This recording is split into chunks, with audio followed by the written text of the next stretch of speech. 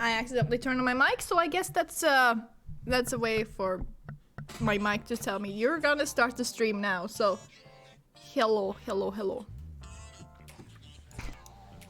I was just gonna move my mic in front of my face, and it just hit my leg, and it turned on, because of course it did. Nothing wrong with it. Like I'm actually ready, but like, you know, I just wanted to wait a little bit longer, but it's fine. It's fine. How are we doing? What's up? Today I overslept by a lot. I literally just woke up.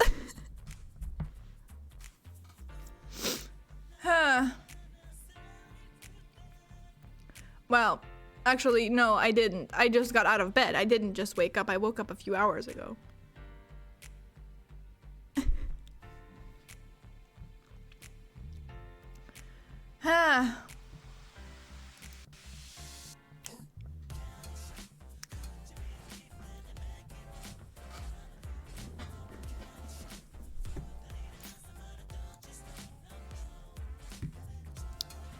So, yeah. I want to stream for a bit longer than I usually do today. I'm hoping that I can go through like both the investigation parts that are coming up. Are there two? Let me check how many parts there is to this. No, there is only one. So I'm hoping I can do that one and then like the first trial part. Or if we just finish the entire thing. I don't know yet. I was like looking at the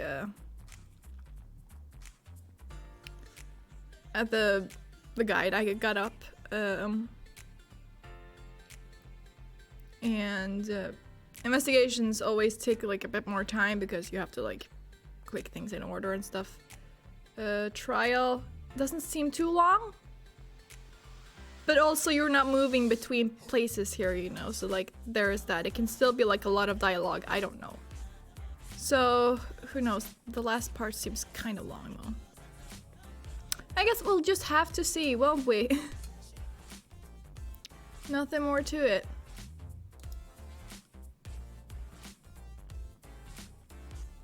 I am so upset because, like, I bought my friend and I, like, some of the Ace Attorney badges from, like, Zen Monkey or whatever.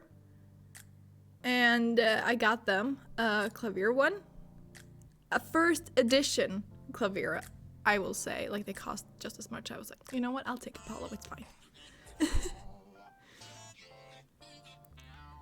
And yeah, they haven't been home for like a week or two. I'm not quite sure. Time does not exist for me, so I'm not sure. But yeah, I didn't actually hear that they were going away until after I'd already sent it, and I was like, oh well, that fucking sucks because I literally just sent it and you're going away for a while, and I'm like, fuck. Okay, let's just hope it's fine. Today we found out it's not fine. Someone fucking stole clavier. What do they gain from that?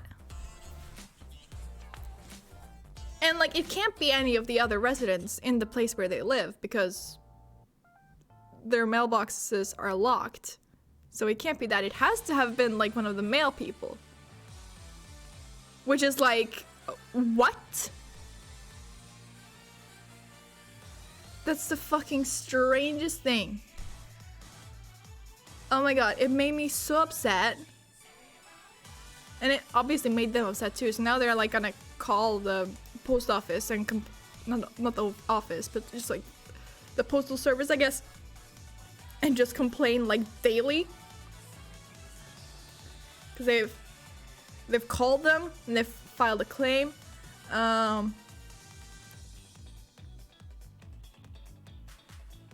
And yeah. The envelope, by the way, I sent it in an envelope. Maybe I shouldn't have done that. But also, it was so small. Like, I was not gonna pay extra to fucking send it in a little packet. Not happening. It was fine in that envelope. I know it was. And that envelope was cut open. Like, hello?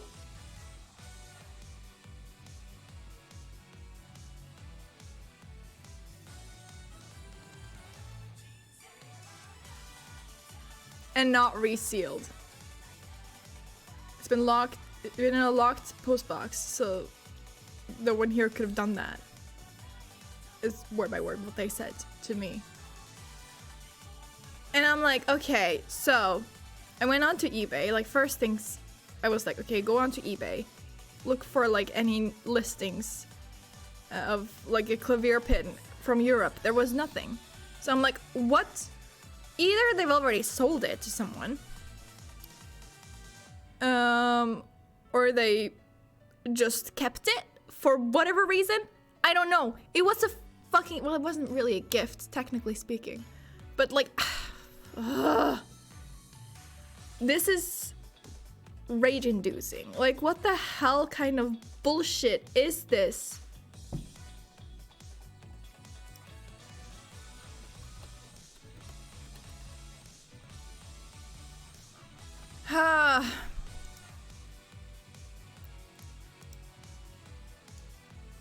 Like, I've experienced my like fair share of like bad like postman or whatever. Oh my god, actually, speaking of, I literally have this like little like thing on my mailbox that says no unaddressed advertisements or spam posts or whatever the fuck you want to say. But basically it just says like no unadvertised advertisements, which means no spam. Hold on. Granted, this is something that I have accumulated over like, I don't know, a few weeks. When was the last time? Maybe a few months. I don't know. But it's just ridiculous because what the fuck? Let me just get the picture and save it real quick so I can open it on stream because it's ridiculous.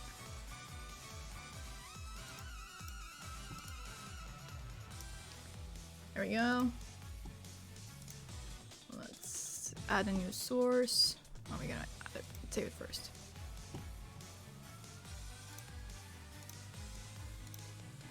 All right.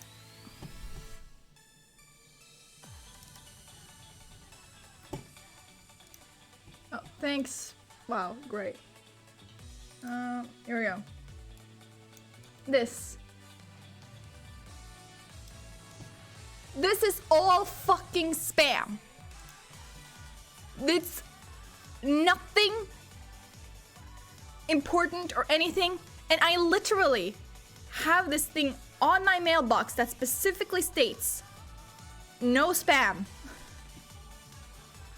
But I guess the mail delivery people are just fucking illiterate because what the fuck? Hold on, let me... How can I do this? How can I do this like as efficiently as possible?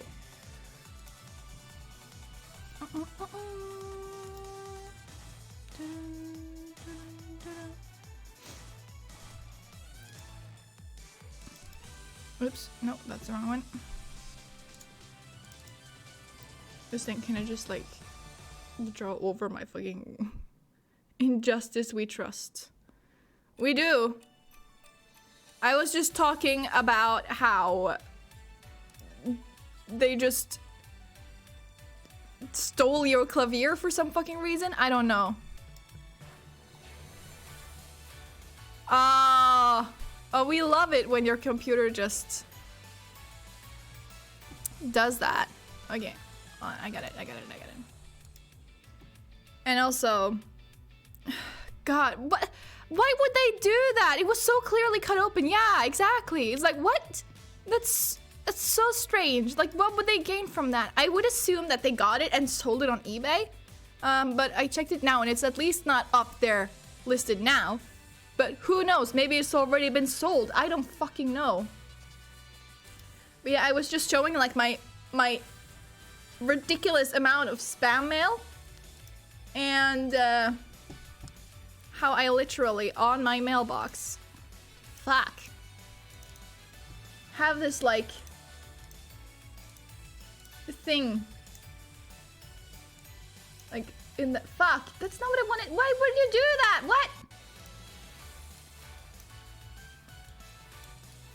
Oh my god, why does it keep doing that? That doesn't make any sense. Stop.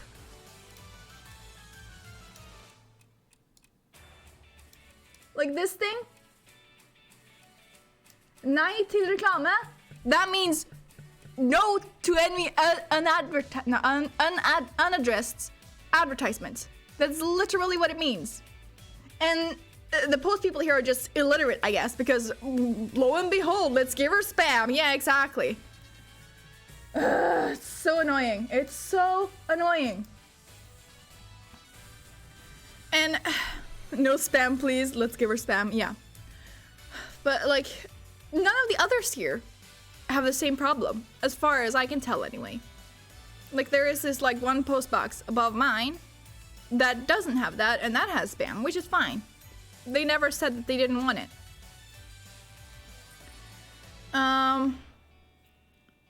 But none of the other ones seem to have like an inhumanly amount of spam for no reason. When they too have that little thing on their mailbox.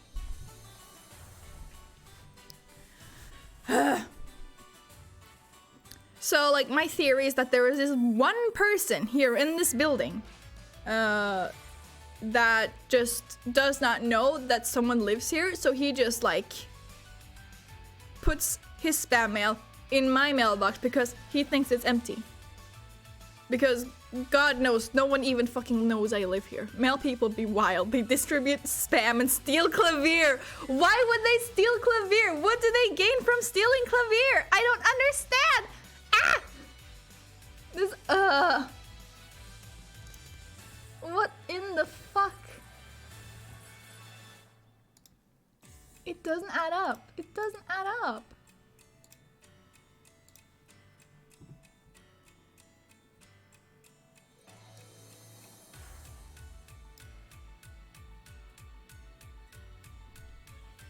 Fucking rude, yeah.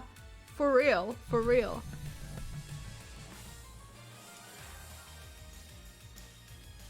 Huh.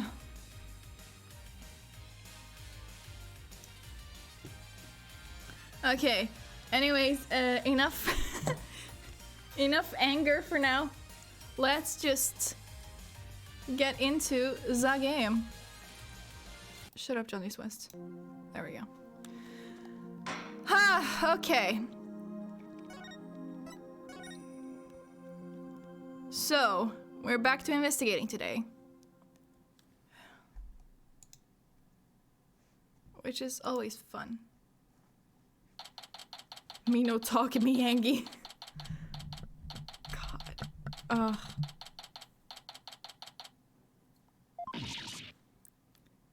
Athena is reacting to us talk about our mail being fucked in various ways. What? So the whole time traveling thing was just a ruse put on by the guests at the reception. Looks like it. I knew there had to be some kind of trick to it. Oh yeah, that's right.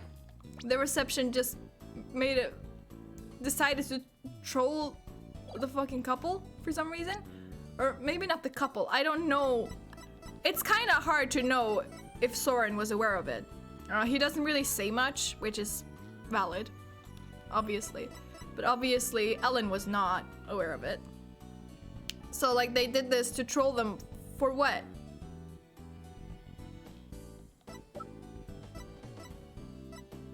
That's just above and beyond rude.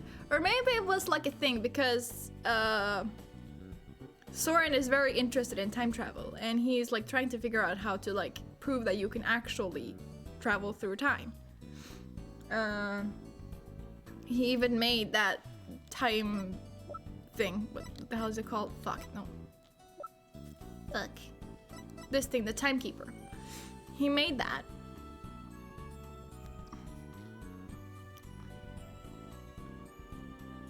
And I believe it's supposed to be like a time machine. Huh. Was the death threat necessary?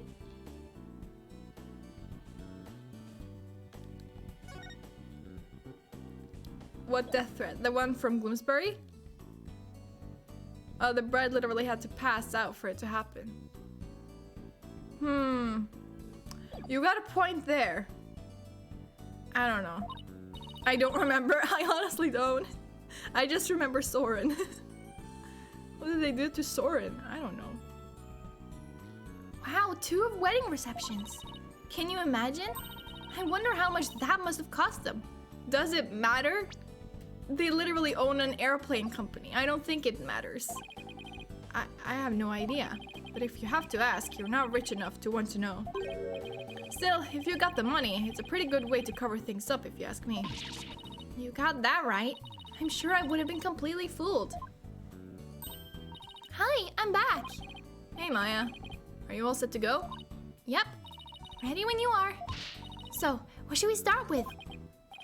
Let's start with reviewing what we learned at the trial.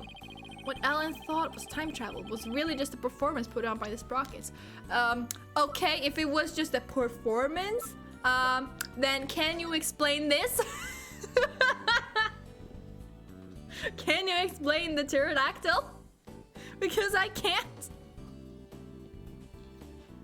I mean, I have like a vague idea of what it might be, but I don't want to say anything because if it would feel like spoiling if it's coming from me, because I've played this before, though granted it was in like 2017, so.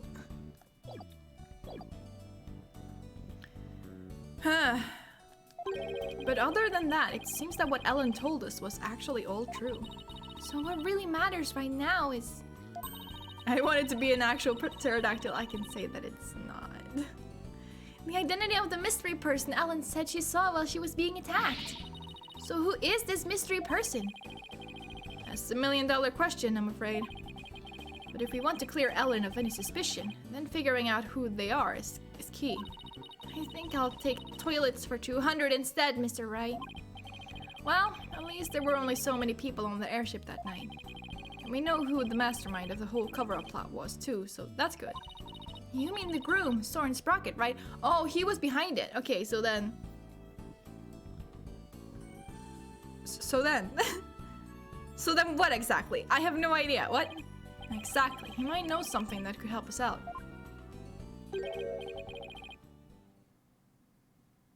What am I doing here? Who are you? I don't know. Ah, never mind, I knew. I'm a very busy man, you know? Well, all the other people involved are Soren's family members. So I thought I better start by interviewing you.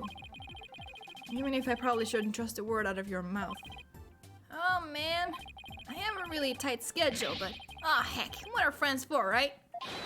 Okay, pal, go ahead, ask me anything. You do remember it was you who came to me for help in the first place, right? The incident. Huh? Did he agree to the death threats to his to-be bride? I don't think that's what, but I think he at least... Oh my god, fuck. He orchestrated... Maybe he told Pierce to orchestrate it, because I don't fucking know. I just can't imagine him doing that, you know? Like, I'm having a real hard trouble, like, imagining that, but... He probably told Pierce what he wanted to be done, and then Pierce made it be done. Would be my guess. Because Pierce showed up at the end last time. I want to go over exactly what happened when before I step outside. Or what happened when before I step outside this office again. Larry's theme occasionally gives me anxiety. Well, I'm sorry. Sorry to hear that. Since you were there, Larry, do you think you could help me get it all straight in my head? If I gotta. Okay, so the first reception was held at 7 p.m. on the day of the incident. That's the one you tried to crash, right? Huh? Oh, yeah, that's right. I still have this thing open. I don't need that open. And then they locked me up in a cabin. It was awful, I tell ya. It's just that one specific part that is just the exact same music, but faster. I never even thought about that. Too bad we're not here to focus on you, Larry. And then the incident occurred after this first reception at around 10 p.m. Ellen was attacked in the reception hall by Gloomsbury. Look at that foreshortening. He forced her out onto the Vista deck and was just about to kill her. But Ellie fought back and ended up killing old Gloomsbury instead. To cover it up, the family quickly threw together a second reception. That's what Edgy is claiming anyway. But I know my Ellie didn't do it. The key point here is the mystery person Ellen said she saw strike Gloomsbury just before she passed out. Did you see anybody suspicious skulking around that day? Nope, not a soul, because I was locked up in a cabin at the time. But you managed to escape and sneak back into the reception hall. That's when you switched the lantern in the event hall with the lantern in the hold, right? Did you see anybody then? Nope, the place was completely deserted. I guess because that Pierce butler guy had everybody gathered together somewhere. That makes sense. He must have been going over the cover-up plan with them. So clearly the murder had already happened by the time Larry got out. They must have gotten everything ready fast and had the second reception soon after that. But they couldn't just have figured it out then and there. Just like, we're gonna hold the second reception to like pretend this never happened. No, this was planned. Like the second reception, that was already planned.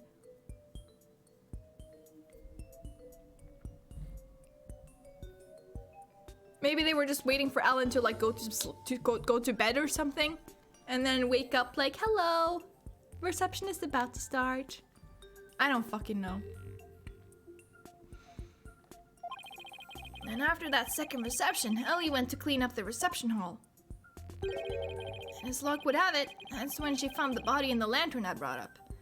But wouldn't she realize that something was off when, well, she thought she traveled through time.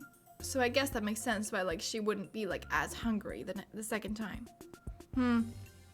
God.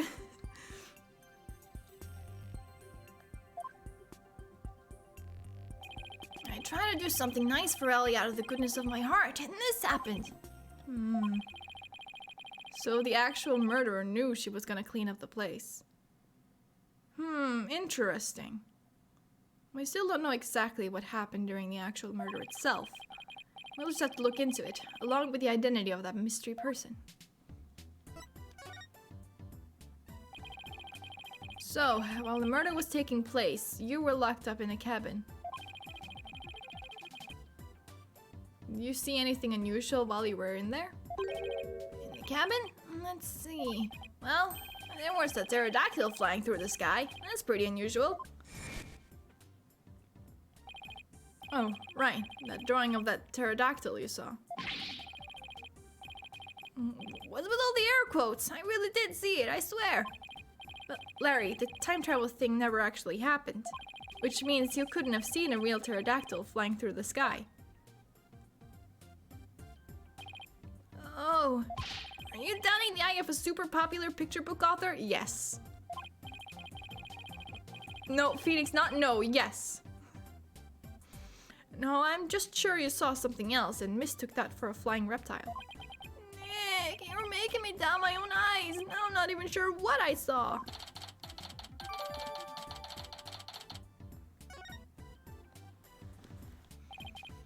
Either way, you have no idea what actually happened at the real scene of the murder. That's right, and I can say that with every confidence. Oh wow, would you look at the time? I better go, I have a book signing to get to. A book signing? Whose book? Whose do you think? It's mine, of course. It's a Laurie's Denim book signing. I bet you went around and begged a bunch of bookstores to let you do one. Of course not! They're the ones coming around to beg me! Looks like I guessed right. Anyway, I have to go.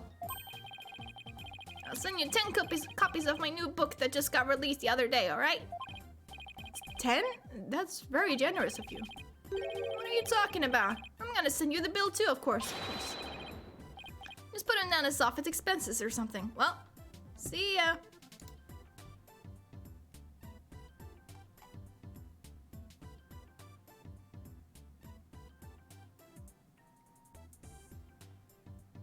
I just turned down the audio a bit because I feel like mine is my mic is a bit lower. I don't know.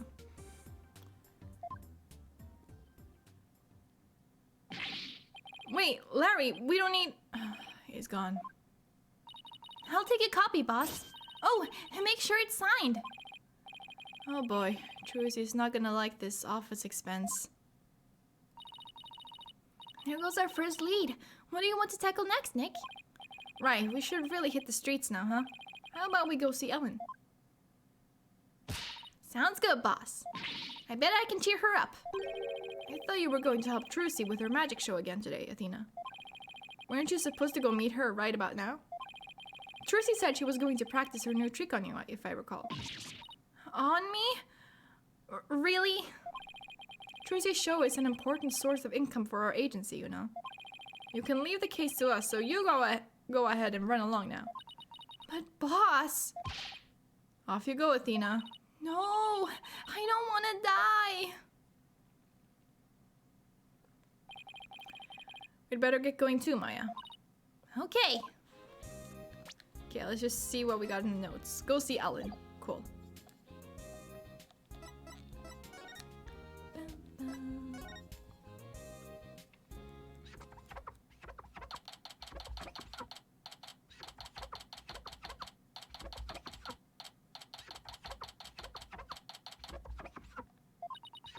Oh, my poor sweet Soren.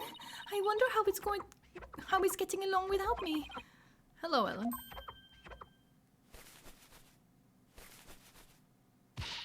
Oh, Mr. Wright, what's going to happen with the trial, do you think? Well, first and foremost, we have to hurry up and find this mystery person you saw just before you passed out. Oren, hear me out here. Maya could channel the Grossman and we ask him what's up. My god, you're so smart! Maya is literally right there.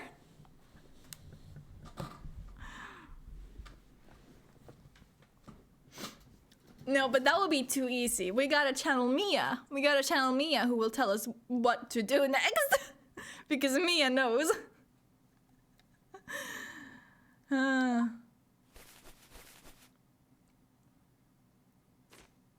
Is this part? Do you think that person could be the real killer? It's quite possible, and if we can prove that, we can clear you of all charges. Actually, would you happen to know where Soren is right now? He's usually busy with meetings all afternoon, but he should be home by evening. Yep, there it is. I think I better go have a chat with him later then. Why am I being treated to a view of someone's underwear? I don't know why this line, this frame, is just etched into my memory.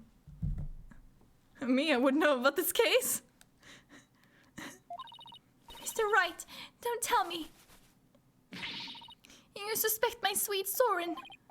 Well, he is the one who masterminded the second reception after the time skip. So I thought he might be able to tell us something. How could you, Mr. Wright? You can't possibly think my Soren would never kill anyone. All right, just calm down. No, not if you're accusing my Soren. Please, I'm not accusing anybody, so please put the pan and ladle down, all right? Really? Cross my heart. So for now, would you mind if I ask you a few more things about the case? I'd better be careful not to provoke her.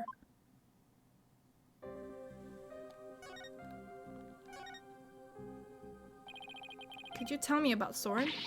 There's nothing to tell. He's squeaky clean. Alright, okay. Maybe I should avoid the topic of Soren right now. Let's talk about something else then. Fine, but you won't hear a peep out of me about Soren. Talk about pulling teeth. Pierce! Tell me about Pierce then. Could you tell me about Pierce Nickety then? Pierce? He came to Sprocket Manor about a year ago. As the family butler, he's now in charge of everything in the household. She looks so cute with her hair a bit more messy. Yeah, I think so too, honestly. Only a year ago. Did he have some kind of a special connection with the family? I'm just a maid, so I'm not privy to such things, I'm afraid.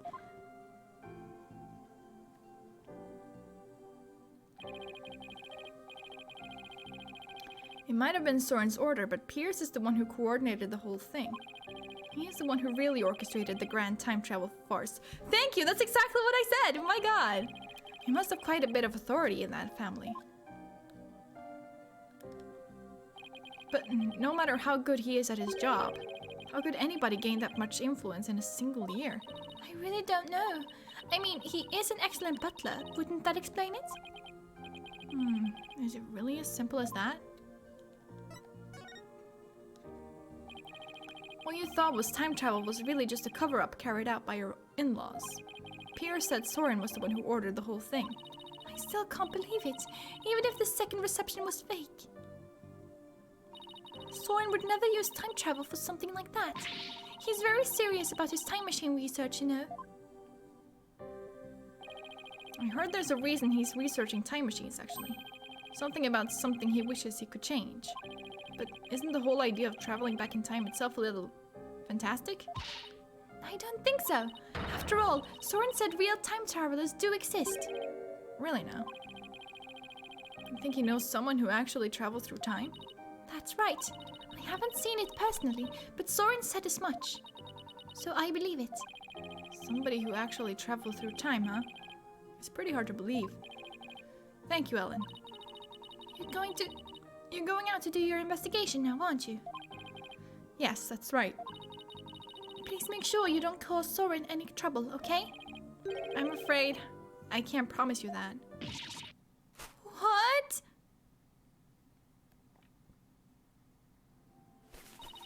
Please, whatever you do, please don't upset my poor Soren any further.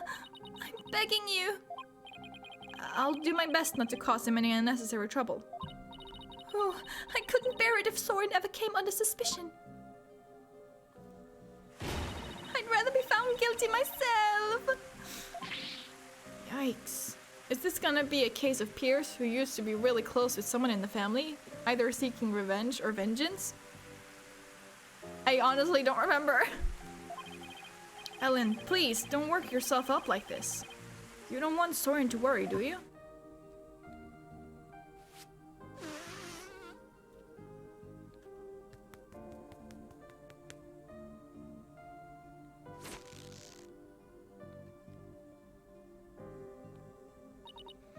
No, you're right. And the floodwaters recede once more. So what do we do now, Nick? Well, Ellen said Soren is usually in meetings until the evening, so let's save our house call until then. Why don't we go to the mooring dock and figure out our next move from there? Roger, Nick.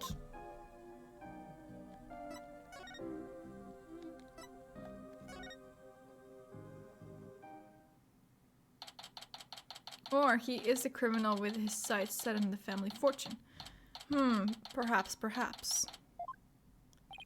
So, where should we start? Let's see. Are there any places we haven't examined yet? We already investigated the reception hall and Sprocket Manor. I know. We haven't looked at the Vista deck or the hold yet. Hey, you're right. We've still got some pretty important places left to examine, don't we? The Vista deck is the actual scene of the murder, right? And the lantern with the body in it was stored in the hold. I think there's a good chance we'll find some important clues in those locations. Do we know how to get to the hold? Good question. I think it was labeled in that diagram of the airship in this pamphlet. There it is!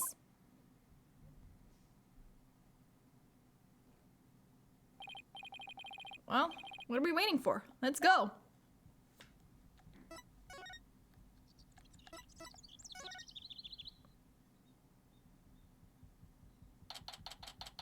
Do they have a key card though?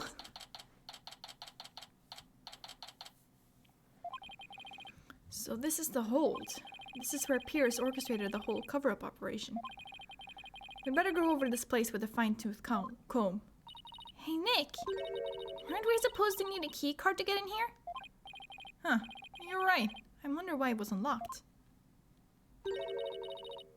How's it going, Mr. Wright?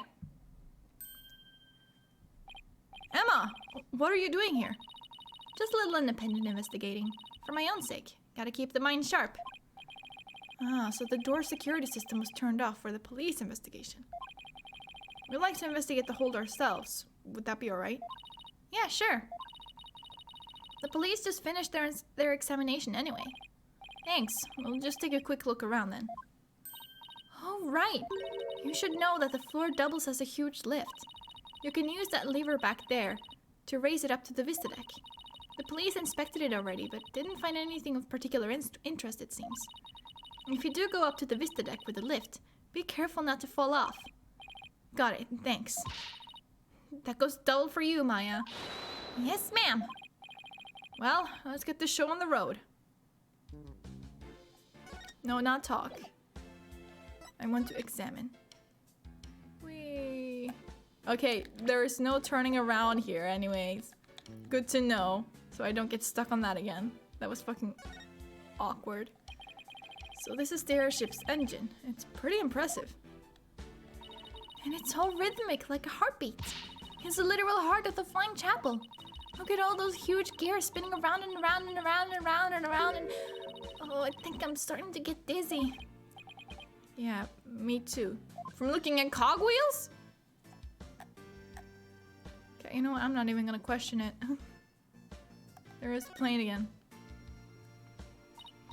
Oh, look, Nick! It's an airplane! I wonder if Soren built that one too. Hey, why don't we take it for a spin? Just a quick tour around the neighborhood. And who do you propose is going to pilot that wooden death trap? Me, of course! Who else? Don't worry, I've seen people fly airplanes on TV plenty of times. Maya. Maya. You can't just fly a plane. I think I'll pass. I've still got my whole life ahead of me. Maya, no. Whenever Maya is involved, it's always just Maya, no, Maya, yes. Oh, it's a cake, Nick, a cake! It's so big, they wouldn't miss one little piece, would they? If you're that in the mood for a mouthful of styrofoam, sure, knock yourself out. You mean it's not real? Well, it sure fooled me. I was so ready to have some that I'm really craving cake now. God, I can't speak. Come on, Nick, let's go get some. Maybe after the trial is over. What's that? A wedding bell. According to the pamphlet, it's used on the vista deck during wedding ceremonies to bless the newlyweds. I guess they disassemble and store it away here in the hold when it's not being used.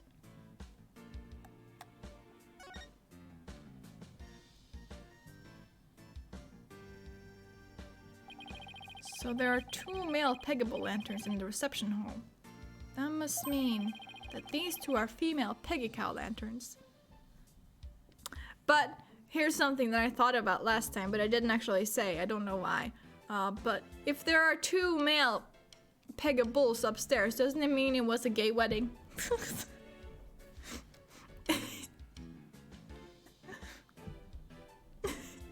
That's such a dumb thing. It's just been on my mind since then. Larry got their sexes mixed up when he replaced the one in the reception hall, huh? Didn't he see the horns? The difference is pretty glaring if you ask me. And yet he managed not to notice. That's what makes Larry Larry. And Larry being Larry is why I've seen more than my fair share of trouble for a lifetime. Maya Phoenix interactions. What you got there? A knife! No! I know what video you're referring to. This is great. Oh, Mr. Wright. You know that lantern the victim was found inside of in the reception hall? I'm just about to go piece it back together so the police can examine it. Oh, okay. We'll stop by for a look too, since once you're done fixing it.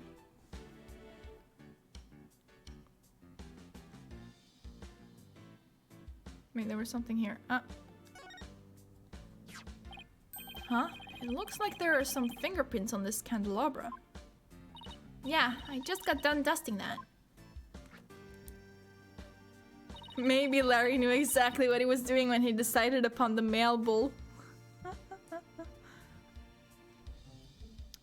It's Pierce because he's just so... It's Pierce because he's just so jealous of Ellen. Sorry.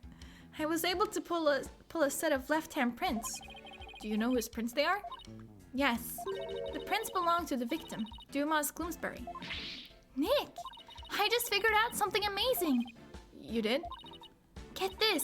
If the fingerprints on the candelabra were from his left hand, then Mr. Doomandgloom must have been left-handed. Thanks, Maya. Really appreciate it.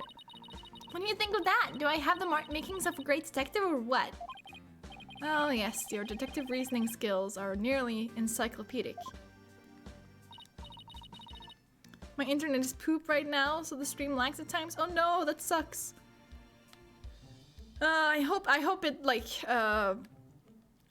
it gets a bit more stable for when you're gonna stream tonight. Hey, you're pretty good, Maya. I looked into it myself, and sure enough, the victim really was left-handed. Really? I got it right? Awesome! Good for you, Maya. Good for you? That's all you gotta say? I think you did a real great job, Maya. Way to go! I guess one can never have too much info. Now you're talking. But come to think of it, this candelabra isn't in the photo Larry took of the hold, is it? That picture was taken when they were getting ready for the first reception, right? The candelabra must have been brought in here sometime after that then. It's still possible it has something to do with the incident, though. I better add it to the evidence file, just in case.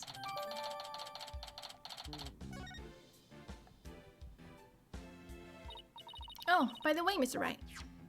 You can have this fingerprint powder if you like. You're giving this to us? Sure. I have 4 other sets. Thanks. I feel like there's something more to the candelabra, but I can't put my finger on it.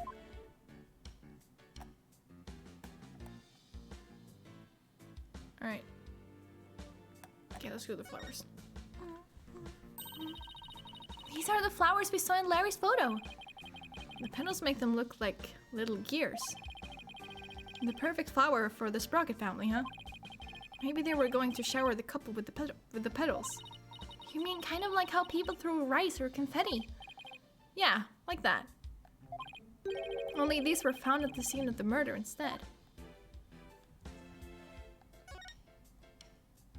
And these must be the dishes and glasses they use for receptions. Very fancy. They would be in big trouble if we broke any of them. Ooh, I want to see Nick.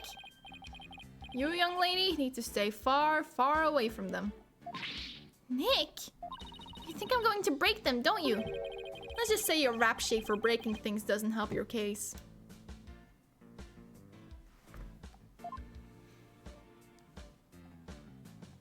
Okay, was that it? Looks like that was it. Oh no, wait, here. Oh look, there's the lever to the lift Emma told us about. Let's try going up on it. I'll go flip the switch. Here goes nothing. Wait, I'm not even on it yet.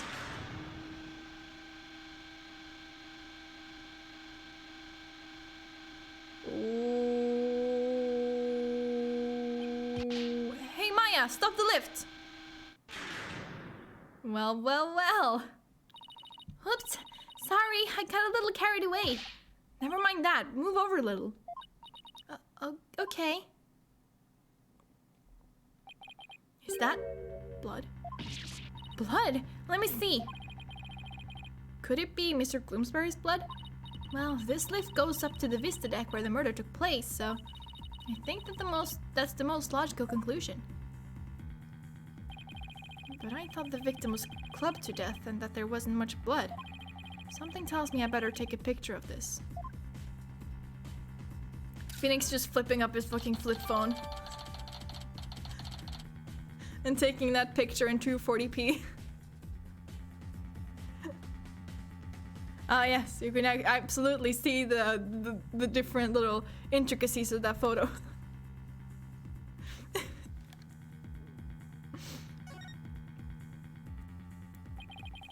I should ask Emma about it some more later.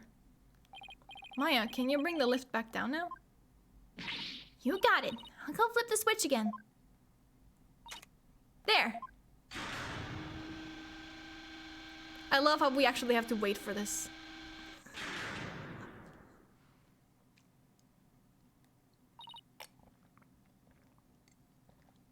Done.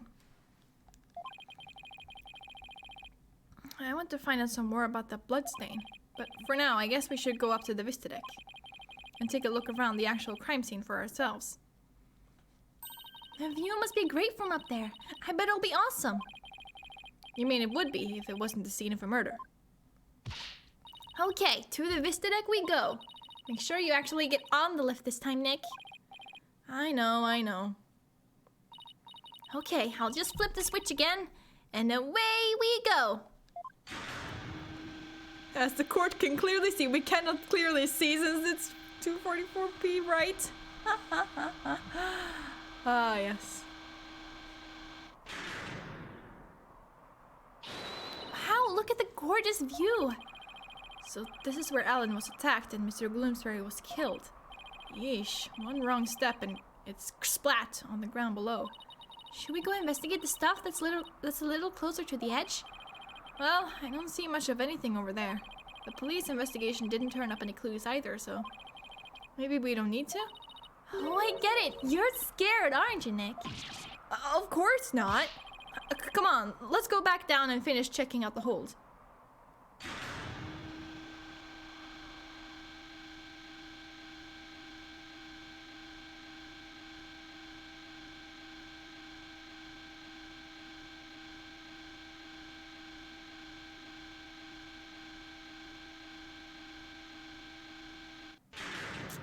Yeah, you just needed to like enjoy like the full thing of that. All right, let's see. Nothing else in here. Now we can talk to Emma. The incident. Any progress with your investigation? I love unskippable transitions. Especially when they're as long as that. Long and unnecessary as that. Nothing conclusive yet, I'm afraid. Almost everybody was involved with the cover-up, so it's hard to know who or what to believe. I know what you mean. Unless you have some compelling evidence, I'm afraid it's going to be a tough trial for you. You're telling me.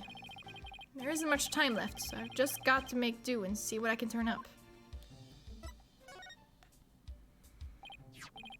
Emma, can we check out this candelabra a little more? A little more? What do you... Oops! What happened? I almost dropped the candelabra and the candle slipped off. Well, let's be careful with that. It might be important evidence. Wait a minute. Now what? One of the pins that hold the candles is broken. What? There's definitely something fishy about this candelabra. There is? What makes you say that? Call it forensic investigator's intuition. We already tested it for prints earlier. So let's test it with luminol this time. Knowing Emma, she'd use every test she has at the same time if she could. Just hang on. This will only take a second. I hope this turns up a new lead somehow. Well, Emma, did you find anything? Take a look at this, Mr. Wright. What's all the blood doing on there? Interesting.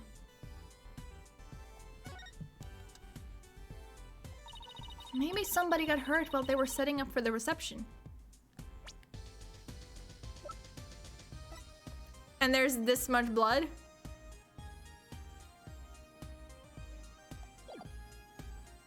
How? These pins are pretty sharp.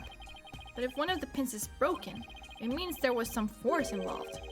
You think maybe somebody got stabbed? But nobody reported anything like that. That's quite a bit of blood. I wonder whose it is. If I have anything that might shed some light on that, I should probably show it to Emma. Do I have something that might show a light on that?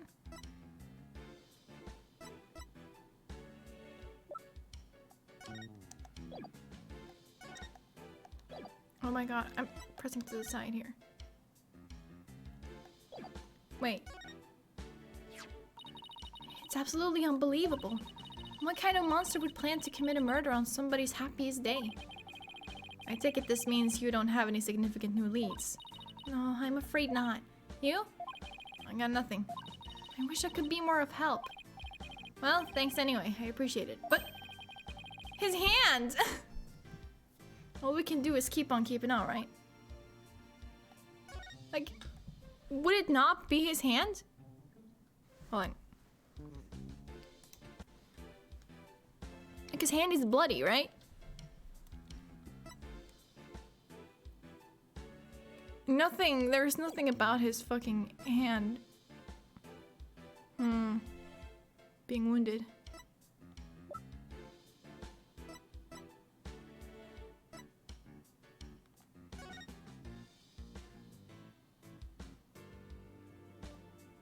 Can you not examine it closer? I don't think I can.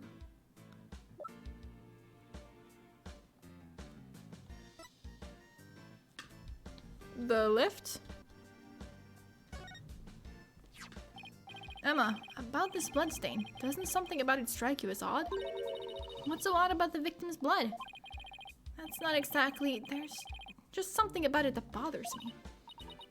Now that you mention it, I can't say I necessarily disagree with you.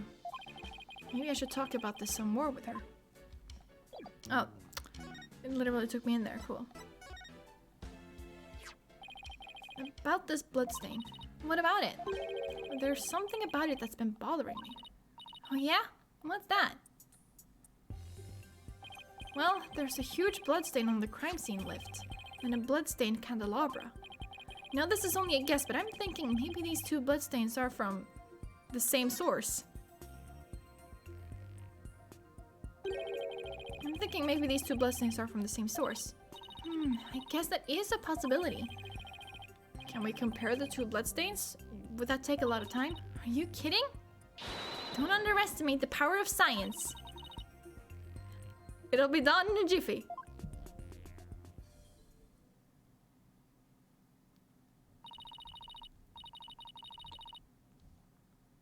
And the results are in. That didn't take long now, did it? It seems that the blood from the lift and candelabra are from the same person. Gee, who would have thought?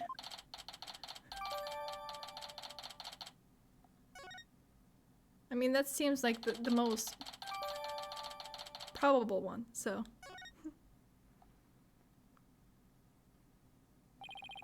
Well, the victim was clubbed to death. Something about that just sounds really funny. It sounds like he just fucking went to the club and just went insane. And he clubbed to death. And there wasn't all that much blood. But if this isn't Mr. Gloomsbury's blood... Well, this is just a guess, but... What if Mr. Gloomsbury stabbed somebody with a candelabra pin? He boogied till he dropped.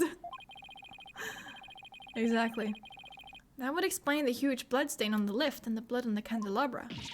Oh my goodness! If that's true, then that means there was somebody else present at the scene of the murder. It does, doesn't it? This just might substantiate Ellen's statement about a third person. Emma, could you have this blood analyzed? Sure thing. A mysterious bloodstain on the candelabra with the victim's prints on it. This just might be the thing to back up Ellen's memory of seeing a third person. Next up, the reception hall. It might be worth taking another look around in there. The reception hall? The forensics team is in there investigating right now. Oh, they are? Well, we don't have time to just sit around, so let's go check out something else. Good idea. We could go question some people.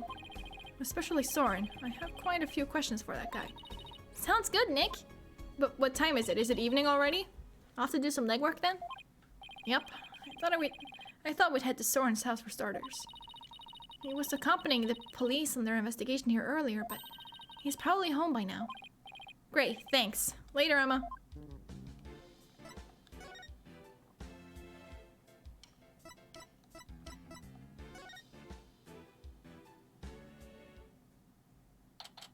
It's weird seeing Maya and Emma in the same room for some reason. You're not wrong. It is really weird. I still can't get over how gorgeous Sprocket Manor is. Just don't touch anything. I wasn't going to. She was definitely going to. I was told I had guests. Thank you for seeing us, Soren. We know you're busy. We'd like to ask you a few questions about the case, if you wouldn't mind.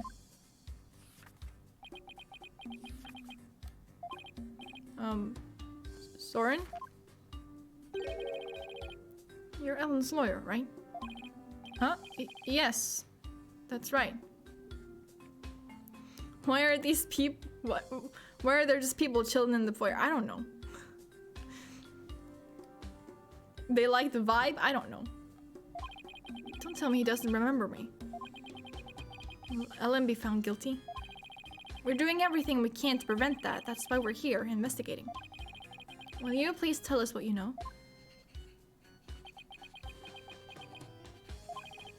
Soren?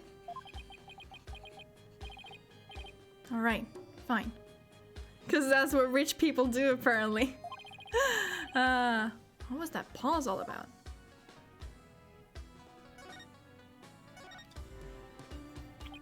It was you who gave the order for that large-scale cover-up plan, isn't that right? What large-scale cover-up? Don't play dumb with us. You held 2 wedding receptions in order to try and cover up Mr. Gloomsbury's murder. Ellen thought that through the power of the timekeeper you built, she traveled back in time. Huh. So that's why there were 2 receptions.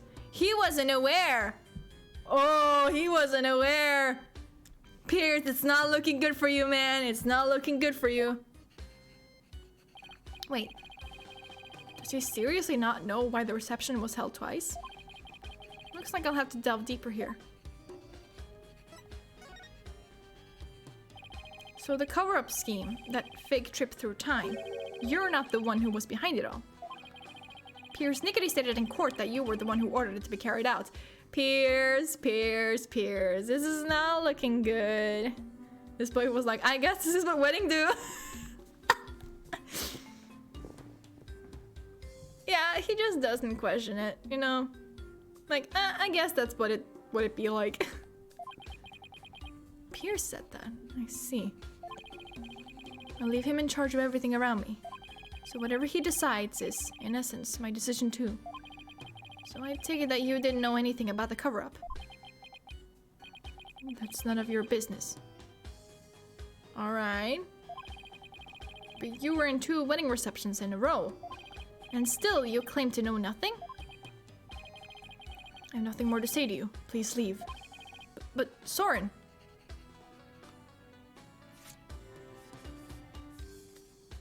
Can we talk about how he folds that with one hand? Ow! Phoenix, you saw that the paper airplane was coming your way. You could have dodged it. You had very good time to dodge it. Oh, there's something written on this paper airplane. Let's see. Go away. It doesn't get clearer than that, huh? He's looking especially uncooperative, but maybe I can grab his attention somehow. There's still that one piece of evidence I don't know much about. It's worth a try. What's the piece of evidence we don't know much about? Oh, the picture of his sister. Sis, I'm sure your sister would want the truth of this case to be known. How rude. It's intruding on the private lives of others. Part of your job as a lawyer? Oh, I apologize. I guess showing him the picture of his sister wasn't such a good idea after all. Well, fuck me then. Do you know about the drawing? I guess not.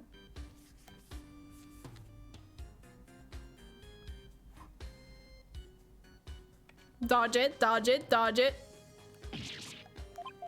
Idiot.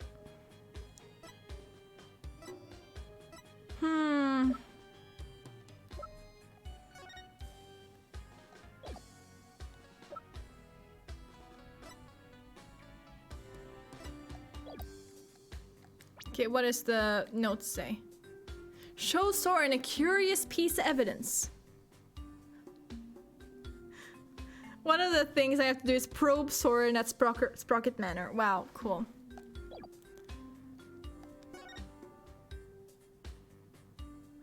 Honestly, him getting hurt by the airplane is 100% on Phoenix. Yeah.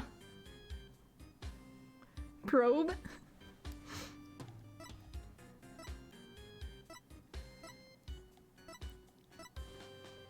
Broken lantern. I don't think that has anything to do with it. What's a curious piece of evidence that he might know about?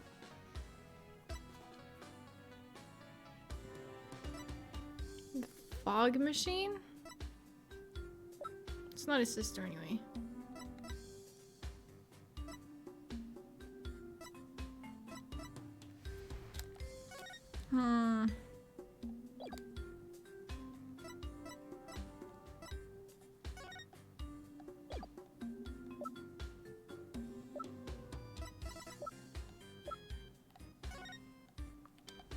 But didn't we have like a photo of the other reception too?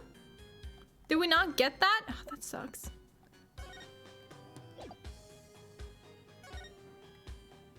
Okay, I guess I'll just go through and... No, I can't do that. This part takes way too long. I don't want to watch him fold and throw the fucking airplane over and over and over again. And Phoenix getting hit by it. I don't need that in my life.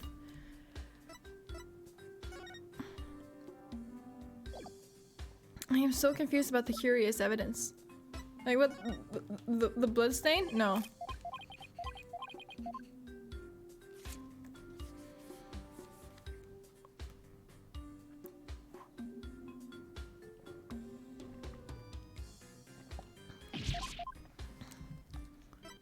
The candelabra?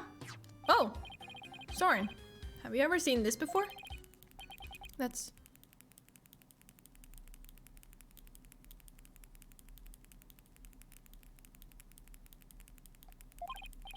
Soren, what is it? Nothing. Why did his whole demeanor change all of a sudden? He's gone pale as a ghost too. I'm not clicking. Soren! Nick, look at his stomach. He's bleeding. Somebody help! Soren's collapsed. What?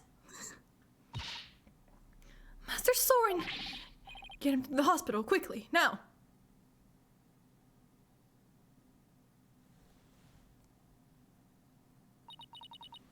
Poor Soren, that must be one serious wound. What is it, Nick? Well, when I showed him the candelabra, his whole demeanor changed. So I was just thinking that maybe his injury is... Huh? What's this? It's Soren's notebook. He must have dropped it on the rush to get him to the hospital.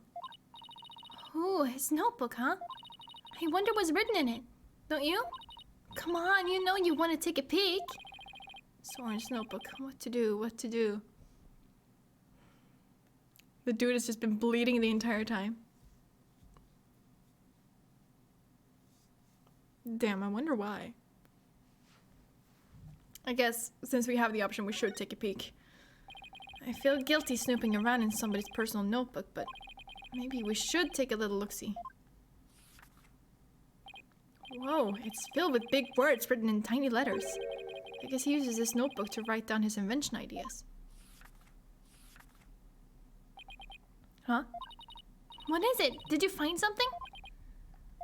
After March 8th of last year, the content of this notebook changes dramatically. Like how? Well, ever since that date, Soren's been writing down every detail of his life. As in every. Maybe he decided to start keeping a diary. But this is way too detailed to be an ordinary diary. Either he's really compulsive, or maybe just plain forgetful. But is it really as simple as that? I feel like something happened on March 8th that made Soren change. Well, why don't you let me take a look at that and I'll tell you. Hey, Maya, let go or we'll rip it. Good job. Now look what you did, you dropped it. You should have just let me take a look. How is this my fault? Oh no, Nick! I fell into that pool of Soren's blood. I can't read a thing on these 2 pages now. Uh-oh, you're gonna get it now. I guess it really is my fault after all. Let's just put it away, carefully for now. I can't let anything else happen to it, you hear? You can't put it away, it's filled with blood. You gotta leave it open until the blood dries. So that the pages don't stick together.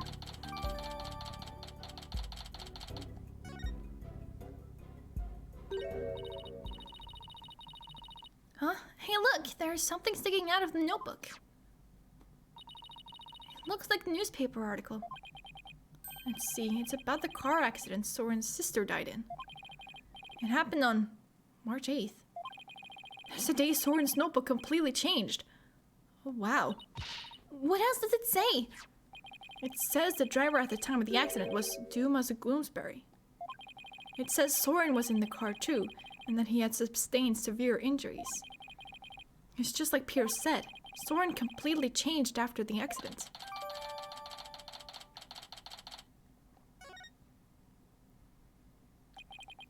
So Gloomsbury was driving the car when they got into that accident. That opens up the distinct possibility of Soren holding a grudge against Gloomsbury. You think Soren could have... I don't know. It's not like I have any proof. We should talk to Pierce about this when we return Soren's notebook to him. Though he doesn't seem to be here right now. Maybe he's at the Flying Chapel. What date is it in game? I don't know. No, actually I do know. It's like September 22nd or something.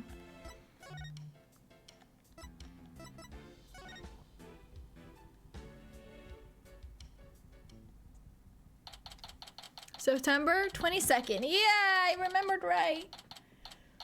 Whew. I sure hope Pierce is around here somewhere. Ah, Mr. Wright and Miss Fay. There he is. Hello, Pierce. We were just looking for you. I'm sorry for Master Soren's sudden departure earlier. You have my sincerest apologies. Is it the same year as the car accident?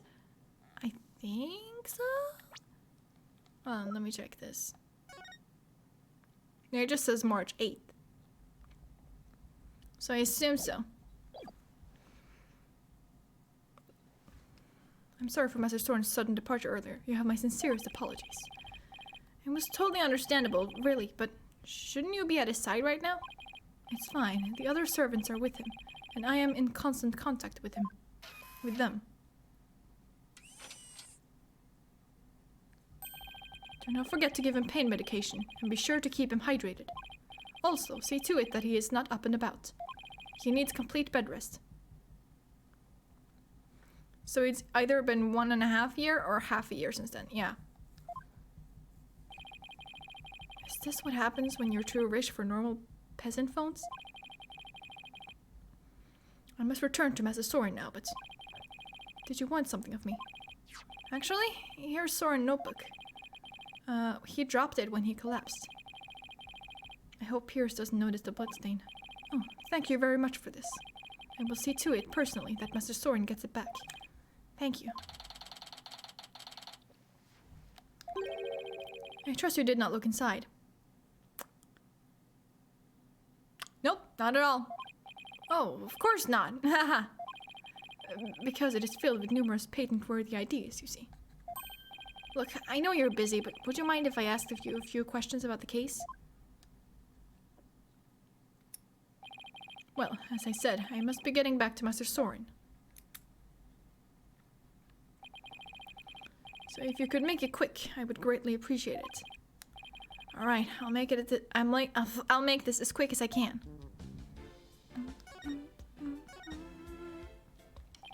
I'd like to ask you about the cover-up you tried to pull off, if you don't mind. I told everything there is to tell in court already. Disposing of anything that may harm the Sprocket family's reputation is simply a part of my job. Sounds like a lovely job description. You have nothing more to say on the matter. I will say, I do not think it's wise to spend time on topics that have already been discussed. Right.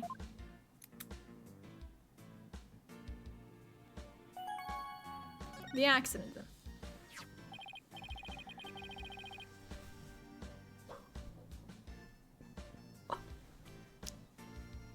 Pierce, could you tell us more about this accident? Where did you find that? And did I not already tell you about that accident? You did, but you conveniently left out one crucial detail. The fact that Dumas Gloomsbury was driving the car at the time.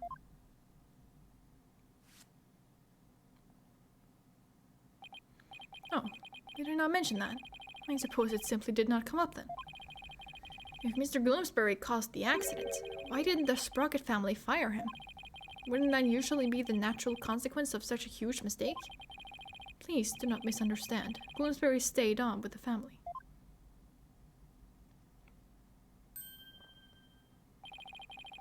On Master Soren's request. What? That is the type of person Master Soren is. Perhaps it was the influence of Miss Selena's kind nature. She was such a sweet person that even in her last moments, she thought of Master Soren. Not only did Soren not hold a grudge against Bloomsbury, he insisted on keeping him on. Now I really don't understand how that guy's mind works.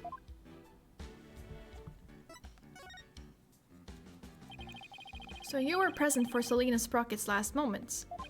Yes, in my professional capacity. The accident happened on the way to a certain party. And what kind of party was it? It was Miss Selena's engagement party.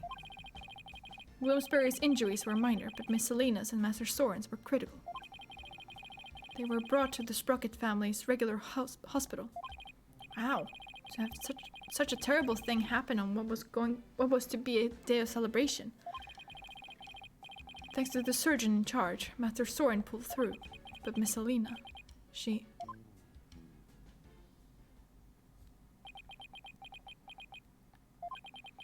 The last words Miss Selena said to me were,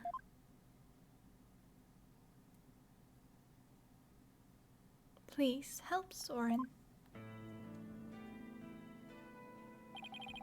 Ever since then, I have attended Master Soren and tried to help him in any way I can. I see. Selena's fiancé must have been devastated. Indeed. The shock of losing Miss Selena was so great, he quit being a surgeon. Was Pierce her Finch? Finchy? I know you mean fiancé, but it just looks really, really funny. He was a surgeon. Wait, so the surgeon who tried to save them both, was he... Yes, he was Miss Selena's fiancé. What a terrible tragedy. How awful. So where is her fiancé now? Good question. I wonder that sometimes myself. So Selena had a fiancé. I'd like to find out more about him, but I doubt I'll find him anytime soon. So, are we done here? I'm afraid I must be going. Could you please just tell me a little more about Soren? There's nothing more to tell. I can't seem to get any real answers out of him just by asking him questions. But there is the piece of evidence I still don't know much about. Maybe he'll be able to tell me something about it. What is it, the candelabra again? Pierce, have you ever seen this candelabra before? No. I don't know anything about it. Whoa!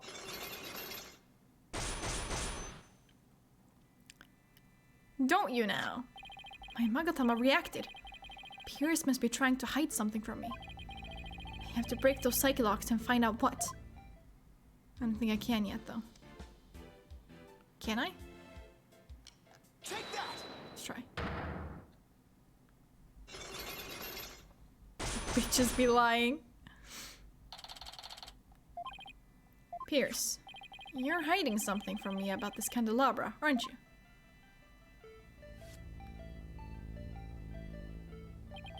It is one of the candelabras from the Flying Chapel, is it not? Is there something special about it? Actually, yes, there's some blood on it, you see. I think the blood might belong to this person. Soren. Take that! Soren has a rather nasty wound on his body, doesn't he? Yes, Master Soren is indeed injured. Are any of the other people involved with this case injured? Not as far as I know. I see, then let me ask you this, Pierce. Do you suppose Soren could have been more directly involved than you're letting on? What in the world would make you think that? Oh, I got my reasons. Mr. Gloomsbury's fingerprints were found on this candelabra stem, which leads me to believe that Mr. Gloomsbury stabbed Soren with it. You cannot possibly think Master Soren is the one responsible for the murder. I don't have any conclusive evidence of that at the moment, but I do think he had a motive. This proves that Soren had a motive to kill Mr. Gloomsbury. Take that! Newspaper article. Even though it was an accident, Mr. Gloomsbury was the man responsible for taking Soren's sister away.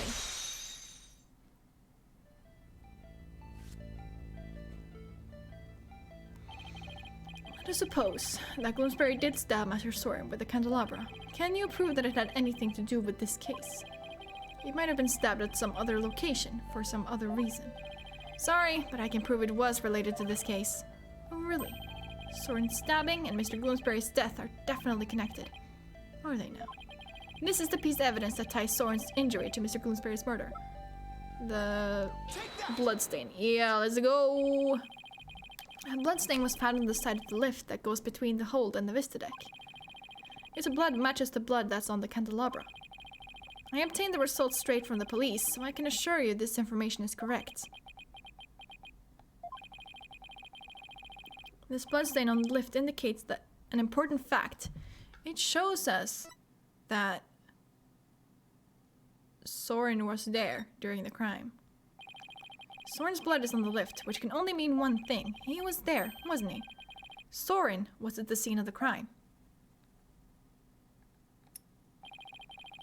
You're very astute, Mr. Wright. It appears I cannot hide this from you any longer. Very well, I will tell you everything. Let's go! We did it!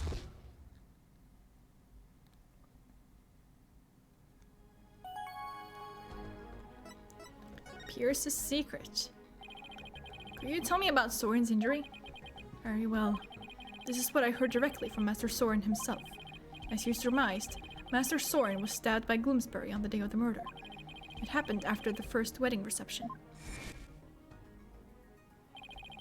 The happy couple was in the reception hall when suddenly Gloomsbury appeared. He attacked Miss Ellen and tried to take her away. Master Soren went to stop him and found himself in a struggle with Gloomsbury. That is when Master Soren was stabbed with the candelabra, he said. Even though Master Soren was badly injured, he went after Gloomsbury. So Soren really was at the scene of the murder, wasn't he? Yes, that is correct. However, by the time Master Soren arrived at the scene, Gloomsbury had already been murdered. So Pierce is saying that Soren was at the crime scene, but that he didn't have anything to do with the murder itself. What?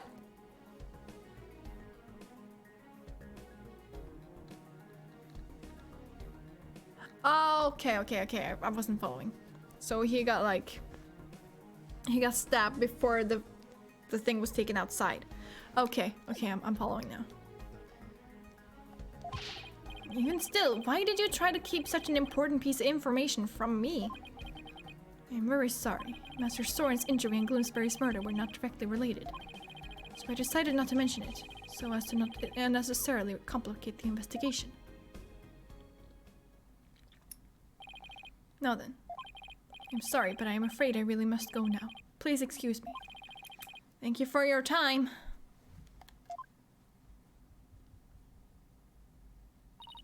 Pierce should have just told us everything in the first place and saved us all a lot of time. Yeah, but I guess it isn't that simple for him. He is the family butler after all.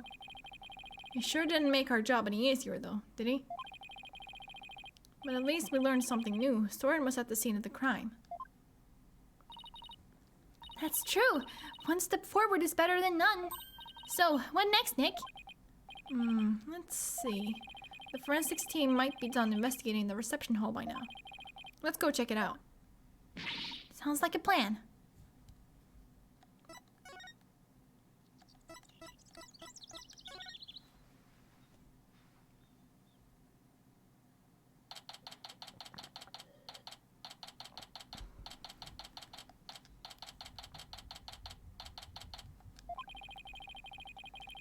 It looks like the police are done with their investigation in here. I wonder if it's okay for us to take a look around now. Oh, hi, Mr. Wright. Hi, Emma. Would it be alright if we investigate in this room now? Sure. The police are all done, so go for it. Oh, remember that broken lantern? I restored it to perfection. I have to say, it's some of my best work. Sounds like the repair job was a resounding success. Thanks, Emma. We'll take a good look at it too. Well, I have to be getting back to the station. Try not to mess up the crime scene if you can't help it. Well, be careful. I'll be seeing you. Bye, Emma. Bye, Emma. And thank you. Well, shall we get started? Turn around. There it is. Here's a broken lantern, all patched up. And I do mean patched. Emma said this was some of her best work, so I know she put a lot of effort into it. It was pretty smashed up. It must have been a lot of work to piece it back together. Well, she gets an A for effort at any rate. Huh?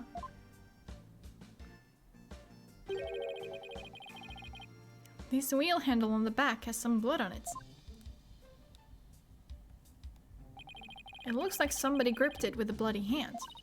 Maybe the blood got there when the killer was putting old Doom and Gloom's body inside. No, it's the wrong. It's the wrong. That one's supposed to be on the inside. Remember, there was like this huge deal about how they didn't paint that one because it was supposed to be on the inside. Do you see anything else worth noting? Well, there's another one of these lanterns over there. So it might be a good idea to really compare the two later.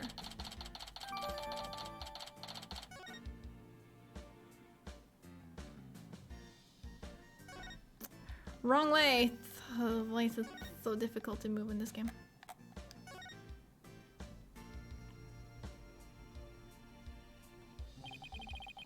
This is the unbroken peggable lantern. And this is the one that Emma restored. I wouldn't say they look exactly the same, more that they're made up of the same parts. Wait a minute.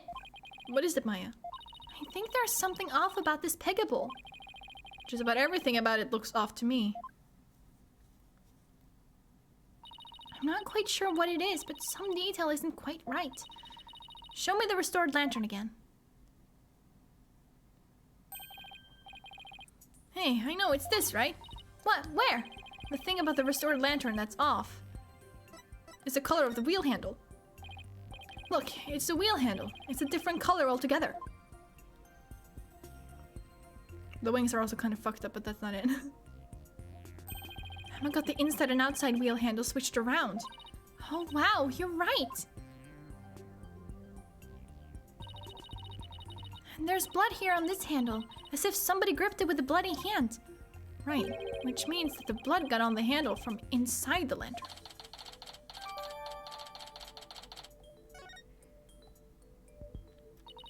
Do you think the blood got there when the killer was putting the body in the lantern? It's really hard to say at this point.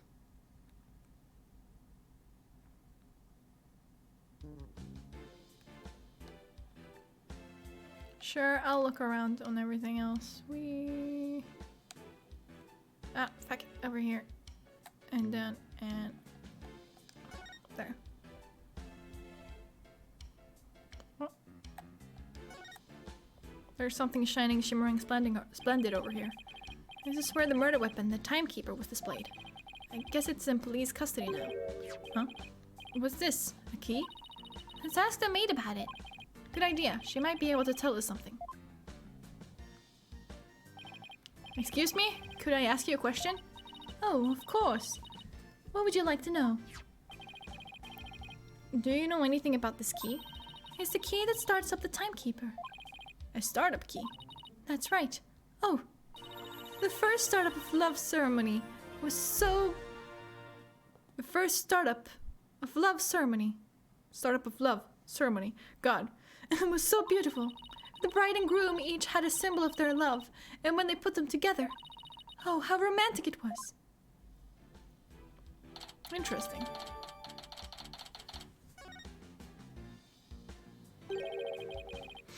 First startup of love ceremony. What exactly did that entail? Oh, it's a ceremony in which the couple activated the timekeeper together for the first time. I suppose it was kind of like a cake cutting ceremony. And what are these symbols of their love you mentioned? Well, that's kind of an industry secret, so I can't really say. I'm sorry, I'd better be getting back to my work. Looks like there's an order from above not to talk about it. Interesting. Hey, I think that tablecloth is new. They must have changed it since yesterday. Huh. How can you tell? Because the food stains that were there are now gone. I should have known it was because it's food related. Well, that adds up, doesn't it? It's another beautiful day outside, isn't it? Yeah, if only it wasn't the scene of a murder, we could really enjoy it. True. It must be tough for the maids to have to work on a beautiful day like today. Oh, we don't mind. Whoa, I didn't think you could hear me way over there. We don't think of it as simply cleaning.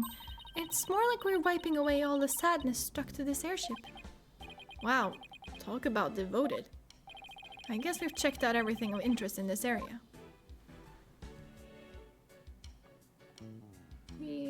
Back and forth, nothing more, back and forth.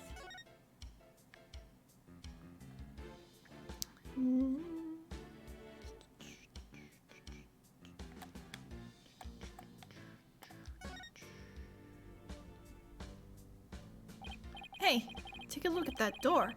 I wonder where it goes. Shall we open it up and see? Wait, please don't open that. It's the emergency escape hatch. It leads directly outside. He'll fall to your death.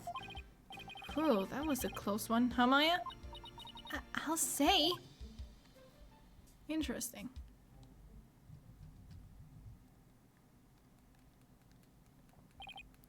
Whew. Well, I think we've checked out everything relevant to this case. What are you two doing here? Edgeworth? Wait, what are you doing here? No, Soren! What? Soren! Shouldn't you be resting in bed? You're injured! How do you know about that? Oh, never mind. My notebook. Have you seen my notebook? Oh, Pierce, it's not looking good for you, my guy. Pierce, we gave you the book so you could give it back to Soren. But...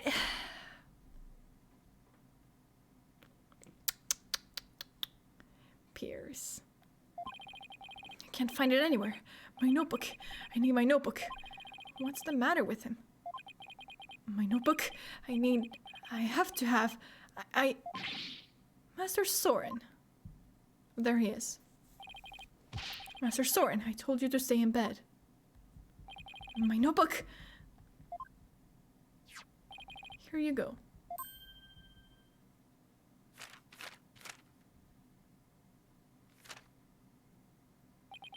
Yes, this is it. Soren gets emotionally unstable without that notebook of his.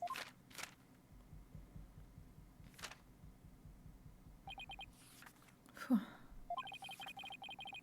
Looks like he's calmed down now. Soren, do you mind if I talk to you for a minute? I cannot allow you to do that. What if his wound were to open up again? He needs to rest. I guess you're right. Now, if you will excuse us. Master Soren, let us retire. All right. There they go. Pierce is right. I guess he really isn't in any condition to be questioned. But...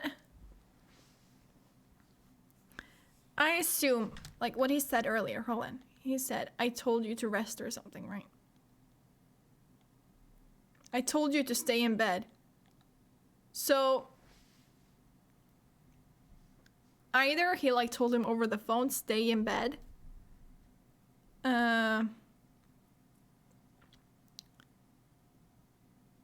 But also he like followed Soren, knowing that he was like looking for something. I assume he knew it was a notebook. She was just like, you want your notebook? I have your notebook. Here you go. Here is your notebook. Now calm down. Let's go back to bed. But no. Strange. I guess he really isn't in any condition to be questioned. Well, let's go back to the agency and sort through what we've learned.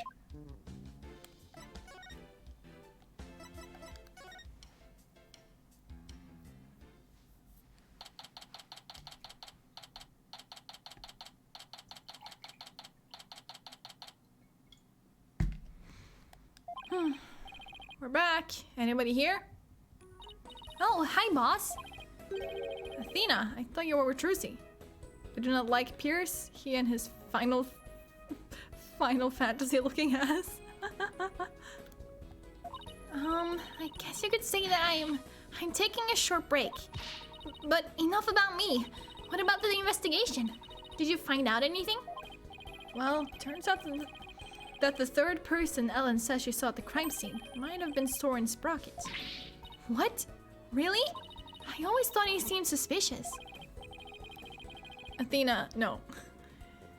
Thing is, by the time Soren got to the Vista deck, you thought he looked suspicious because he's most likely neurodivergent and he just behaves in a different way than neurotypical people do. That's why you thought he was suspicious. Other than that, there is nothing suspicious about him. He's just a guy that likes science. Shut up. Athena, come on. The murder had already occurred, apparently. No way! I don't buy that. Not for a second. It's a cover-up. A cover-up, I tell you. That's certainly a possibility. And as a lawyer, it's certainly a possibility that I have to pursue, but I thought you would be better than this. Yeah, exactly. Like, she was the one who told us about DID and stuff. And didn't just, like, call it, well,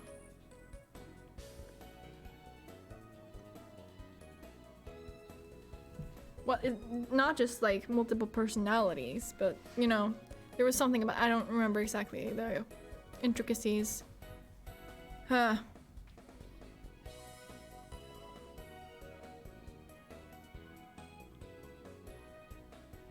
But, like, they, like, refer to it, like, as in a proper way, you know, like, compared to others who are just like, oh, it's like they were respectful. Yeah, like, I'm trying to, like, make an example, but I just don't know how. But I think if you know what I'm talking about, you know. But what? It's your job, right? So pursue the heck out of it. Just do it. Yeah, but is that really what's best for Ellen? Soren could be found guilty if the truth comes out tomorrow. But if we don't pursue this possibility, Ellen could be found guilty instead. Oh, man. Either way, it sure doesn't spell out happily ever after for the two of them. So what are you gonna do, Mr. Wright? Why did I just get a fucking message from the fucking bowling place nearby? I don't know. I can't let an innocent person get convicted. So I guess all I can really do is pursue the truth. Even if it ends up devastating Ellen. What a tough call to make. Still, there's always a chance, right? Maybe something will come up during the trial that will save their marriage. I hope so. I really do. Well, Maya, let's go. Break the news to Ellen, you mean? Yep. Mr. Wright, please take me with you. I better could help you counsel Ellen through this piece of bad news. Athena, I appreciate the offer, but don't you have somewhere else to be? Do I? Athena, what are you doing here? I've been looking all over for you. Come on now, let's get back to practicing. No, wait. My body can't take it anymore. Boss, you gotta help me. A lawyer always keeps their promises, Athena. But boss... If you bail on me one more time, Athena, I'm going to use a real blade on you. The fucking smile help. Sorry, Athena, but somebody's gotta do it. Better you than me, though. Hang in there, kiddo. Come on, Maya. We'd better get going.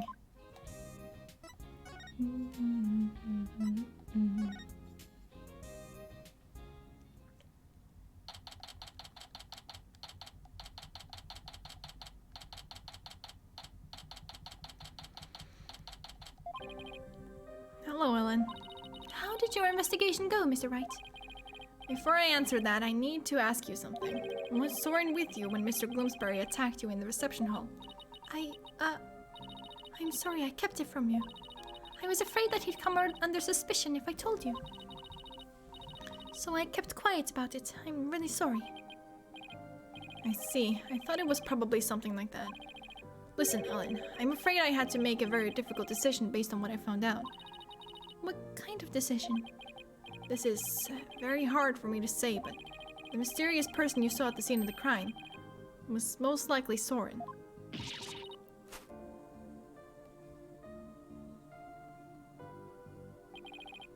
In other words, in court tomorrow, I am afraid I'll have to propose the possibility that Soren is the true culprit.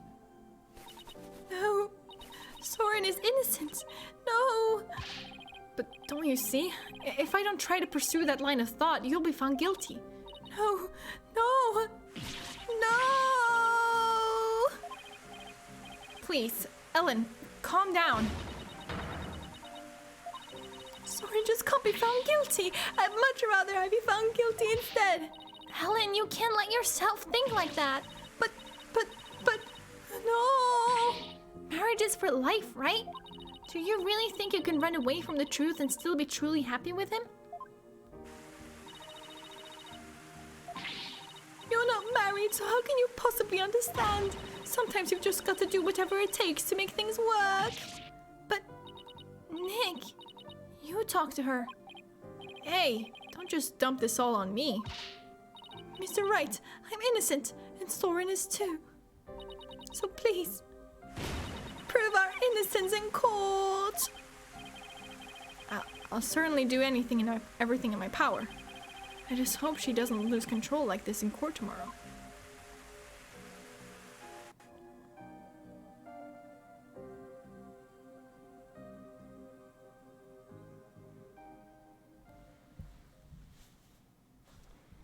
Yeah, to be continued. Let's go.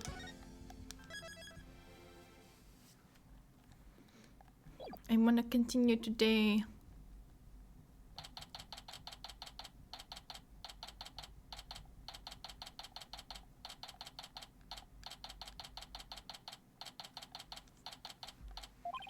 So the one thing we found out yesterday is that Soren was there at the crime scene. I only hope I can get some testimony from him that'll get to the heart of the matter. Oh. Mr. Wright. Good morning, Ellen. Look, I'm afraid you might not like the result of today's trial. Nevertheless, don't tell me you're still thinking of going that route. Soren is innocent. He can't be found guilty. Take me instead. Ellen, please. Try and get a hold of yourself.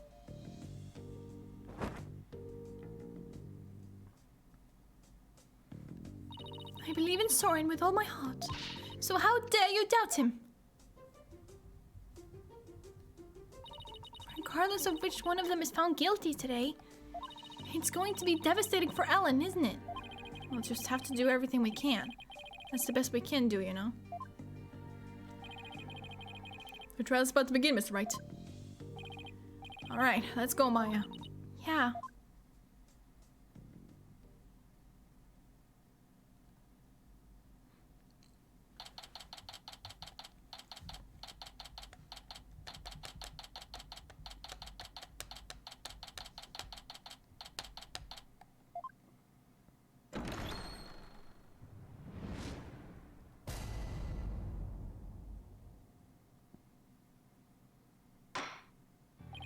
Court is back in session for the trial of Ellen Wyatt. The defense is ready, Your Honor. The prosecution is ready, Your Honor. Let's see now. Where were we?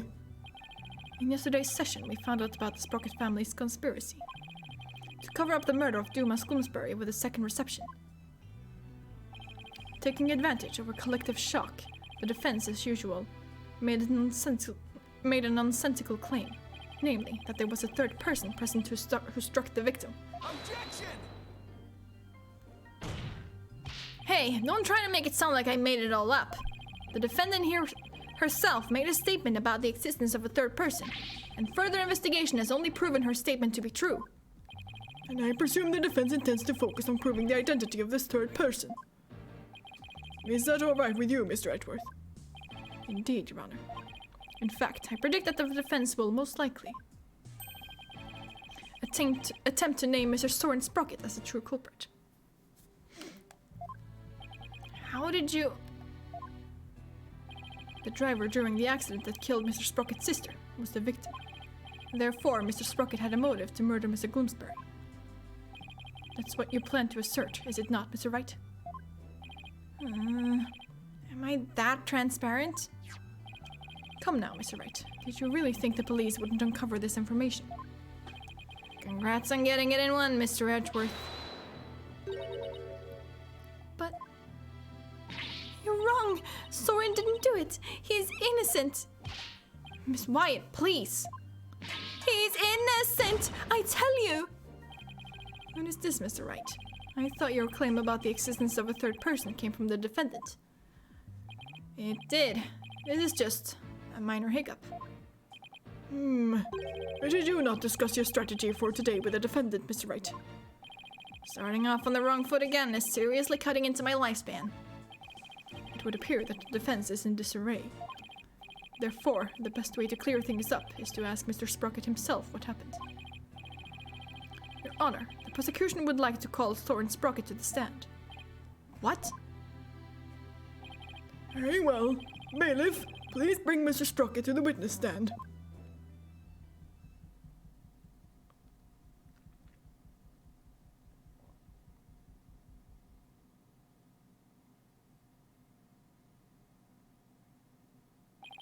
Witness, please state your name and occupation.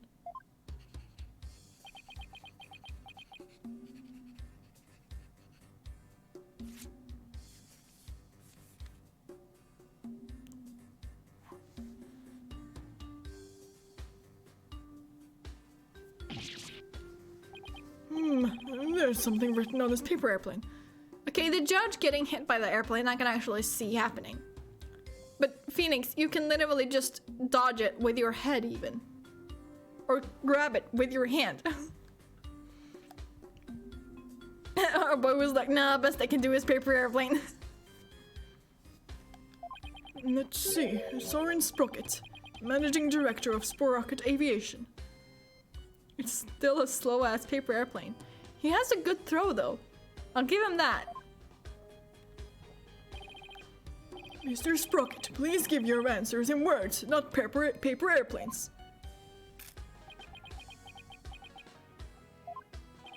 Now then, Mr. Sprocket. Please tell that doubting lawyer there what really happened at the time of the crime. Well, Mr. Sprocket.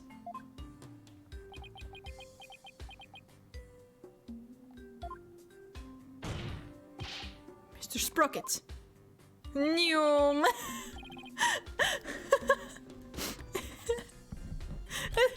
Anyone just tries to catch his attention, and Soren is there just like, plane goes NYOOM.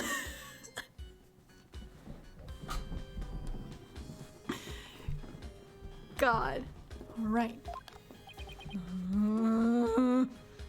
Off to a great start. You want me to talk about what happened when the crime occurred? In other words, after the first wedding reception. When Ellen and I were in the reception hall, right? Not even the power of the court can stop him from marching to the beat of his own drum. I'm telling you, Mancy's autistic. Like, hello? I was stabbed by Dumas in the reception hall and I collapsed to the floor. The next thing I saw was Ellen and Dumas on the Vista deck. I knew Ellen was in danger, so I headed for the Vista deck. But when I got there, Dumas was already in. I don't want to believe it, but it must have been Ellen. Nothing else makes sense. Wait just a minute here. You actually think Miss Wyatt killed the victim? That's right. Dumas was killed by Ellen. This is unbelievable. How can you suspect your bride, the woman you love? He looks so sad about it, he does. Objection!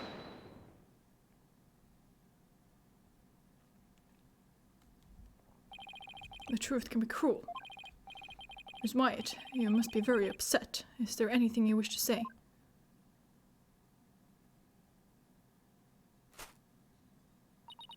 No, I can't believe this. Soren, I thought that at least you would believe in me. The best way to show your love for your groom is to admit your guilt and try to atone. Soren. Hold it! Mr. Edgeworth, I haven't even cross-examined the witness yet. And quit picking on the clearly distraught. Yeah, that's so not cool, Mr. Edgeworth. A court is where we seek the truth. And the truth is unyielding, even to the truly pitiful. Mr. Edgeworth, I found it distasteful to make a lady cry. It too, Your Honor. So, what are you going to do, Nick? If the third person Ellen saw on the Vista deck was Soren, then we have to prove Soren was there at the time of the murder. I don't see any obvious inconsistencies in this testimony, but we have to push forward.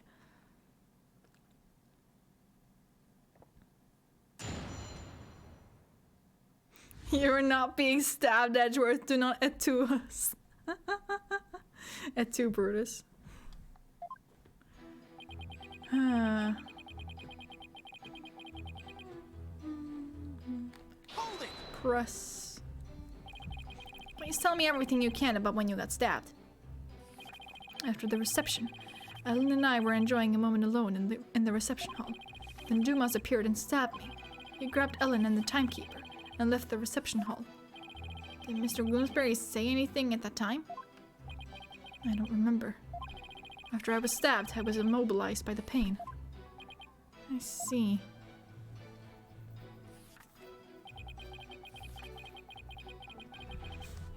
Hold it!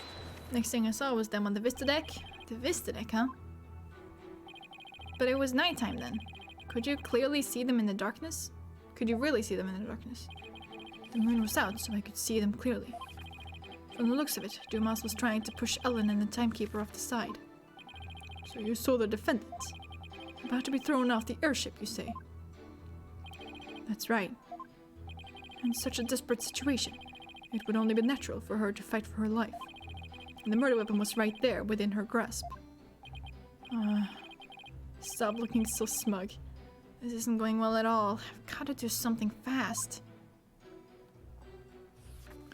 Also, I just want to say, I find this like really not cool from Edgeworth's standpoint because I had kind of him too as being autistic. Though I guess Soren is more like non-vocal. But the fact that he's just like attacking him like this, it's just like, bro. Shut up. Hold it! I knew Ellen was in danger. I understand your bride was in danger, but were you really able to move with a stab wound to the gut? I was desperately trying to push the pain out of my mind. I see, so adrenaline kicked in and gave you strength. Is that right? I don't see much of anything in his statement I can refute. That's right. I almost passed out several times as I made my way to the Vista deck. But hold on.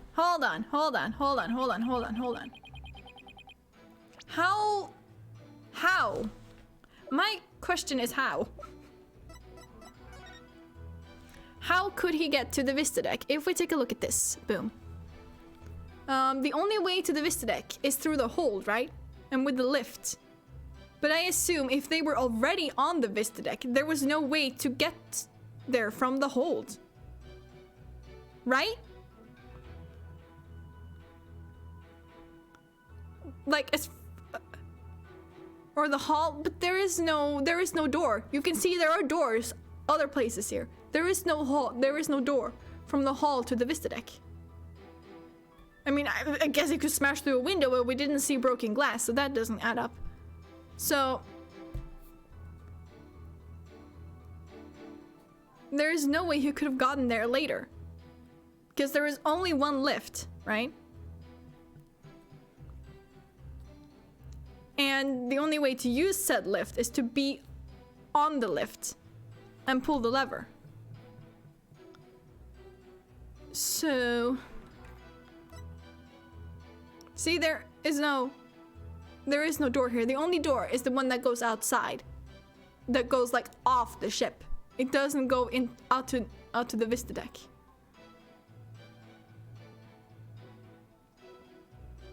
How did Ellen and Dumas not see or hear the lift disappearing or appearing? There's so much here that just does not add up. I feel like that's where I have to focus, but maybe I'm just like way ahead of the game again, which I tend to do.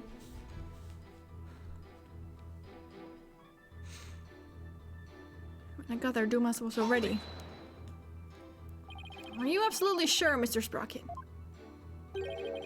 Soren probably got stabbed in the lift in that case. Ooh, on the way up. Interesting. But by the time you got to the Vista deck, the murder had already been committed. Yes. But the Vista deck is just on the other side of the glass windows in the reception hall. Shouldn't you have been able to get there right away? Objection!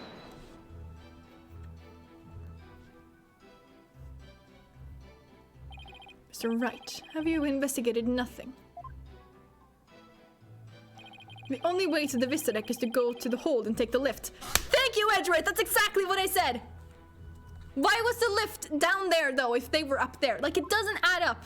How would they get up there and just, like, send the lift down and be like, nothing up here?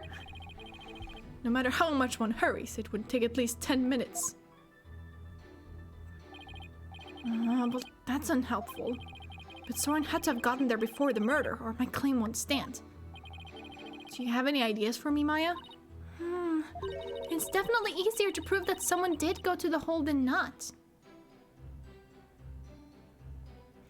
Maybe Dumas sent it down somehow to keep Ellen from escaping?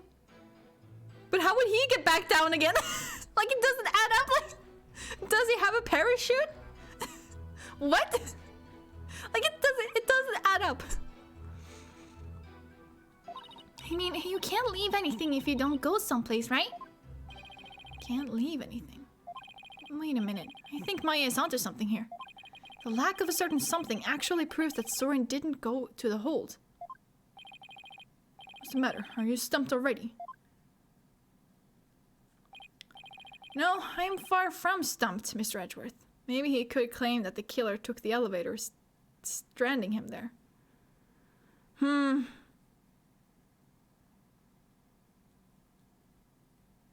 don't know. This is hurting my brain again.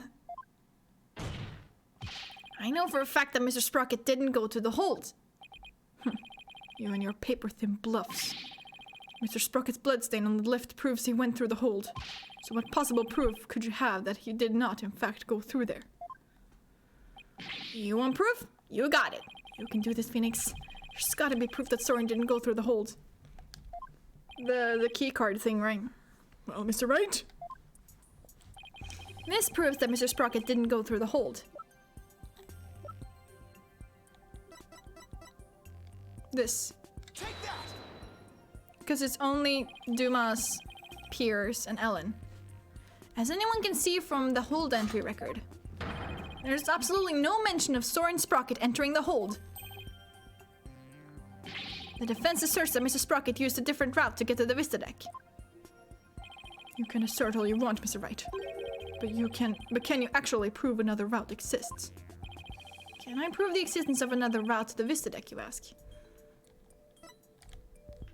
I'm gonna save. I'm gonna save and answer not yet. Well, now that I really think about it, I guess it's going to be hard to prove. But I can't back down now. The trial will be over if I do. There's only one thing I can do at a time like this. Bluff? I can prove it. Even if it's just a bluff. I have to present something. Anything that could prove the existence of a faster route to the Vista deck. Very well then, Mr. Wright. Show us how Mr. Sprocket got to the Vista deck. Mr. Sprocket made for the Vista deck through here. I mean the door. Take that! To save his bride from danger. Mr. Sprocket opened the escape hatch and made his way along the outside wall to the Vista deck. There is some really nice foreshortening going on in this episode. Isn't that right, Mr. Sprocket?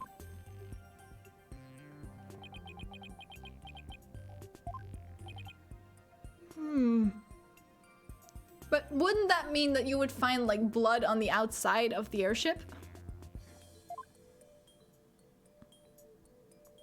That is amazing considering he had been stabbed. Yeah, exactly. That would certainly be a much faster route to the Vista deck. Objection!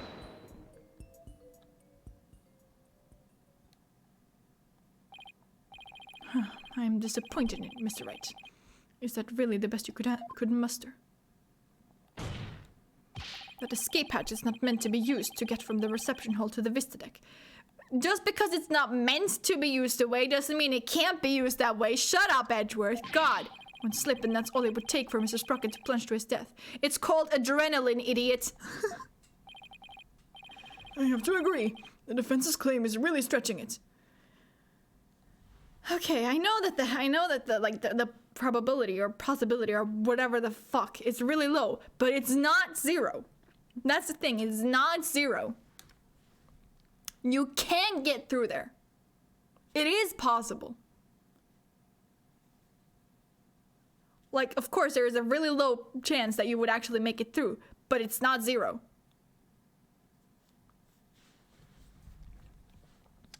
Hold it! I understand how it sounds, Your Honor. But at this point, it's too early to definitively say that he didn't go that way. And when there is pressure and adrenaline, you do not exactly think clearly. Yeah, no, exactly. So that's what you're going with then, I take it. Of course, Your Honor.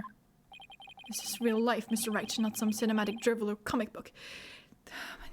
Shut up, Edgeworth. God, you're annoying. Do you have some sort of logical explanation to share that would convince us of your claim? I do. Are you sure, Nick? Kind of. Actually, I have nothing. So I'll just have to wing it somehow. On what do you base your theory that Mr. Sprocket made his way along the outside? My theory that he was able to go along the outside wall despite the danger is based on the power of love. I would call it adrenaline, but sure. To save the bride he loves, the groom risked his life and rushed to her side. Mr. Sprocket was able to make it to the Vista deck despite the danger. Because of the power of love. And the power of love? And that love is a source of strength that can help one overcome any obstacle. I think I can relate, thanks to my own long, happy marriage. Wow, he actually seems to be buying it. Objection! Of course he isn't! The power of love, you say? That kind of illogical argument is hardly viable in the court of law. Hey! Shut up! God!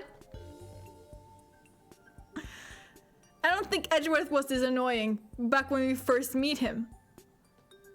Why is he so annoying now all of a sudden? God. Wouldn't you agree, Your Honor? No, not at all. I'm afraid not, Mr. Edgeworth. You should never underestimate the power of love. You'll understand one day when you get married. Which I won't.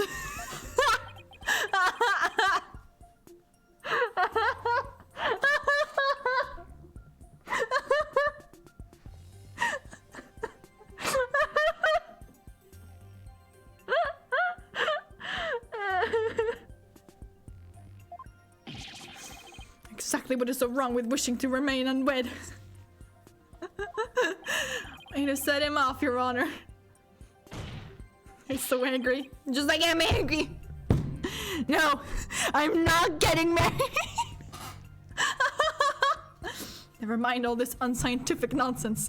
It's very scientific, actually. Actually, if you think about it, adrenaline is very scientific in nature.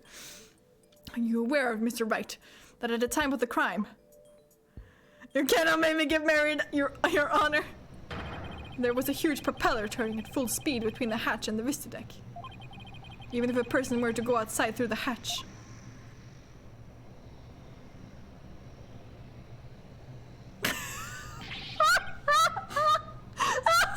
Oh my god, help!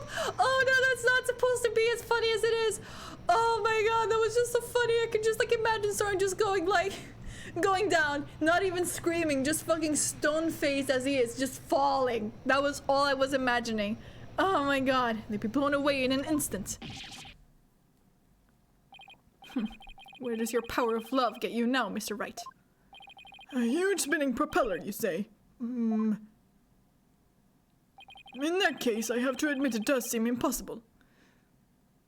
But is it though? Like, sure, it's still really low, but I still don't think it's 0.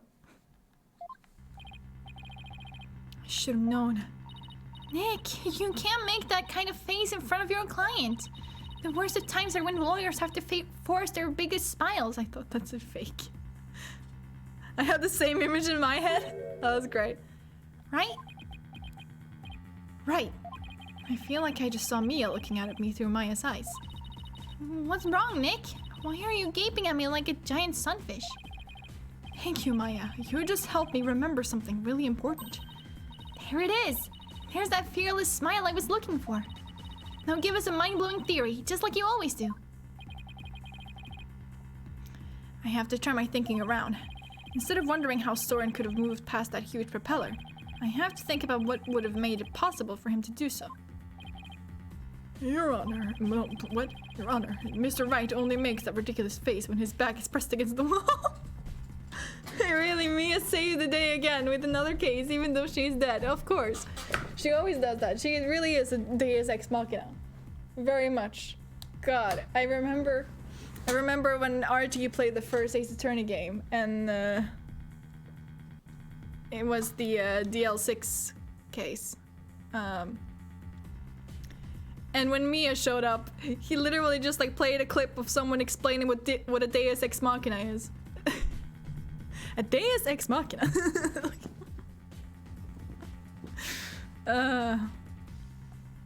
Therefore, please do hurry and give your ruling before. Mr. Edgeworth, it's still far too early to discount my theory. What are you talking about? The airship's large spinning propellers have already shredded it to pieces. If you look up Deus Ex Machina, there's a picture of Mia. Wouldn't surprise me, honestly. But if we think a little more outside the box, I'm sure we can find a way he could have made it. Stop trying to stall, Mr. Wright, and show us how it could have been even remotely possible, if at all. I must agree with Mr. Edgeworth. Very well, Your Honor. There must have been a way. Some way that Soren could have moved along the wall in spite of the propeller. Now then, Mr. Wright. What specifically would have made it possible? This is how it would have been possible for Mr. Sprocket to get to the Vista deck.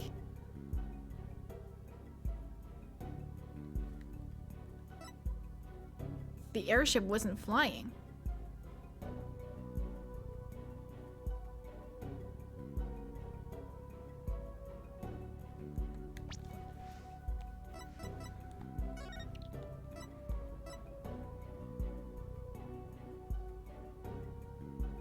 It doesn't say anything here. But it's tethered to the ground, right?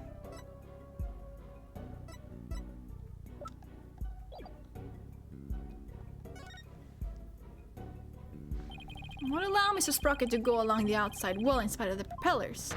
It's the location of the flying chapel at the time of the crime. The location of the flying chapel. But wasn't it flying high in the sky? No, Your Honor. I'm afraid it wasn't. What? Then, where was it? At the time of the murder, the airship wasn't flying through the sky, but moored to the ground. What? And if the airship wasn't flying, then that means the propellers weren't turning. Shut up, Edgeworth. Sit down. Shut the fuck up. My God.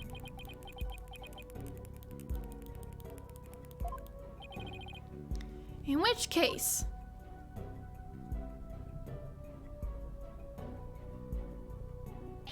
Mr. Sprocket could have gotten to the Vista deck along the outside wall.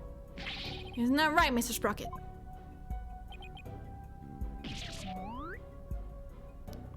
Oh no! He stabbed himself in the thumb. I don't remember. Ow, he stabbed himself with his pencil. That's gonna leave a mark. Even if the propellers weren't turning, it would have been far too risky to go that way. Listen, when you're When your body is full of adrenaline, that doesn't fucking matter. That doesn't even enter your mind. Edgeworth.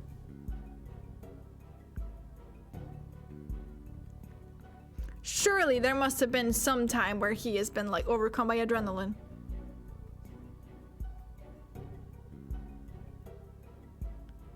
Fuck, you know what? Actually, I have like a pretty good example right here. Though I guess that's also kind of shock. Him picking up a gun that was just fired. Like, yes, this gun was just fired. Let me pick this up. Why would you do that?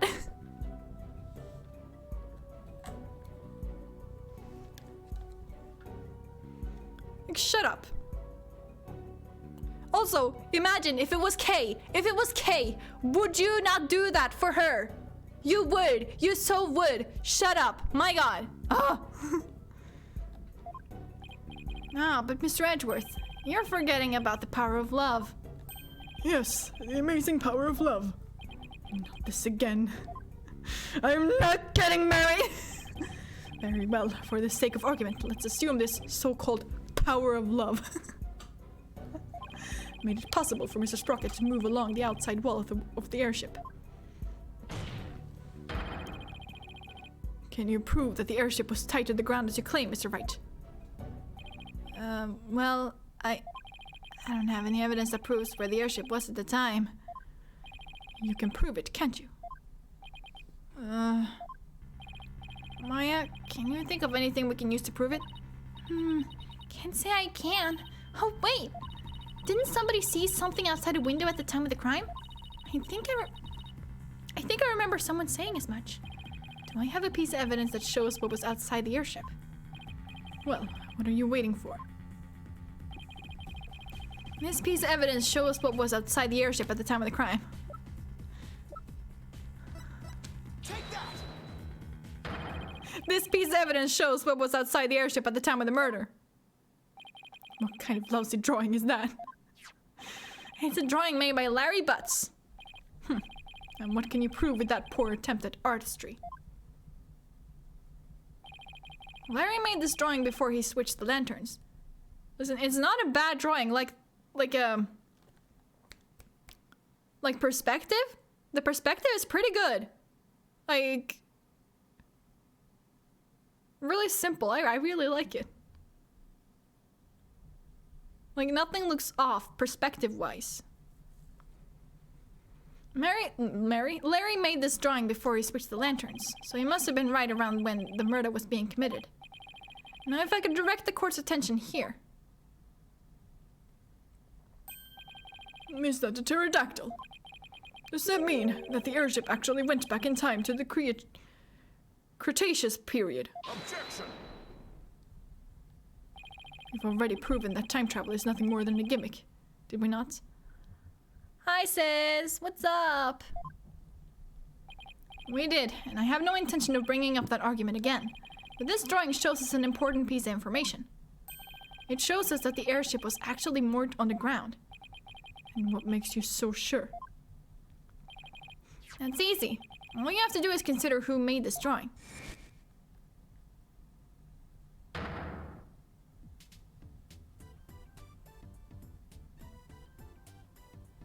Chillin'? Sounds nice. Larry. That's right, it was Mr. Butts. And we both know what he's like. He must have seen something else and mistaken it for a pterodactyl. I can't argue with you there. Alright, how am I? I'm good. I'm pretty good. I overslept today, but it's fine. Hey, wait just one doggone second here. What kind of moron do you guys take me for? I saw it with my own eyes. A pterodactyl flew right by the window, I tell you. I have the sharp eyes of an artist. Don't you believe me? No. Nick. Nope. Some friends you guys are. What about the judge? You believe me, right, Your Honor? I'm sorry, but I'm afraid you need to leave this courtroom. Bailiff, if you would. Come on, buddy, let's go. And why doesn't anybody believe me? Don't take it personally, Larry. I know you're just being, well, you. Now then, So you're saying that what Mr. Butts really saw bears some relation to what was outside the airship at the time of the murder? Yes, Your Honor. At least, I think it does. What this pterodactyl really is will prove the airship was anchored at the mooring dock. It had better anyway. If it doesn't, my whole argument is a bust. If you're that confident about it, then please go ahead and tell us what it really was. Yes, Your Honor. Think, Phoenix. What could that pterodactyl have actually been? It was what I remembered. This thing. Take that! Please take a good look at this sign. At the sign? It appears to have been broken and then repaired. But what does this sign have to do with the pterodactyl? Please focus on this part of the sign. The part that broke off and got reattached. What about it? How about if we turn it like this? No, that shape. It's a pterodactyl in the drawing. What Mr. Butts actually saw was this chunk as it was being blown through the air by wind. What? I wanted to say it was a sign, but I didn't want to actually say it. I was like, did I remember it was a sign? Or is this just something I made up in my mind? Because I saw like it was really like jagged and I was like, you know, that could be it. On the day of the murder, there were some heavy winds in the area of the mooring dock. But it's hard to imagine that this sign would make it up as high as an airship would fly. That means the Flying Chapel must have been anchored at the mooring dock that night. Isn't that right, Mr. Sprocket? Oh, I just noticed like the lead falling out. I didn't notice that until now. I was too busy looking at his thumb. Objection!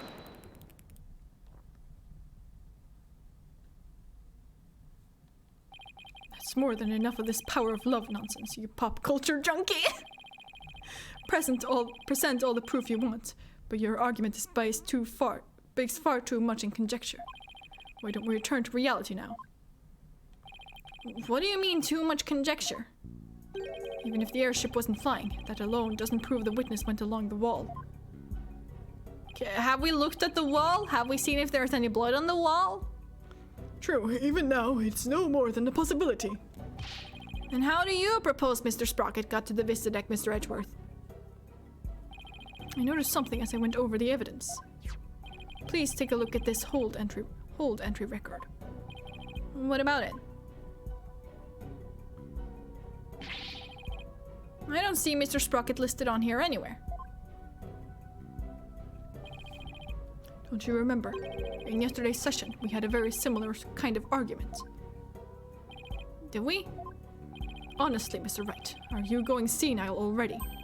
We talked about Larry Butts using the defendant's keycard to enter the hold. Oh.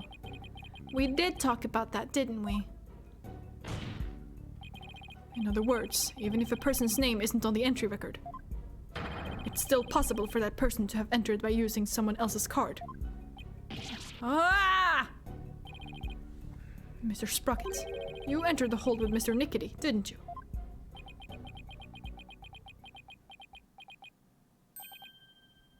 I did.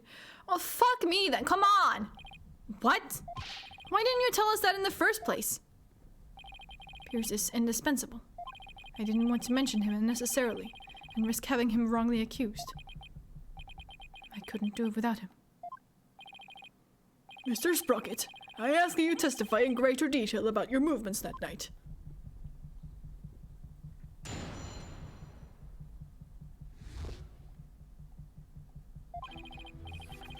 The truth is, I went to the Vista deck with Pierce. That's why my name doesn't appear on the hold entry record. I was badly injured from being stabbed, but I was frantic. By the time we reached the scene, it was all over. But how would you get up there? The lift was already up there. What? Well, that doesn't help me one bit. Mr. Sprocket, you've concealed information from us time and time again.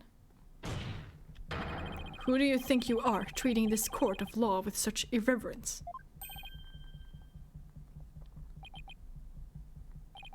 That being said, I do appreciate the testimony you gave us just now. Thanks to you, we now know why your name doesn't appear on the entry record. Now there are no more inconsistencies in the witness's testimony. Yes, there is. Shut up.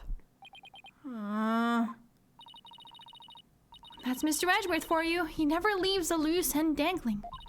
You okay, Nick? I wouldn't exactly call the situation okay. Somehow, I'll have to coax the information we need for an opening out of him. If I even can, that is.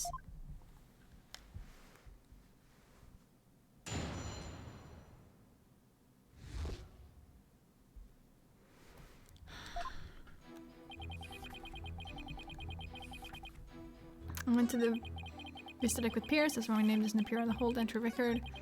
I was badly injured from being stabbed, but I was frantic. Presses. Speaking of your injury, how are you doing now? The knife wound is deep and continues to throb with pain. Knife wound? Interesting. Very interesting.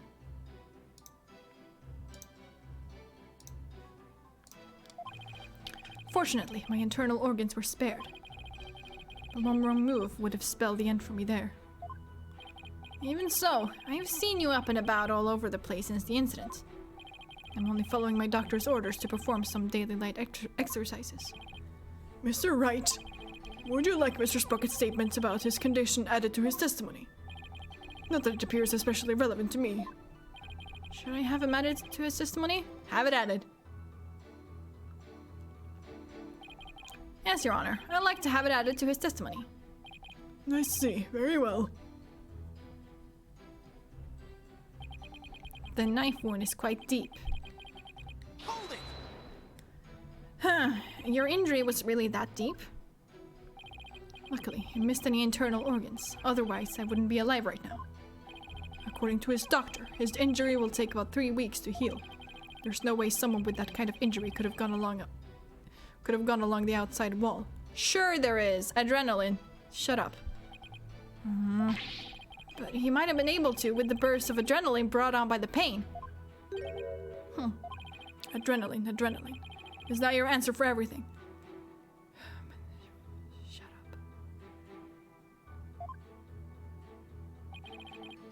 In a court of law, the only thing that matters is evidence, not rampant speculation. I'm trying to think if he went into that burning building in the first investigations game.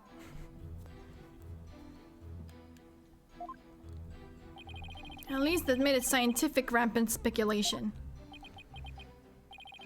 May I continue? Yes, of course.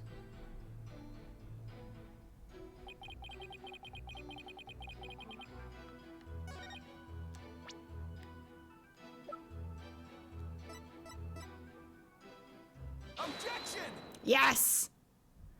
Okay, Mr. Sprocket, you just said your injury is a knife wound, didn't you? But the weapon you were stabbed with was this candelabra.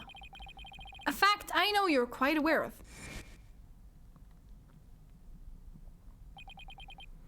Very well, this is what I heard directly from Master Soren himself. As you surmised, Master Soren was stabbed by Gloomsbury on the day of the murder. It happened after the first wedding reception. The happy couple was in the reception hall then when suddenly Gloomsbury appeared. He attacked Miss Ellen and tried to take her away. Master Soren went to stop him and found himself in a struggle with Gloomsbury. That is when Master Soren was stabbed with a candelabra, he said.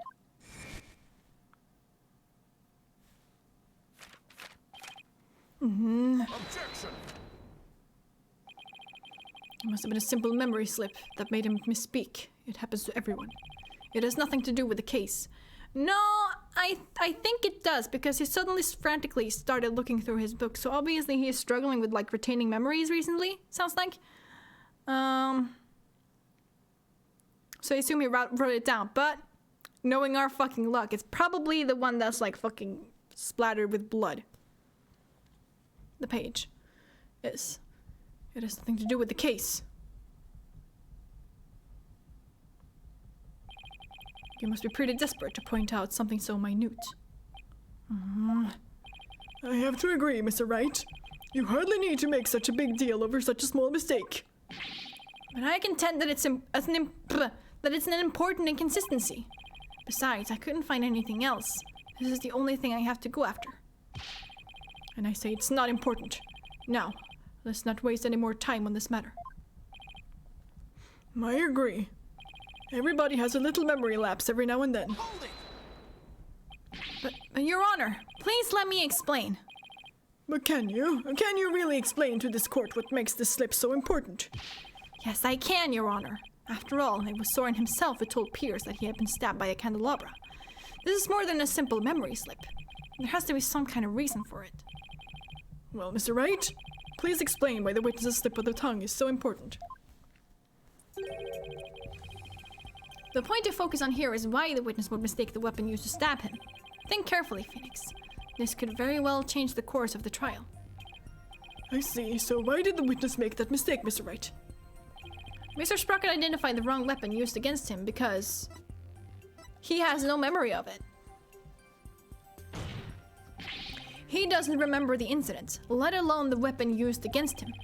Not only that, but I believe Mr. Sprocket has some sort of memory disorder. Therefore, the defense contends that Mr. Sprocket's testimony thus far is invalid. Objection! Just because you can't find a flaw in his testimony, you want to throw it all out. Your baseless claim is nothing but pure slander of the witness's character. Mr. Edgeworth is correct, Mr. Wright. Can you explain your grounds for making this claim? Of course, Your Honor. Think of what Soren has said, how he's behaved. That's where we'll find a clue. Very well, let's hear your argument then. My grounds for claiming that Mr. Sprocket has a memory disorder is his notebook. The notebook he always has with him. I saw daily events and information about the people around him recorded in it. Like a diary, perhaps? No, Your Honor. It's much too detailed to be an ordinary diary. It's more on the order of a database, actually. A database, you say? That's right. For some reason, Mr. Sprocket is apparently unable to retain memories. That's why he writes every little detail of his life down in his notebook. Objection! How could you possibly know that for sure? He might just be an extremely compulsive person. I thought so too, myself, at first. To be honest, we accidentally got a stain on that notebook yesterday. You mean you got a stain on it? Hey, you're the one who tried to grab it out of my— Objection! Never mind whose fault it was. Just get to the point already. Right, sorry. Mr. Sprocket. The page Miss Faye got a stain on yesterday. That's the page with the details of your stabbing on it, isn't it? No, I only write in this notebook because I'm very compulsive. Now drop the subject already. Sorry, but I'm not convinced. I noticed an odd fact about your notebook, Mr. Sprocket. On the earlier pages, you used it to write down invention ideas. But after a certain date, you started writing down a lot more, and in much more detail.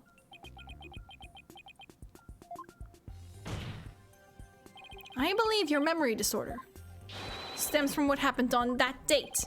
Something so monumental it caused a memory disorder, Mr. Wright. You don't know what you're talking about. Sorry, but I do know what I'm talking about, and this is the proof. This is the thing that caused Mr. Sprocket's memory disorder. No, yeah, that was right. Take that! You were involved in this car accident too, weren't you, Mr. Sprocket? And the shock of losing your beloved older sister, is what caused you to develop your memory disorder. Is this true, Mr. Sprocket? Well, is it?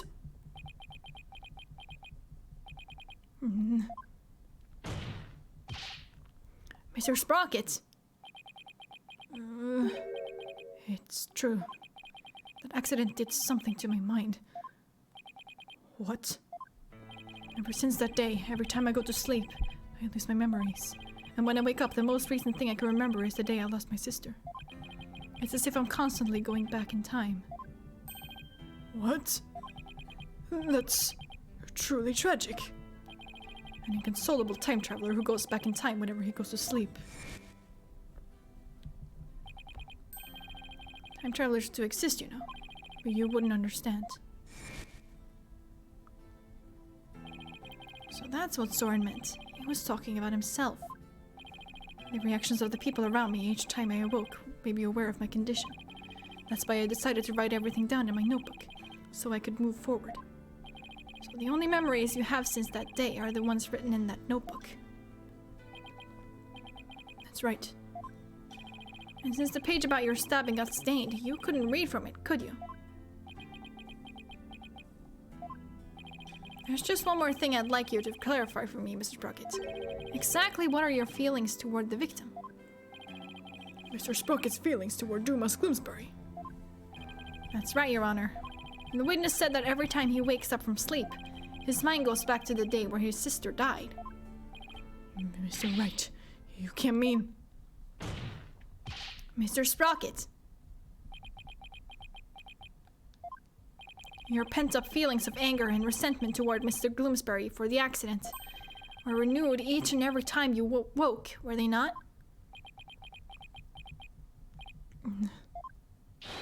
You couldn't take it anymore, so you turned to murder, isn't that right?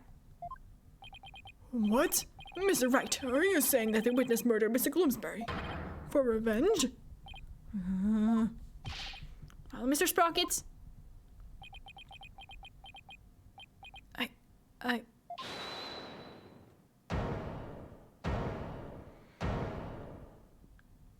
Ellen, yeah. Miss Wyatt? Your Honor, I did it. I killed Mr. Gloomsbury. No! What?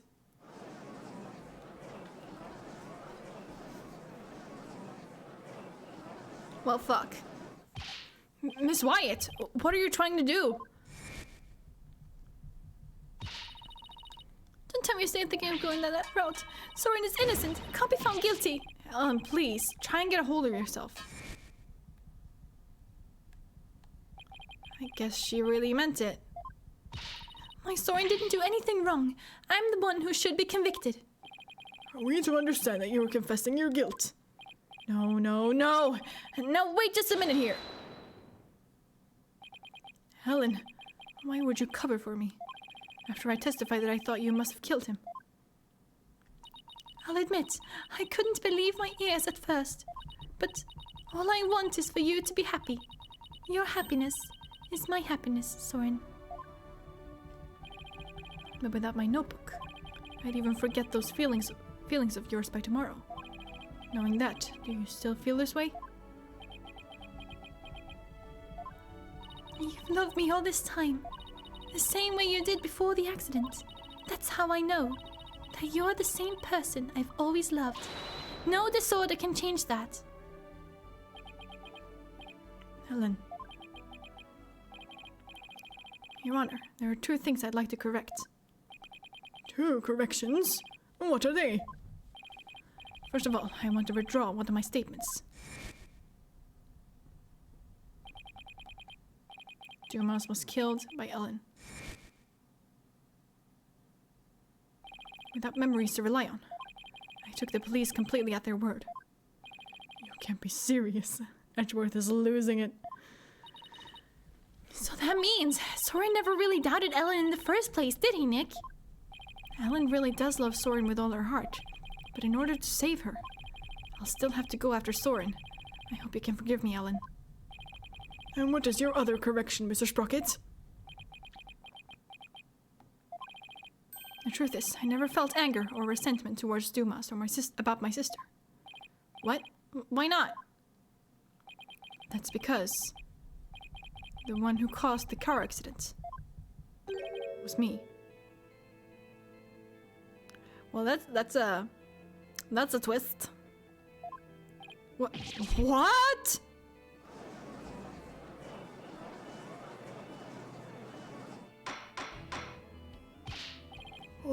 Order in the court. Please continue, Mrs. Sprocket. I'm the one who killed my sister. To protect my career and my future, my father made Dumas take the blame. in exchange for money and the position of lead servant.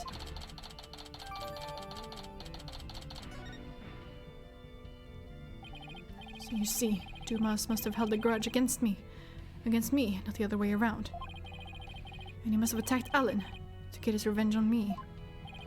Are you sure about all of this, Mr. Sprocket? Very sure. It's all been written down in detail in my notebook. That notebook is important evidence supplying background to this case. I must insist you submit it as evidence.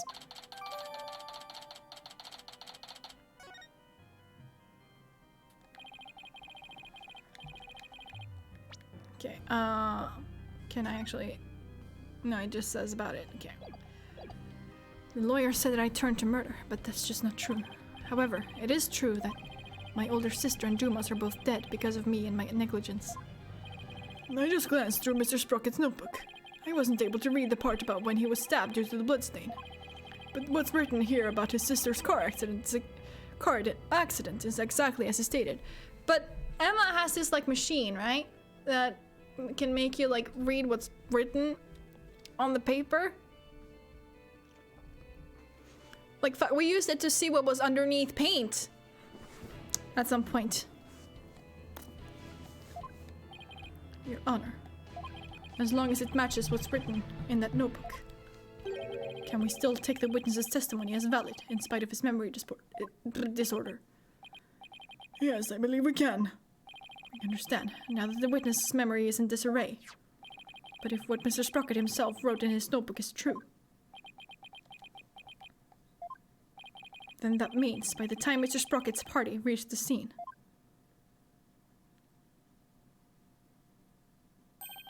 the victim had already been killed. Edgeworth's right. I'm still in the same blind as before. But should I really simply accept the contents of the notebook as a substitute for Soren's memory? Well, Mr. Wright, what do you think? Will you accept Mr. Sprocket's notebook as an official representation of his memories? Will I accept Mr. Sprocket's notebook as an official representation of his memories? I'm gonna save, and I'm gonna say no.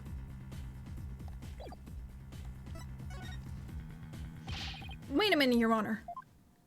The defense requests a chance to examine the notebook to see if it's trustworthy. Very well, but be quick about it.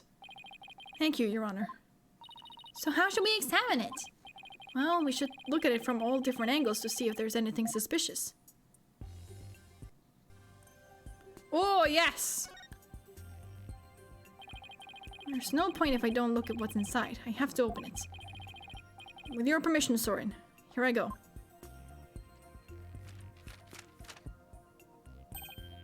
Yikes. Oh, it's just a page Maya got all stained.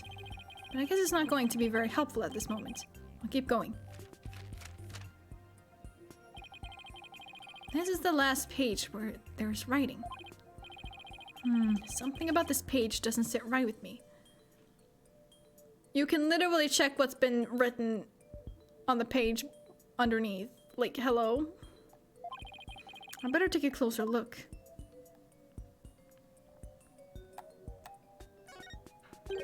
Huh? A page has been torn out, and it looks like there was something written on it.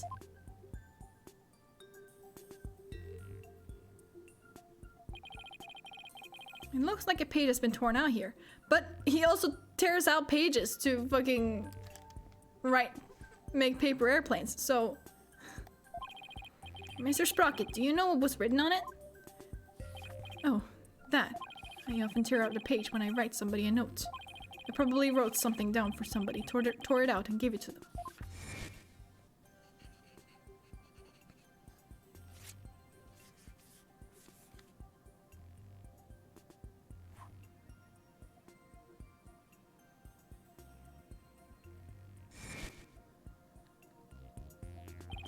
Oh yeah.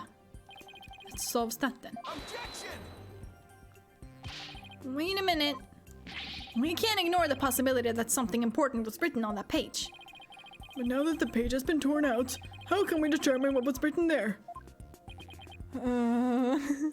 Well, Emma, where are you? Let's see. To find out what was written in the notebook, we should use fingerprint powder Mom is coming over for bread? I assume it's for my place then, because I have the bread. If we use fingerprint powder on the notebook, we might be able to see what was written. Fingerprint powder? How would that help us find out what was written there? Well, if the writing left indentations on the blank page behind it, fingerprint powder could make those small indentations visible to the naked eye. Correct. Okay, cool. I like how she told you that, so that you could tell me that over stream. That's great. Fingerprint powder could make those small indentations visible to the naked eye. Oh, stop. Fingerprint powder would only sully the notebook further. Mr. Wright, if you use the powder and still don't find anything, then you must accept the notebook as a representation of the witness's memories. Alright, Your Honor, I understand. If I don't find anything, it's all over anyway. Powder, don't fail me now. I will now use the fingerprint powder on the blank page to find out if we can see what was written on the torn out page.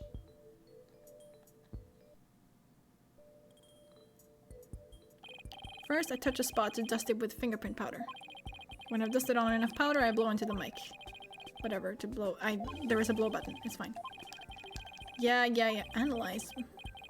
Point out who came out. Then touch confirm. Okay.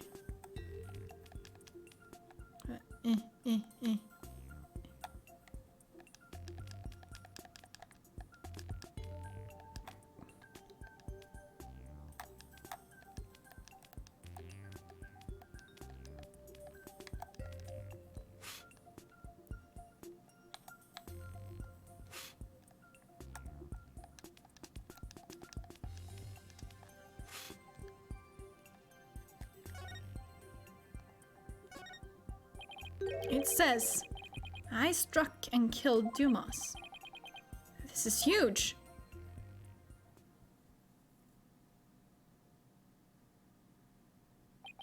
I struck and killed Dumas. That's what was written on the torn out page. What? It can't be. I don't believe it. There has to be some kind of mistake. Soren would never, could never. Miss Wyatt. Elif, please get the defendant to the infirmary at once.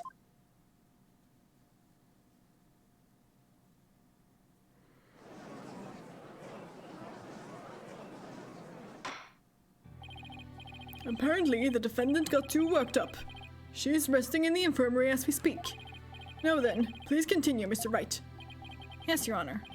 The notebook is all Mr. Sprocket has to remember things by. With this critical page torn out, not even Mr. Sprocket himself knew the truth of what he'd done.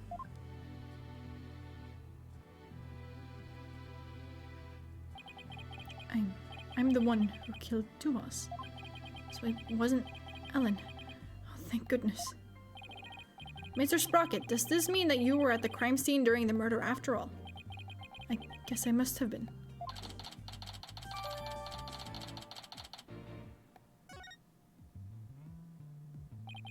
But, Mr. Sprocket, can we really believe what's written in this notebook? Nobody touches this notebook but me. And when I sleep, it's under lock and key. Yes, but do you remember who had very much access to this book before you got it earlier?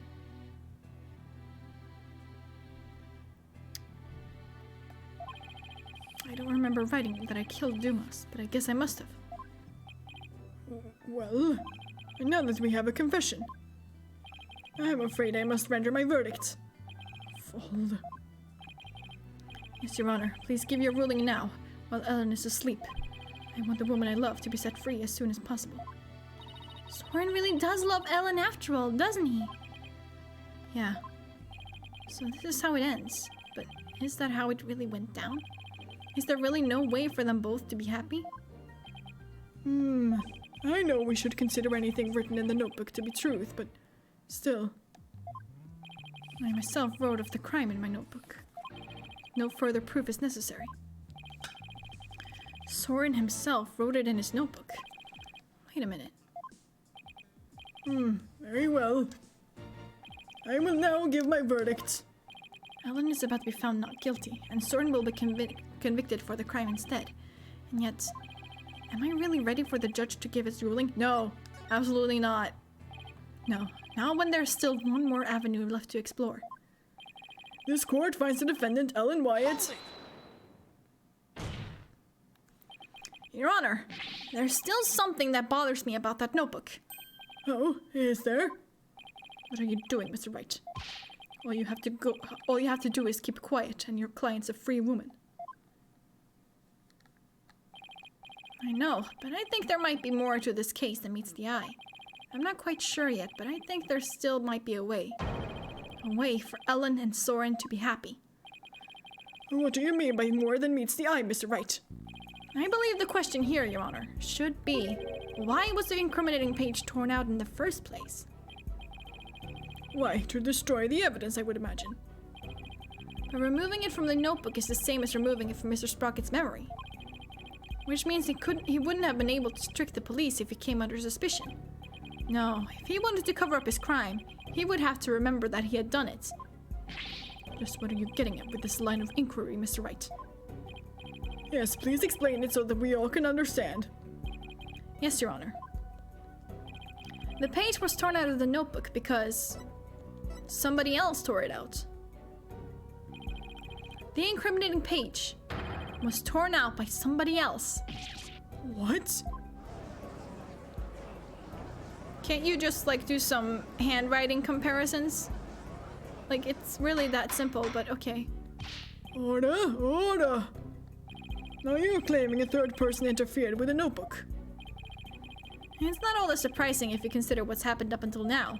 After both the car accident and the murder of Dumas Gloomsbury. I mean, literally, just, like, compare, like, what's written on the page with like, the note that he gave to the judge earlier. That's it.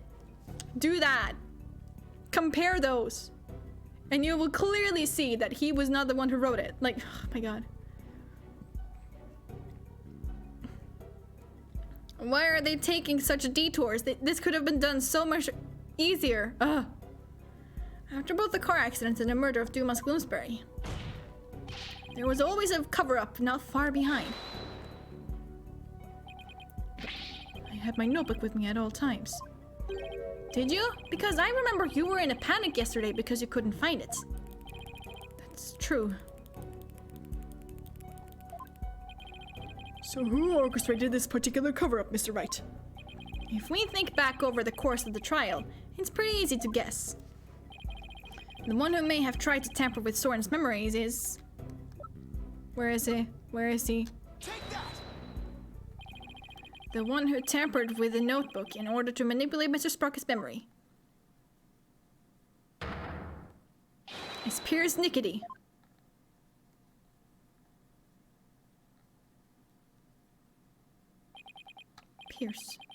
Piers tried to tamper with my memories. Piers was manipulating me? Case in point, the two receptions that were held to cover up the murder. It was Mr. Nickety who directed the guests and orchestrated the entire scheme. No, it can't be. Which of my memories are mine and which have been rewritten? When did he start rewriting my memories? Who wrote this? And this? And this? And this? And this? And this? And this?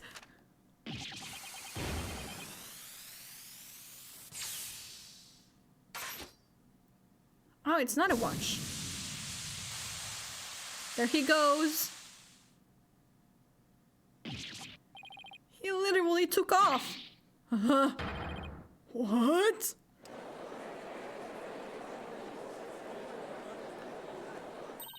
Look, Nick, he's coming back down.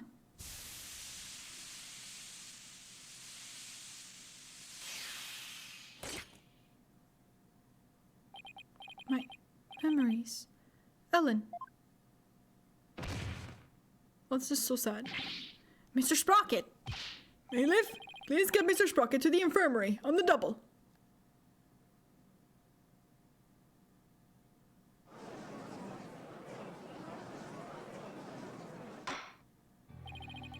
Mr. Sprocket has been taken to the infirmary. We don't have to worry about him running away. So let us resume where we left off. Your Honor, the defense would like to call Piers Nickety to the stand. Objection! Why would you object to this? We already know he carried out the cover-up to protect the company and Mr. Sprocket. What more do you want from him? This time is different. The notebook, or rather Mr. Sprocket's memories, have been tampered with. That means the only person who knows the whole truth is now Mr. Nickety. Don't tell me. Are you actually trying to drum up a third suspect in order to exonerate the defendant and her groom? I'm not drumming up anything, nor do I have grounds to accuse him of anything, yet. All I know is that Mr. Nickety is the only one who knows the truth, and I think he's still hiding something. Something we don't know about yet. No grounds yet, is it? Well, Mr. Edgeworth, does the prosecution consent to calling the witness to the stand? It does, Your Honor. However, I would like a little time to talk with the witness before we do. Very well. We will break for a 20-minute recess.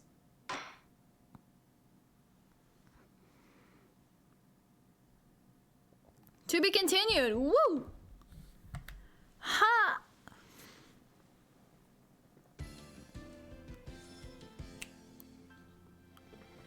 Sweet! Ha! Okay, let me just save real quick. And I'm gonna continue. Just give me like a few minutes.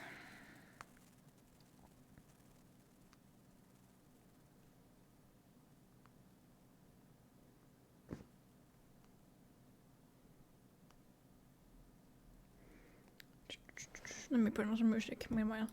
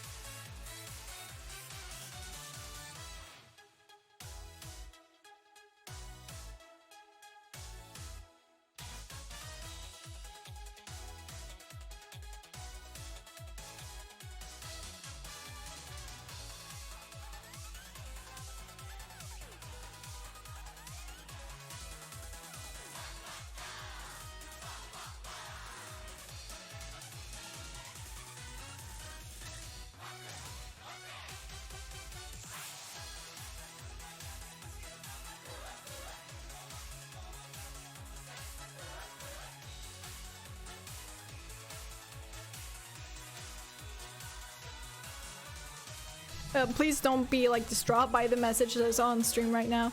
I just like took a little break because my mom came by to pick up some bread. Ha! So okay, I guess with that, let's just get into the next part. The next and last part, actually. I'm like, should I do that now or should I wait? I really want to do that now. You know what? I'm gonna do that now. And next time I can like do the Apollo Justice Asinine Attorney and then also do something else. Maybe Metopia or something. I haven't played Metopia in a while. Okay, let's finish this bitch.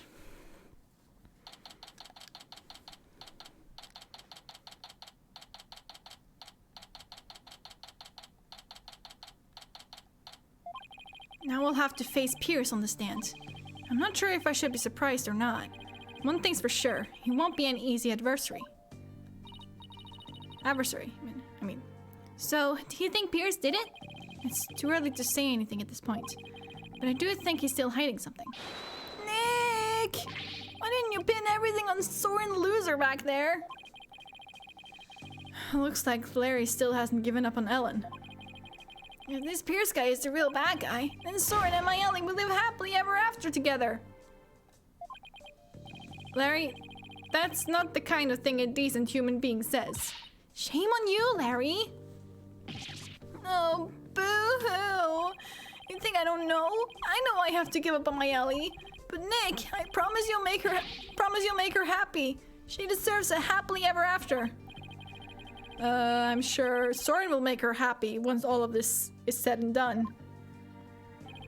The trial is about to resume, is it right? Alright, you ready, Maya? Yep, let's go. I'll be rooting for you, Nick. Didn't he have a signing? Didn't he have a book signing to do? Was it yesterday? That was probably yesterday, wasn't it? Never mind.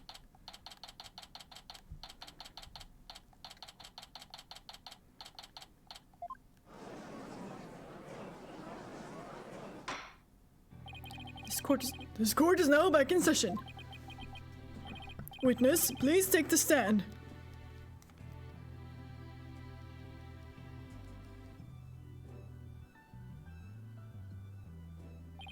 Please state your name and occupation. My name is Pierce Nickety. I am the Sprocket family butler. Let's get straight to the point, Mr. Nickety. Someone tore out the page from Mr. Sprocket's notebook to manipulate his memories.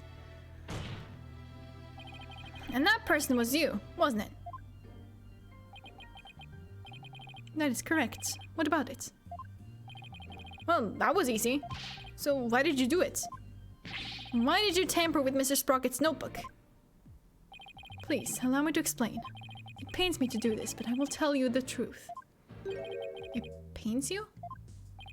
That is correct. For my testimony will go against Master Soren's wishes. Soren's wishes? What is he talking about?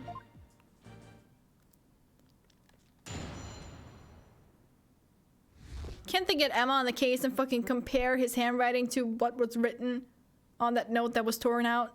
Isn't that like the easiest way to do this? Because I bet he's gonna say that, oh no, he wrote it, but I tore it out because it was so incriminating. No, bitch. I rushed to the Vista deck, but the crime had already been committed. I saw Miss Ellen in Gloomsbury collapsed and Master Soren writing in his notebook. Master Soren said to me, I'll take the blame for the murder, so please take care of Ellen. But I went against his order. I tore the page out of his notebook and hid the body. Sure you did. Sure you did. Can we compare the fucking handwriting, please? Emma, where are you when we need you? Wait a second. What Mr. Sprocket was writing in his notebook at the time? Could it be...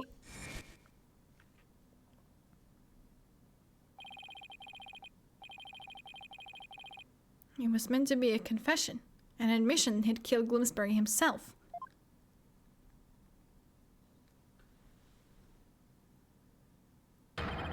He wrote that message to take the blame for Miss Wyatt?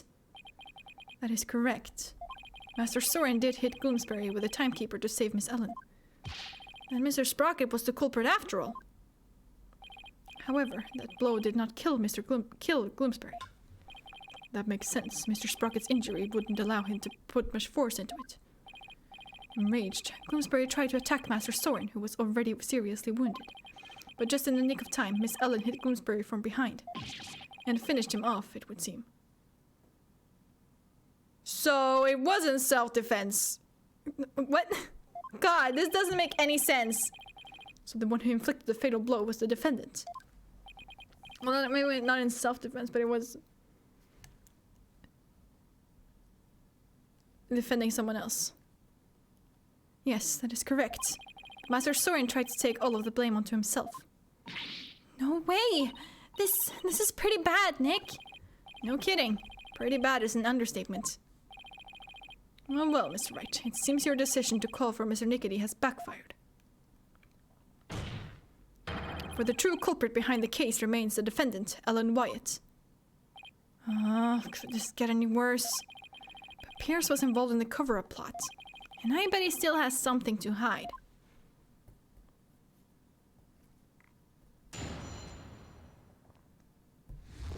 I also just want to say that I haven't lost a single life yet, knock on wood.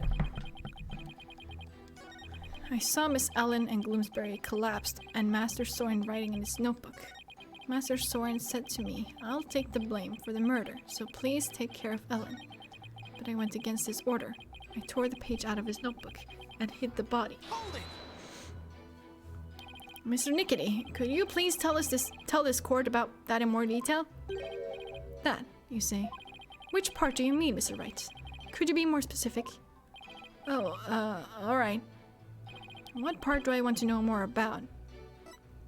Tearing out the page. Why did you go against Mr. Sprocket's order and tear out the page? That is a silly question, as I told you before.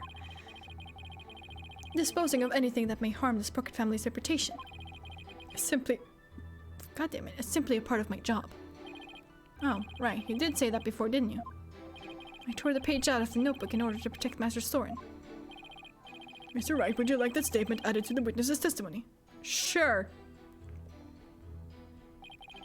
Yes, please. Very well. Please add that statement to your testimony, Mr. Nickety.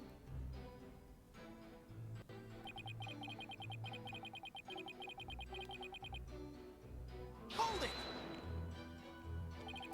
So, by tearing the page out of the notebook, you erased the memory of Mr. Sprocket, who was trying to take the fall for Miss Wyatt. I knew it went against his wishes, but I just could not let Master Soren bear the blame for something he did not do. As his butler, I believe that was the right decision for me to make. It was all for Soren's benefit, huh? I bet Pierce would do just about anything in the name of keeping Soren's image safe. So he's talking about the cover-up after the incident, huh? Right, that's some information only somebody who was actually involved could know. So it might be a really important piece of testimony. I think so too. I'll really have to tread carefully here.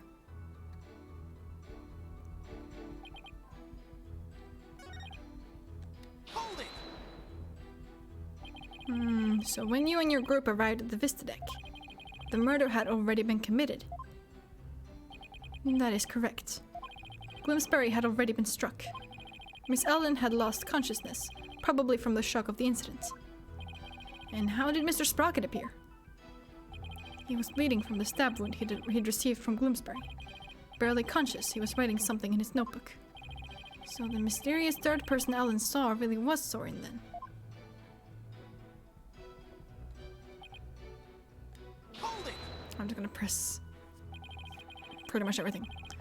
So, Mr. Sprocket wrote a note of confession in order to take the blame for Miss Wyatt. Yes, that notebook is the only form of memory Master Soren has. So you understand what his action meant, I trust. What did it mean, Nick? To Soren, everything in that notebook is true. So Soren tried to take the blame by altering his own memory to make himself think he did it. No.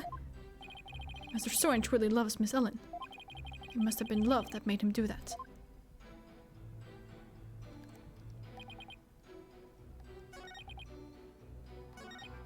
Okay, let's go with the other one. Hiding the body. Please tell me more about the hiding of the body. Oh, I think I know what I have to focus on. It's the bloodstain on the inside wheel, as if somebody gripped it with a bloody hand.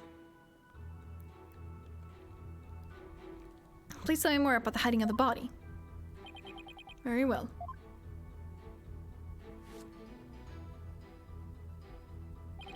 After saying he would take the blame, Master Soren passed out. That's when I hid the body. I quickly took the lift down to the hold. Quickly.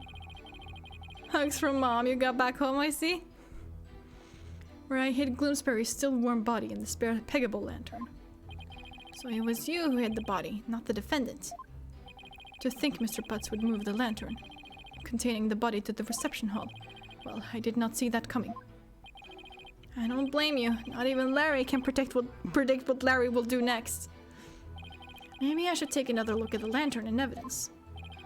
Mr. Wright, would you like that statement added to the witness testimony? Yes, add it. Yes, please. Very well. Please add that statement to your testimony, Mr. Nickety. In the hold, I hid the still warm body in the spare peggable lantern. Can I press this? Why did you hide the body in the lantern? As I told you yesterday, it was to make it as though the murder never occurred. But thanks to Mr. Butts, things did not turn out as planned. So holding the second wedding reception wasn't Mr. Sprocket's idea, but yours, wasn't it? It was all for Master Soren's sake and Sprocket Aviation. If I am accused of a crime for trying to cover up the incident, I shall accept it willingly. He really doesn't seem to even care about himself. So he's talking about the cover-up after the incident, huh? Right, that's information only somebody who was actually involved could know. So he might be a really important piece of testimony. I think so too. Okay, that's just the same thing as earlier.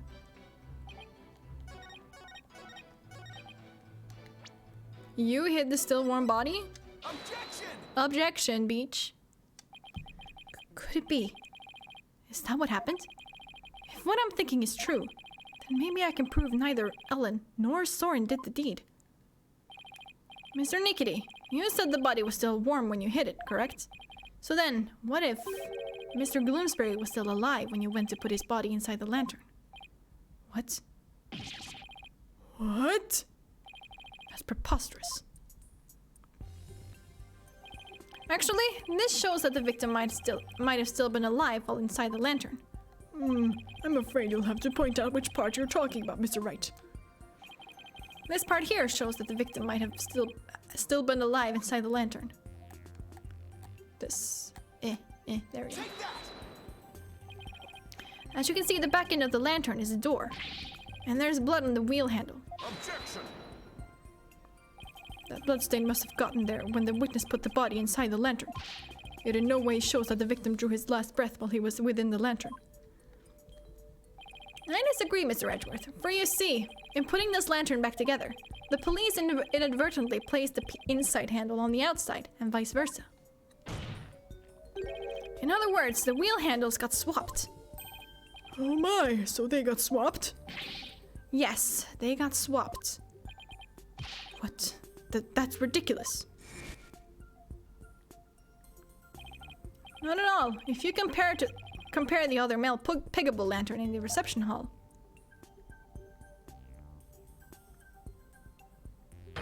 It's quite obvious the wheel handles were attached backwards.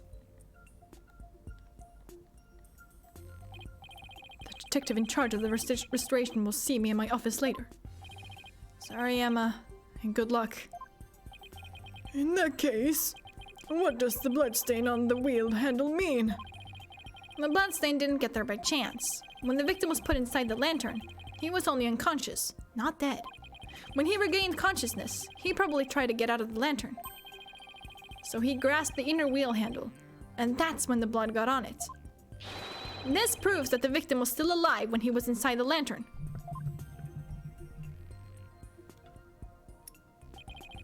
At the time, I was completely convinced Gloomsbury was dead. Had I checked more carefully, he might have survived. Unfortunate to be sure, but not significant enough to change this trial's outcome. Again, I disagree, Mr. Edgeworth. It actually has a very significant impact on this case. The victim was struck by the defendant, then died from his injuries sometime later. There's nothing more to it. Objection! That's where you're wrong. Let's take another look at Mr. Gloomsbury's autopsy report, shall we? Please focus on the description of his injuries. It says one contusion was found on the back of his head and one on the side. Yes, and the one Mr. Sprocket gave him, and the one Miss Wyatt delivered to finish him off. No, the defense would like to submit a different interpretation. A different interpretation? The victim was knocked unconscious by the first blow. Doesn't it kind of look like Phoenix has a really short tie? I mean, it does. It just goes inside of his, like, his vest. So...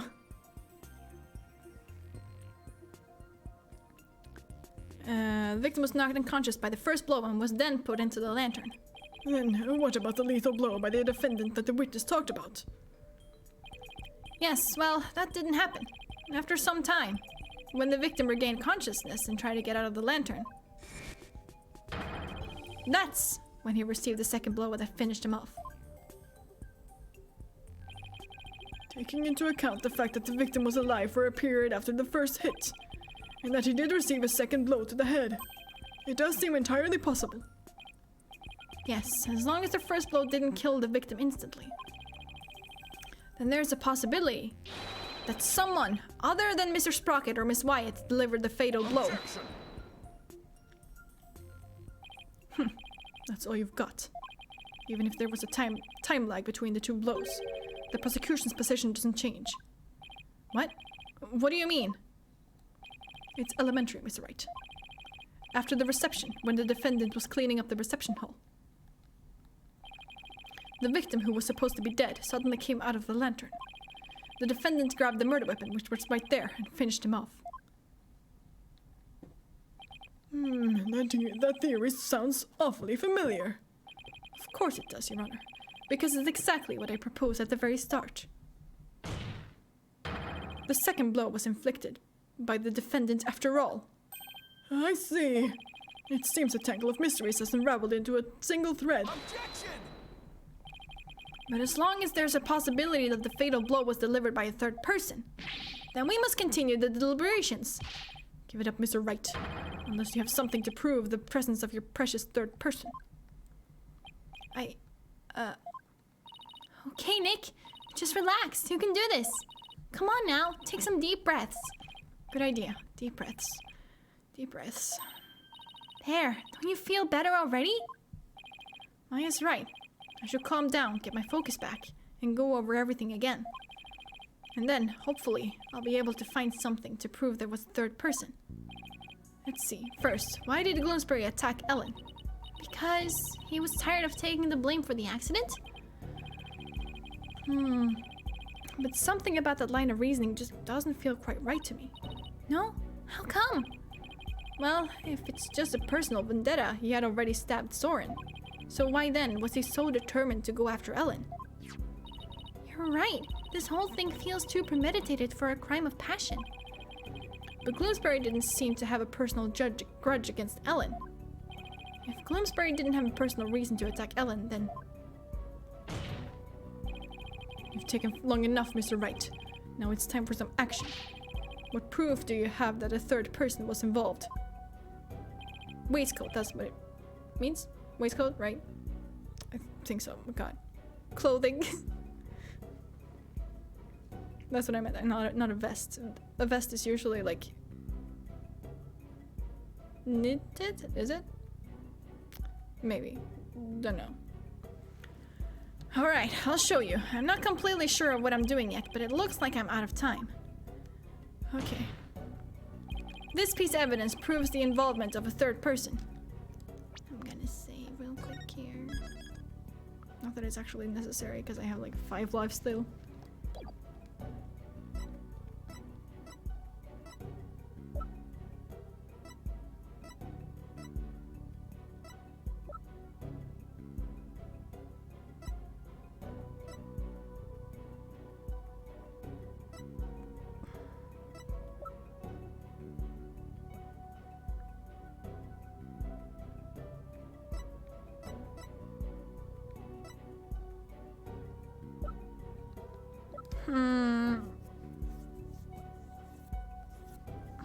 Involvement of a third person.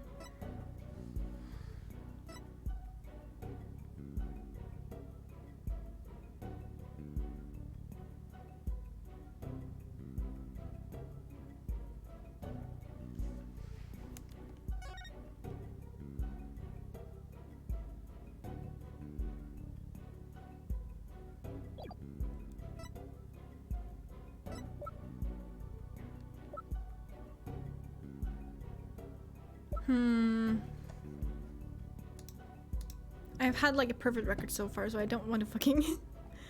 I don't want to fuck it up now.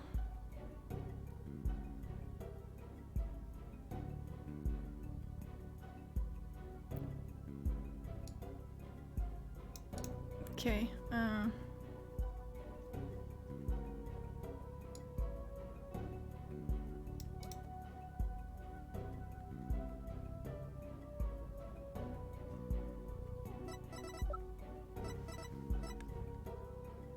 I already showed this, right?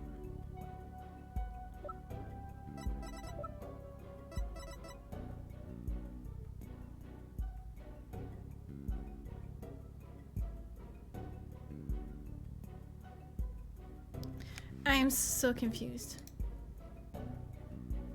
I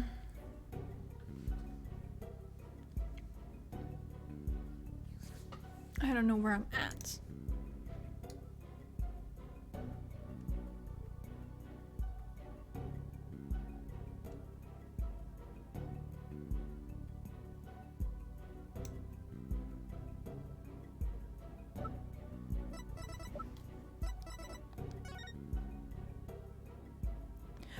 Oh yeah.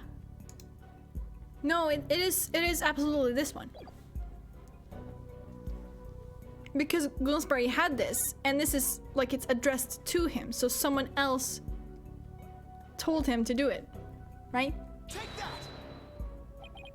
I get it now. Yes. Now I see why this note bothered me so much when I first saw it. Looks like a note outlining the murder plot. That note was apparently written by the victim. But why would he feel the need to write instructions to himself like this? Your Honor, please take a look at this note. Is this the victim's murder plan, right? It's definitely a murder plan, but what if Mr. Gloomsbury didn't write this note himself?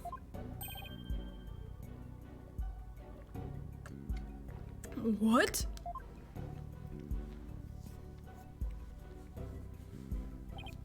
This is how you intend to conjure up your mysterious third party, Mr. Wright. Can you even prove that the note wasn't written by the victim? Yes, I can. Very well then, please present your evidence, Mr. Wright. Oh, that's right, because Maya was like, oh, this is like when someone right-handed like fucking smudges their writing, right? God, no, God, let me just... The writing is smudged as though written by a right-handed person. This, yes. This evidence proves the victim didn't write the note, because he held a candelabra with his left hand. This is the weapon Mr. Gloomsbury used to stab Mr. Sprocket. I was wondering what you'd pull out this time. Dare I ask what that could possibly have to do with the note? Mr. Gloomsbury's prints were found on this candelabra, and the prints were from his left hand. So, that makes the victim left-handed, correct? Exactly, Your Honor. The police looked into it too and confirmed as much. Now, take a look at the smudged writing in this note. Notice how the smudging only starts from the middle of each preceding line. Had this been written by a lefty, the writing would be smudged from the far left end. This means that whoever wrote this note was definitely right-handed. In other words, somebody other than the victim wrote this note. What? But if someone other than Mr. Bloomsbury wrote it, then what does this note mean? Mr. Gloomsbury followed this note to the letter when he attacked Miss Wyatt. So clearly, this note isn't the murder plan written by Mr. Gloomsbury, but rather, these are instructions to kill Miss Wyatt, issued by someone else. If it wasn't the victim who wrote these so-called instructions, then who wrote it? Most of the people involved are right-handed, you know. He is correct. The majority of the family and their employees who were on the airship are indeed right-handed. I must say that is a very rough and slipshod conjecture you've proposed. I admit I haven't figured out who wrote it just yet. Leave it to Mr. Edgeworth to go for the jugular. This culprit who ordered Gloomsbury to attack Ellen, what could their motive have been? It doesn't seem very likely Ellen did anything to incur anybody's wrath, right? Right, not too likely anyway. In that case, it has to be about Soren. If somebody were to hold a grudge against Soren, what would it be about? That accident, I guess. I could understand if Bloomsbury felt resentful about having to take the blame. But the one who lost the most to that accident was Soren's sister. She lost her life after all. Soren suffered too, of course. He was crushed by losing somebody so precious to him. Somebody precious, huh? Soren's sister. Wait, there's one more person. There's someone else who must hold a grudge against Soren. Did you figure something out? I think so. I think this somebody else used Gloomsbury to try to get revenge against Soren. You say somebody tried to get revenge against Mr. Sprocket, Mr. Wright. The person who manipulated and used Mr. Gloomsbury was Selena's fiancé. The person who used Mr. Gloomsbury to try and get revenge on Mr. Sprocket, and then finished Mr. Gloomsbury off to silence him, was a man dear to Mr. Sprocket's older sister, Selena Sprocket's fiancé. Not that I'm positive, not that I'm not positive, but it's certainly possible. This fiancé could have made Gloomsbury attack Ellen to get his revenge on Soren. What? Her fiancé?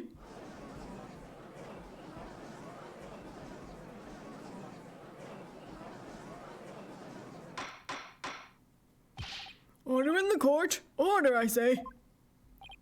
Yes, it does seem quite believable that Miss Selena Sprocket's fiancé would bear a grudge against Mr. Sprocket for his role in the accident. Exactly, Your Honor. Maybe her fiancé was trying to murder Miss Wyatt in order to make Mr. Sprocket experience the same pain he'd felt. Objection! Miss Sprocket's fiancé was a surgeon, if memory serves. But the only people who attended the reception were family and staff members. Now maybe, but then that just means that Miss Sprocket's fiancé must have been among those who attended. What? Really? Of course. Otherwise, how could he have killed Gloomsbury? Oh, I see what you're doing. This is just another giant bluff, isn't it? All right, I'll bite. Who exactly do you claim this fiancé to be? Yes, I would like to know as well. Are you sure you're gonna be okay, Nick? Maybe? When it comes to suspicious people, there's only one person on my list. I need to find something that connects him to Selena. This will help us identify Miss Sprocket's fiancé.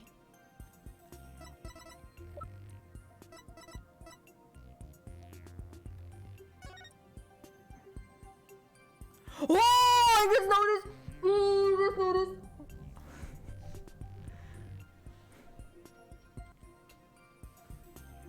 I just noticed.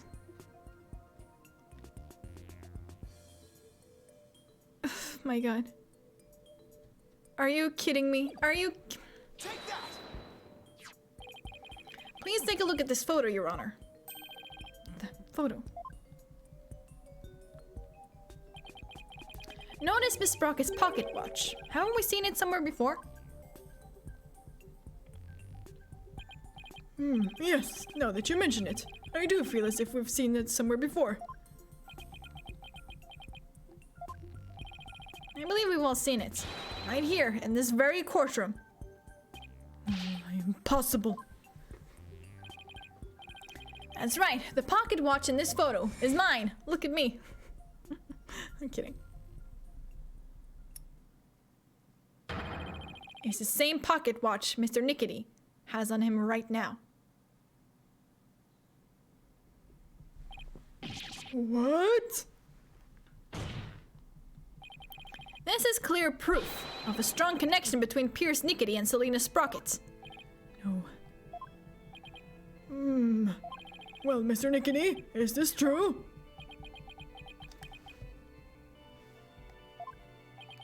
Mr. Nickety, you were once engaged to Selena Sprocket.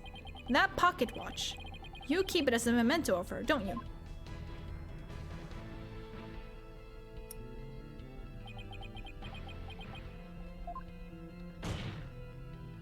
Mr. Nickety, you plan to rob Mr. Sprocket of his loved one, to make him feel the same pain as you. Isn't that right? But Mr. Sprocket managed to fight back and knocked Mr. Gloomsbury unconscious. You thought Mr. Gloomsbury was dead and hid his body in the lantern. But then you noticed Mr. Gloomsbury regain consciousness. And so, you finished him off to prevent your plan from being exposed. This is the defense's take on what really happened in this murder case. Mr. Wright, does this mean you wish to officially accuse this witness of the murder of Dumas Gloomsbury? Does the defense accuse Mr. Nickety of the murder? Accuse! The defense indicts Piers Nickety on the charge of murdering Dumas Gloomsbury. Oh my! Mr. Nickety, would you care to respond? Man, this lawyer just yaps on and on and on. As you guessed, this watch is a memento of Selena. It stopped working at the time of the accident, though. Then you really are.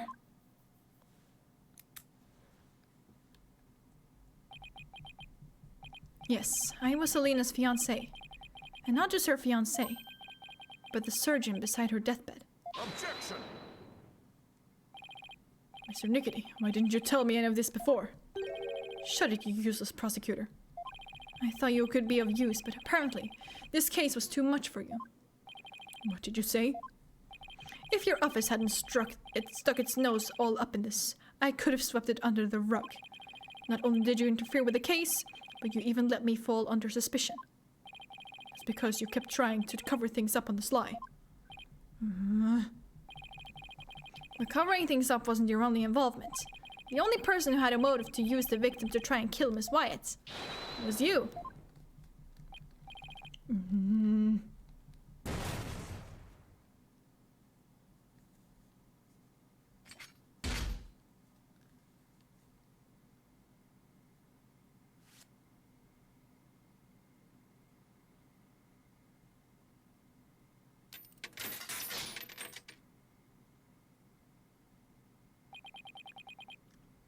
Malignant tumors. There are malignant tumors in this courtroom. Lesions oozing with false charges. The tumors are one idiotic lawyer and one useless prosecutor. After the truth is revealed, I'll have the both of you incised from the legal world.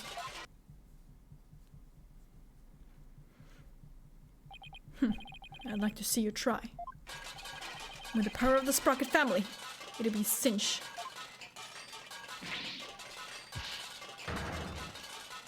What in the hell? We will now begin the operation. What in the world happened to Mr. Nickety? Looks like he's finally showing his true colors. Nick, look what he did to that shoulder mech. Quit your yapping before I suture your chatty lips shut. It's like he's a completely different person. Sure looks like it, huh? We can't let our guards down now. Mr. Nickety, it's finally time for you to testify. To the truth. It seems we're entering the final act at last. Witness, your testimony, please.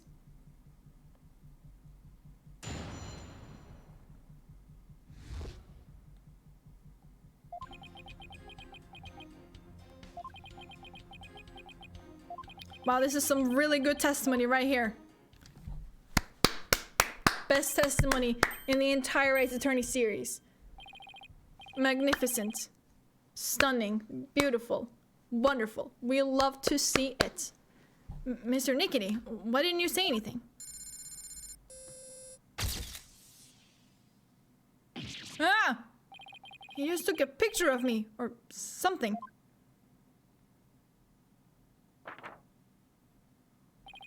You want me to just...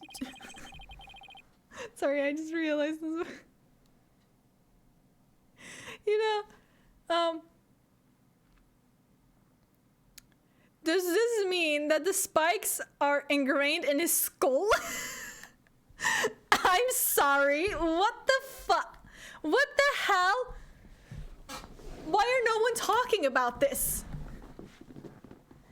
I can't tell if that's supposed to be his hair or if like that's his skull. I mean, it's supposed to be hair, obviously, but like, does hair show up on x-rays? I don't believe they do.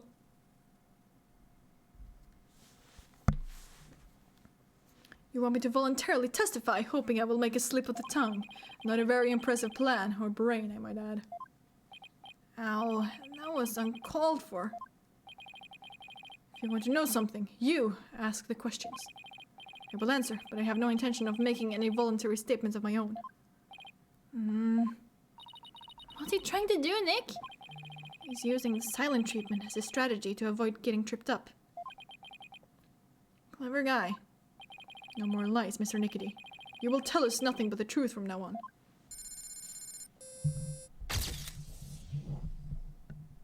Oh! What do you think you're doing?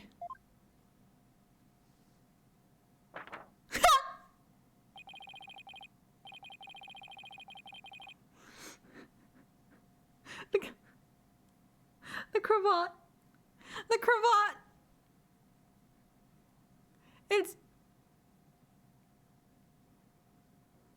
It's ingrained in his bone structure. This is really interesting. Why do no one talk about this? Ever. No one asked you to speak. Just keep quiet over there and play with your frills. How dare you? Well, this is a rather unconventional situation, but please proceed, Mr. Wright. Yes, Your Honor.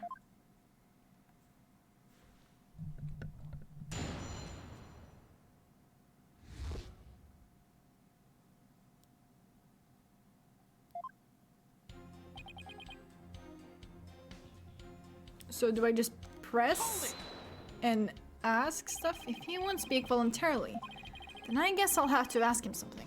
What question should I ask? Reason for killing Gloomsbury. Grudge against Soren. That's kind of... we know that already.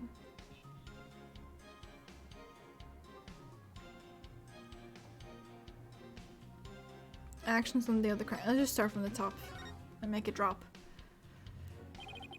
Isn't it true that when Mr. Gloomsbury regained consciousness inside the lantern, you murdered him in order to silence him? He was an excellent employee and very loyal to me. Gloomsbury was my right-hand man. I'd suffered the most from losing him. You really think I'd kill a guy like that? That would make sense only if you were innocent. But since your goal was revenge, you don't really have to care about something like that. But I am innocent, I tell you. Try to force your conjectures onto me. I guess without decisive evidence, I can't pursue this line of questioning any further.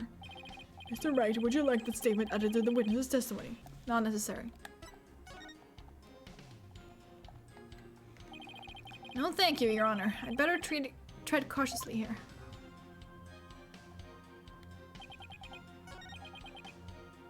Hold it! Grudge against Soren. You've been nursing a grudge against Mr. Sprocket over the loss of your fiancé. Isn't that right? I'd be lying if I said I felt no resentment whatsoever. But Master Soren didn't cause that accident on purpose. Master Soren himself has suffered greatly. But you quit being a surgeon and found a way to get even closer to Mr. Sprocket. Wasn't that so you could carry out your revenge on him? Don't insult me. Supporting Master Soren and Sprocket Aviation with my life's work is my penance for not being able to save Selena. This is how I honor her. I feel your devotion as both a fiancé and a surgeon. Your statement breaks my heart. I've never thought of exacting revenge on Master Soren. Never thought of it, huh? Guess I should probably take that with a pound of salt. Mr. Wright, would you like that statement added to the witness's testimony? Sure. Yes, please, Your Honor. I have to find an opening somehow.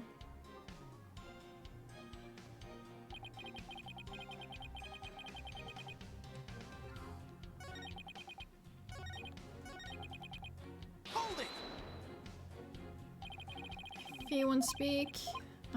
Actions on the day of the crime. On the day of the incident, you were constantly surrounded by your subordinates. Is that right? Absolutely. I was in someone's line of sight at all times. After all, I was busy taking care of every detail of the event. Mr. Edgeworth, I believe your investigation backs up my claim. I got statements that said groups of his subordinates worked with him in rotation. So he was always with someone.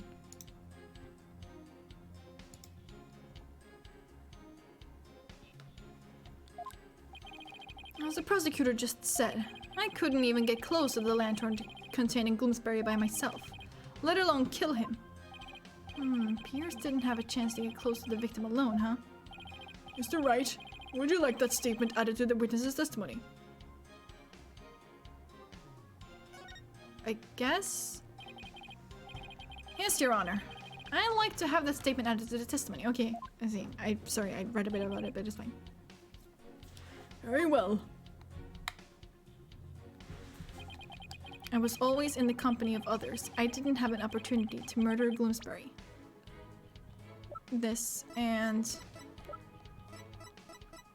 then is this. Apparently.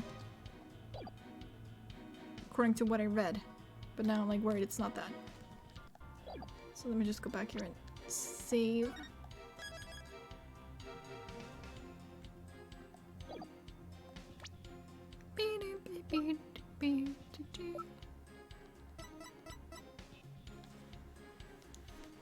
Objection! Mr. Nickety testifies that he was always with someone at the time of the incident, and never had a moment alone to commit the crime. Yes, and the police investigation backs that statement up, doesn't it? But there was an opportunity. In fact, one, and only one. A moment when Mr. Nickety could have noticed Mr. Gloomsbury without anyone... could have killed Mr. Gloomsbury without anyone noticing. What? And the one thing that made the moment possible is shown here in this photograph. With all those people watching, I couldn't have possibly committed murder. Do you believe him, Your Honor? This lawyer is a malignant tumor. He wants to infect this judicial body with... Mr. Nickety, I would ask that you keep quiet this time. We need to evaluate the defense's claim.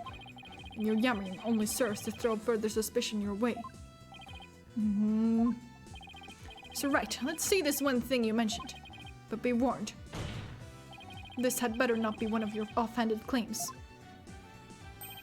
Who do you think you're talking to, Mr. Edgeworth?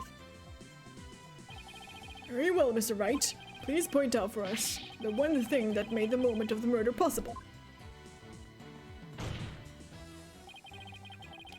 That one moment when it was possible for Mr. Nickety to kill Mr. Gloomsbury. The one thing that made it possible is this. Take that!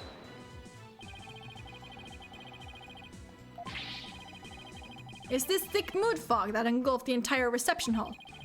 It is under the cover of this fog that Mr. Nickety murdered the victim. What?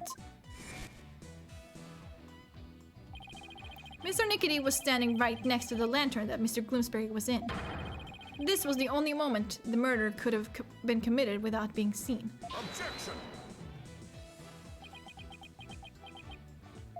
And I can accept that there was a moment when the witness was obscured from others by fog. But that doesn't prove Mr. Nickety killed the victim at that very moment. If you can't prove that the crime was committed during the reception, the trial ends here. I was so caught up in finding a foothold that I forgot to think that far ahead. Done, Mr. Edgeworth. It's time to call this trial's time of death. Well, Mr. Wright, can you prove the murder happened during the reception? Don't even bother. His claim is dead on arrival. Victory is within your grasp, prosecutor. Quiet, witness. I have no interest in victory.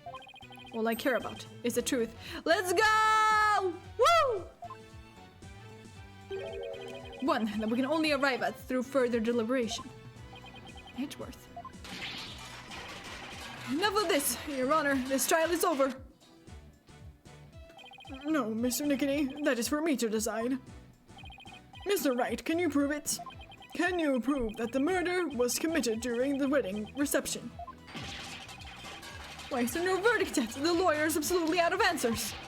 The prosecutor, the judge, they're all infected. Their malignant stupidity is so advanced, not even the best surgeons can save them. In fact, not even a brain transplant could cure them. This court is infected with idiocy. It's a pandemic. Objection! Well, the last part, you're not wrong, but... Mr. Nickety, that's enough already. Finally ready to give up, are you? No, just the opposite, actually. I'll prove the murder was committed during the reception. By you. You prove it? Can you really, Mr. Wright? Yes, I can, Your Honor. To be honest, I don't know exactly how I'll do it just yet. But if I want to get to the truth Edgeworth was talking about, I'll just have to find that way. Very well, Mr. Wright. Let's have your proof. Enough of this foolishness. He's just bluffing. Stop him from speaking, Your Honor. I will do nothing of the sort. You're just a district court judge. With the power of the Sprocket family, I'll... Enough of your foolishness, Mr. Nickety. This judicial body will not succumb to the influence of money or power. Get wrecked, bitch. Now then, let's hear it, Mr. Wright. Let's hear your truth. Think, Phoenix. Remember everything you've learned so far. All this is gonna be the fucking mind thing. I love that. You can do this. You can find the definitive evidence that will lead us to the truth. Yes, it is! Let's go! Alright. Think, Phoenix. How can I prove the murder took place during the wedding reception? If Pierce committed the murder during the reception, then he had to have used his shoulder mech, fixer-upper, the reception photo, the murder weapon. He must have used the murder weapon.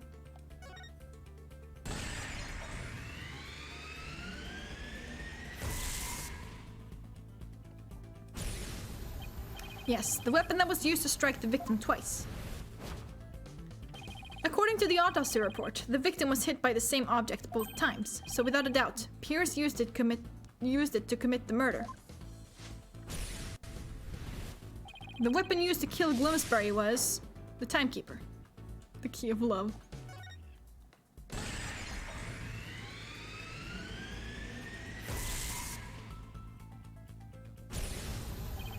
If Pierce struck the victim during that one single moment, then he must have used the timekeeper. Come to think of it, wasn't it also used for something else during the reception? During the reception, the timekeeper was also used for the first startup of love.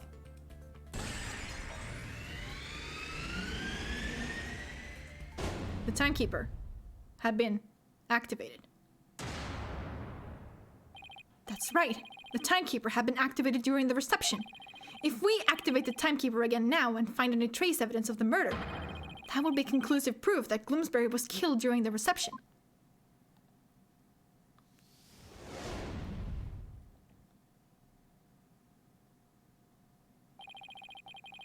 A special ceremony took place during the reception in question.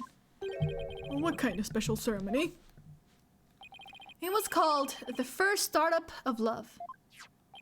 Apparently, the couple activated the timekeeper for the first time during it. Does that mean the timekeeper here in evidence isn't activated at the moment? And what would happen if we were to activate it? Why don't we see for ourselves? It would give us a chance to examine it. And while we're at it, we just might find some conclusive evidence.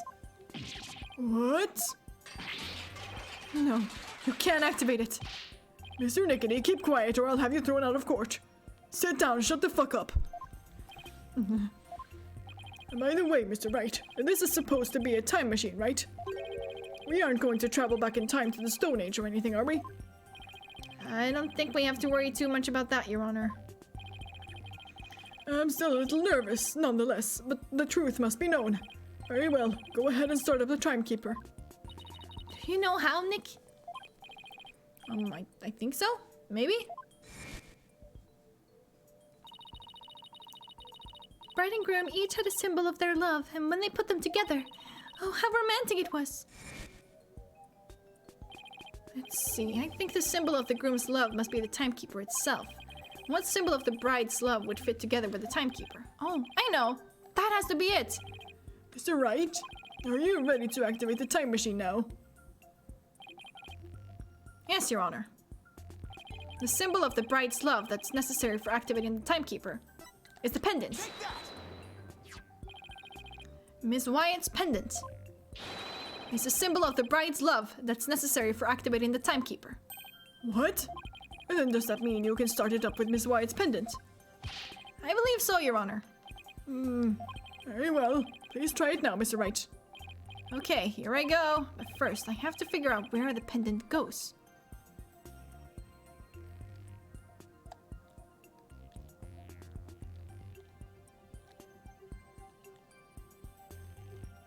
Wee! You spin me right around, baby, right around. I would say here.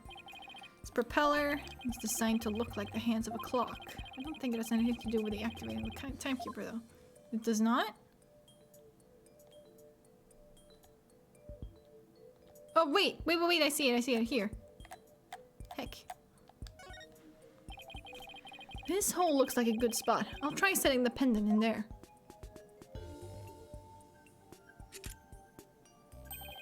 It fits! This must be the right spot. Now I have to find a place to insert the key.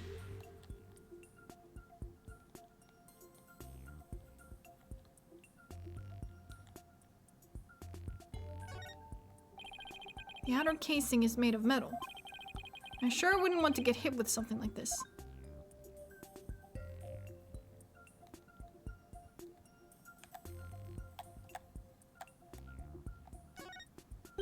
This hole in the middle of the pendant. Could this be it? There is a hole there? I couldn't really see.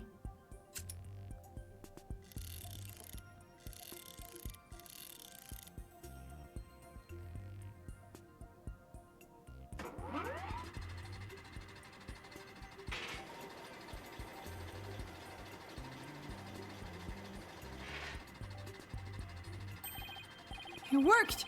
The timekeeper's been activated! That's so cute! I'm so upset it's broken. Now all I have to do is find proof that the crime was committed during the reception. I wonder. Could it possibly be the fucking bloodstain on top here? The bloodstain and the cracked glass? Gee, I wonder. I think I found it. Conclusive evidence that the murder was committed during the wedding reception.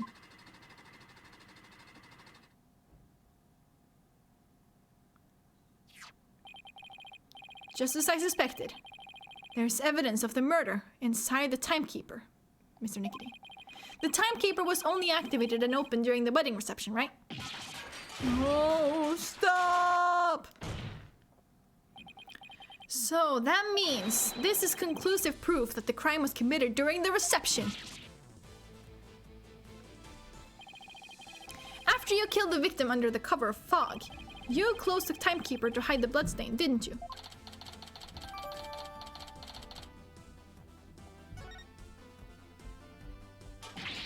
No, you're wrong. Ellen killed Gloomsbury. It wasn't me, I tell you. Objection! Give it up, Mr. Nickety. How could the defendant, who was in the middle of pledging her love, have possibly committed the murder with everyone watching her? It was the family. Yes, all the family members conspired together to kill him. There's no way you can talk your way out of this, Mr. Nickety. During the reception, during that one dreamlike moment, only one person could have used the timekeeper to beat the victim to death. And that one person was you, Pierce Nickety.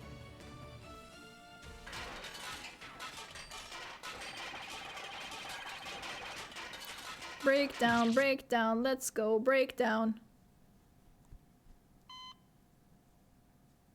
Is it flatlining? No. This isn't over yet. I won't give up. Oh no, I cut the artery. This stupid thing.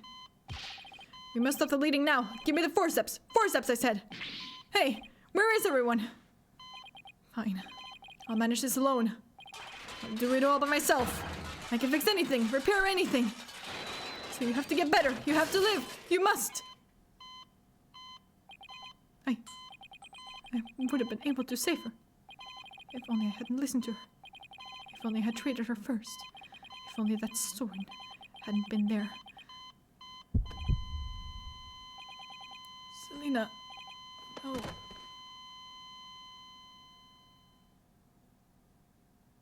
Holy shit, he fucking died.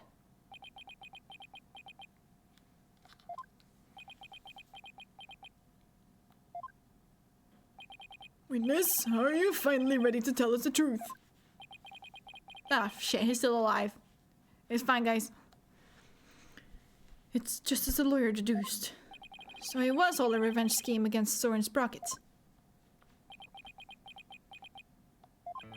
Do you have any idea how hard it is to lose someone you love right in front of you? Selena's condition was clearly more critical than Soren's, but in spite of that, she said, "Please help Soren." Miss Sprocket's last words. So that's what she really meant by those words. I was able to grant her wish, but at the price of her life. So you got a job with Sprocket Aviation and waited for your chance to get revenge.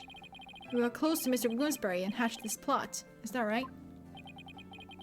Bloomsbury already bore a grudge against Soren. So when I tempted him, with an even better precision, he immediately took the bait. He was your accomplice, someone who shared the same goal as you. Why was it necessary for you to kill him? I didn't expect Soren to strike Bloomsbury out of the Vista deck.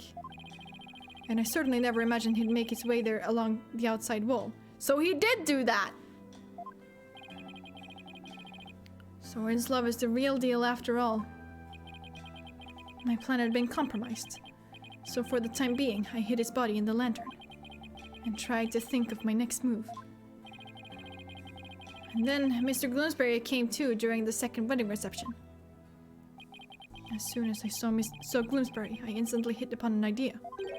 To pin the blame of Bloomsbury's murder on Ellen. You tried to break up the couple by making the bride out to be a murderer. How despicable. Soren was getting the company and a wedding. Both things that were supposed to be Selena's. He took every happiness from her. Who's the despicable one here? Do you think what you did would make her happy? I know it wouldn't, but I couldn't just stand by watching Soren enjoy his happiness. I was going to have Soren taste the same pain I had, and then take over Sprocket Aviation. I would take back from him all the happiness that was rightfully Selena's.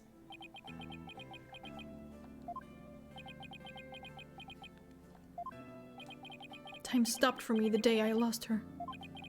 Just like this pocket watch of hers. Just like Soren?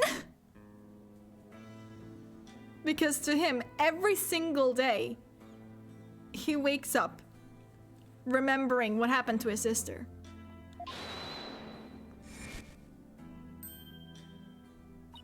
P.S. Miss Wyatt. I believe Selena would have said, "Leave this ill will behind. Your time is yours to live." It's too late for me. Time will never advance for me ever again. What? It can't be. Are you kidding me? I see now, Selena. What I did was wrong.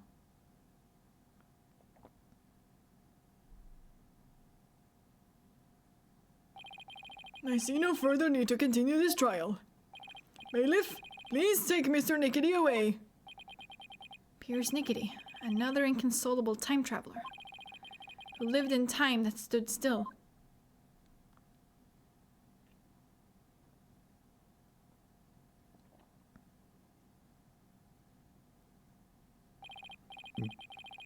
Now then, I must render my verdict regarding the defendant. Your mother. Before you give your ruling, would you please allow me a moment?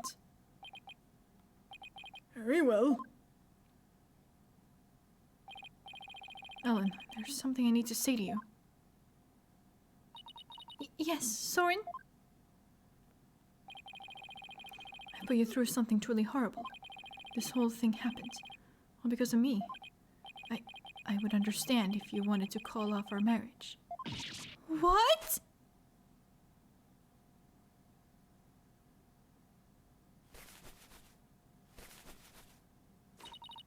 Of course not!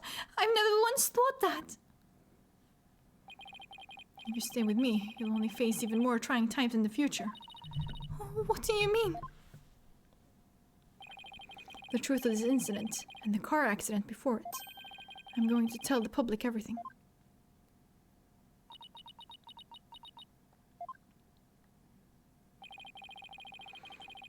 I expect the company's reputation will suffer, and I'll take a lot of criticism. But I feel I can only really start over once I get everything out in the open. Soren! After all that's happened, I might not have the right to ask you this, but, well, how should I say this? Maybe I'll just...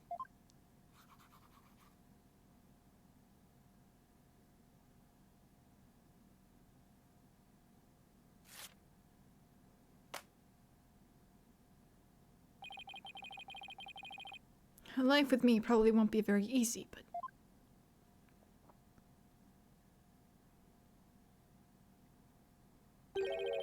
Will you marry me?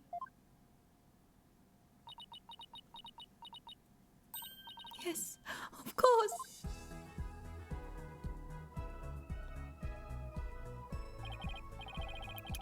Your Honor, thank you for this time. Please continue with your ruling. Very well, but first, I have one question. Do the two of you pledge your eternal love for each other to the goddess of justice, Themis? I do, Your Honor. I do.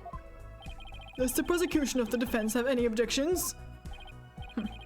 Well done, Your Honor. No objections here. The defense has no objections either, Your Honor. This court finds the defendant, Ellen Wyatt.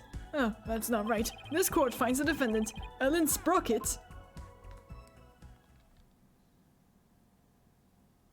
Not guilty! Yay! We did it, gang!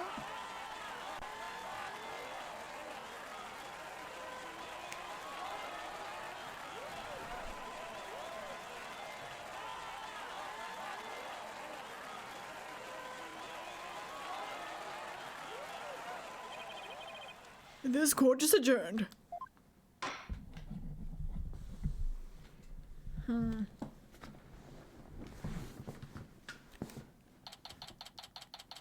Sorry, I'm thinking, I said that I was gonna do the Apollo Justice Asinine Attorney next stream, but I don't know, I feel like then I would have to like split up the streams because I want like the Ace Attorney streams to be like their own thing on YouTube, I mean, when I upload it to YouTube. So I think I'm just gonna do that after this.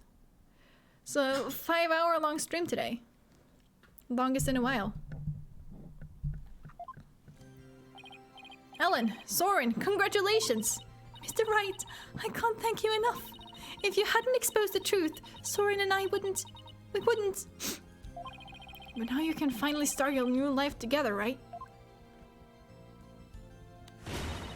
Thank you!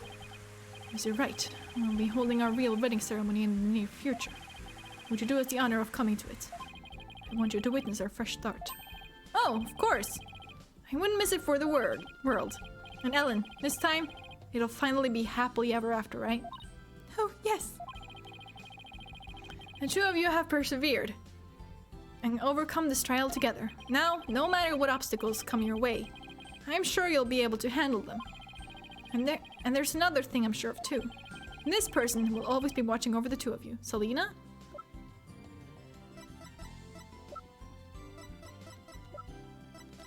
I don't want to get this wrong.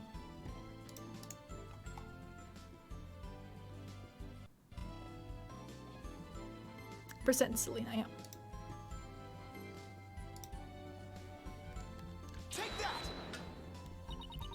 Selena, yes, I think you're right.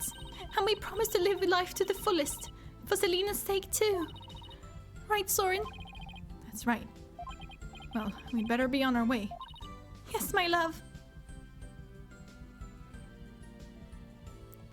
Oh no, that's cute, help me! Wow, the old threshold carry, huh? Way to show off. We'll be seeing you. Goodbye for now. I've been looking forward to that wedding. Hold on tight, Ellen. You better believe I will. I'm never letting you go. Oh hell yeah, let's fucking go! There they go. You're not thinking of going to that wedding all by yourself, are you, boss?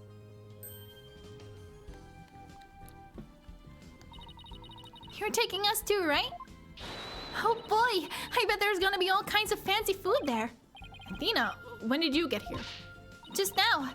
I would have been here to cheer you guys on earlier, but Truzy never gave me a chance to slip away. You're going to be in even bigger trouble with her later.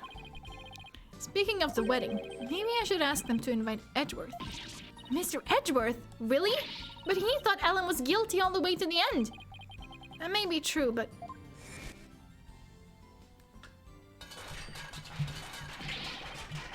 This claim is dead on arrival. Victory is within your grasp.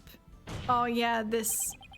Quiet. I have no interest in victory. All I care about is the truth. I'm gonna fucking cry. Help me. When we can only arrive at through further deliberation. Oh, this is so good. If he hadn't stood up for us when he did, the trial probably would have ended there. You mean Mr. Edgeworth gave us that chance? Maybe. Though, knowing him, I doubt he'd ever tell even if I asked. Well, if that's how you feel about it, Nick, then why not try to get him invited? Hey, Maya, have you ever tried to catch the bouquet? What? No. I never have either. Fighting over a bouquet that's been tossed by the bride. Talk about a fierce competition. I'm totally stoked. I'm not sure it's really supposed to be all that competitive. I'm a pretty good jumper, so I think I got a chance. She's definitely missing the point of the whole thing. And Larry, how did you manage to stay so quiet for so long? Shut up! Wishing the lady fell in love with every happiness is what a real man does. I'm pretty sure that relationship was over before it even began, Larry. Darn it all, if only I was 10 years younger, things would have gone differently. Hands of time, why won't you turn back for me?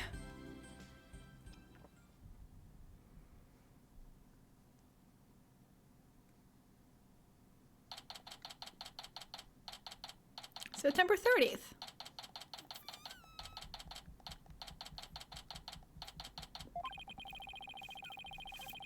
Today is Ellen and Soren's third wedding ceremony and reception. Third. I heard the bride and groom insisted it be on the Flying Chapel again. In the end, they were nice enough to invite me and Maya. And Athena kind of invited herself. They also invited Edgeworth, Emma, and even Larry.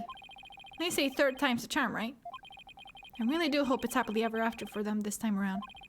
Still, I get the feeling it's going to be one rowdy party.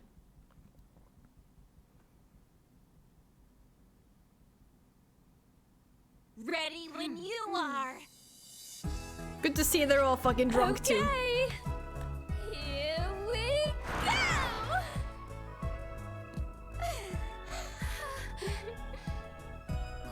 Huh? Oh.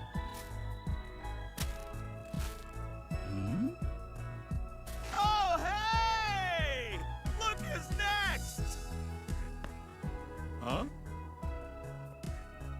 Deck him in the face, Edgeworth.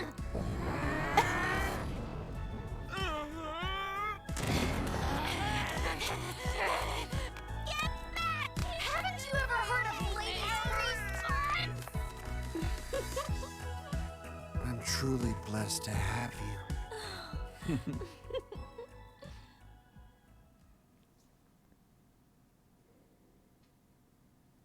And oh, I joined right at the end. Oh, you really did. Nice to see you, by the way. Thank you so much for being here. I'm not gonna end just yet, though. I figured I would do the Asinine Attorney, the Apollo Asinine Attorney, actually.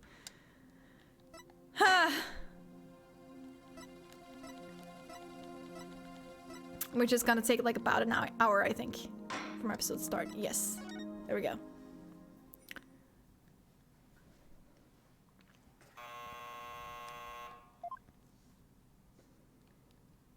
Welcome to Ace Attorney Theater. Today, we have a crazy courtroom drama like no other. It's a tale that could have happened sometime, somewhere, but certainly not in our world. How does it differ from our usual crazy trials, you ask? I'm afraid I don't know. All I do know is I don't take this too seriously. Just relax and enjoy the ride. Now, it's Asinine Attorney time. And if the first one is anything to go by, then this is a lot. I'm Apollo Justice, attorney at law, but today I'll be taking on some work of a different nature. It's something Mr. Wright asked me to do for him while he's away overseas. There's going to be a special event down at the courthouse, Apollo. We'll be reenacting courtroom trials and holding briefings on the judicial system. The Princess of Khura'in has decided that she wants to go and observe the proceedings. But since I'm not over there, I'm kind of hoping you'd show her around. What a way to spend my day off, playing royal babysitter to the Princess of Khura'in.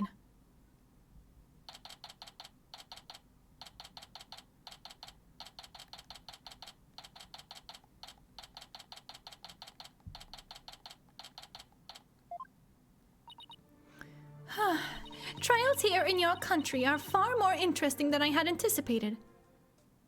You've never seen this before? I don't remember much from it. I just remember Raifa and that it's Apollo Justice. And one other character. That's about all I remember. The reams of evidence, gavel pounding, finger pointing, and those shouts from the gallery. I'm absolutely exhausted. Your courtrooms are more akin to sports arenas. Back in Khura'in, trials are more solemn affairs centered upon the divination seance. That's because there are no lawyers, which is a separate problem of its own, really. This is Raifa, Princess of Khura'in, and Royal Priestess in charge of the divination seance. I'm glad she's interested in our trials, but when I heard a princess would be visiting, I imagined she'd be as gentle and kind as your benevolence suggests, but in reality... Ed, Hornhead, have you heard even a word I have uttered? I was saying, there is much to like about your spectator sport-like trials. But there wasn't anything even remotely sports-like in that last trial. Now then, where shall we go next? I was presented with a host of sightseeing brochures at the airport, but I have grown tired of carrying them about. Here, you hold these, Hornhead. Ninetales Vale Guidebook. Is that it? Oh, Penrose Theater Flyer. I see. Space Center pamphlet. Cool. We love to see it. But your benevolence, I thought you were returning home tonight. Oh, I had all but forgotten. I will extend my stay one more day so that you may take me to visit all these locations. I'm afraid one day won't be enough to see all of them. In that case, there is one place I simply must see. When I saw it on TV some time ago, I thought, what a wonderful place it would be to visit. Unfortunately, its name eludes me. My sincerest apologies, Your Benevolence, but I have work waiting for me at the office. Enough! I am the Crown Princess, and I am gracing you with an extra day in your country. Do you truly believe a lowly lawyer such as yourself has the right to refuse me? I wasn't so lowly when I saved your crying, blubbering self from being lost. Sounds like quite the pickle you're in there. Yeah, Herr Forehead? I'd recognize the glimmerous voice anywhere. There he is! This is Clavier Gavin. Don't let his looks fool you. He's actually a prosecutor. He was also the lead singer of a famous rock band. Well, until they broke up, that is. You're still here? I thought you'd already left. 9. How am I to escort this lovely little lady to her plane if I had? Oh, right. We were supposed to work together today to take care of Raifa. Khura'in's Minister of Justice had personally requested that he show her around. Clavier, yes! And let me guess, since it's official business, you're getting paid. Unlike me, I can't catch a break. You're thinking out loud here, forehead. Here, let me buy you dinner to make up for it. Oh, thanks, but I think I'll pass. Your loss. So, princess, you wish to stay on an extra day for some sightseeing, yeah? Well, you'll need your justice minister's approval for the change of itinerary first. Fine, then go contact him at once. I do not like to be kept waiting. Huh. It would seem that at least you know how to treat royalty, Drillhead. Drillhead. Hey, there's no need to look straight at me when you say that, you know.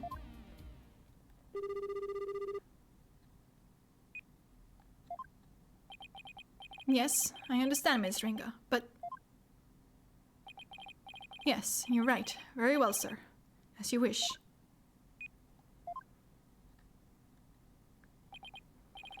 I'm afraid he wouldn't authorize your little sightseeing adventure, Princess. He wants you back in Khura'in so you can perform your judicial duties.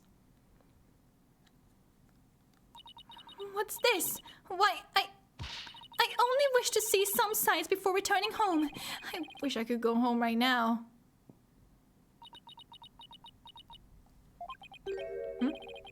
Why'd you go quiet all of a sudden? Fine. A princess must do what a princess must do. Come along, you two. Wait, your benevolence, come back!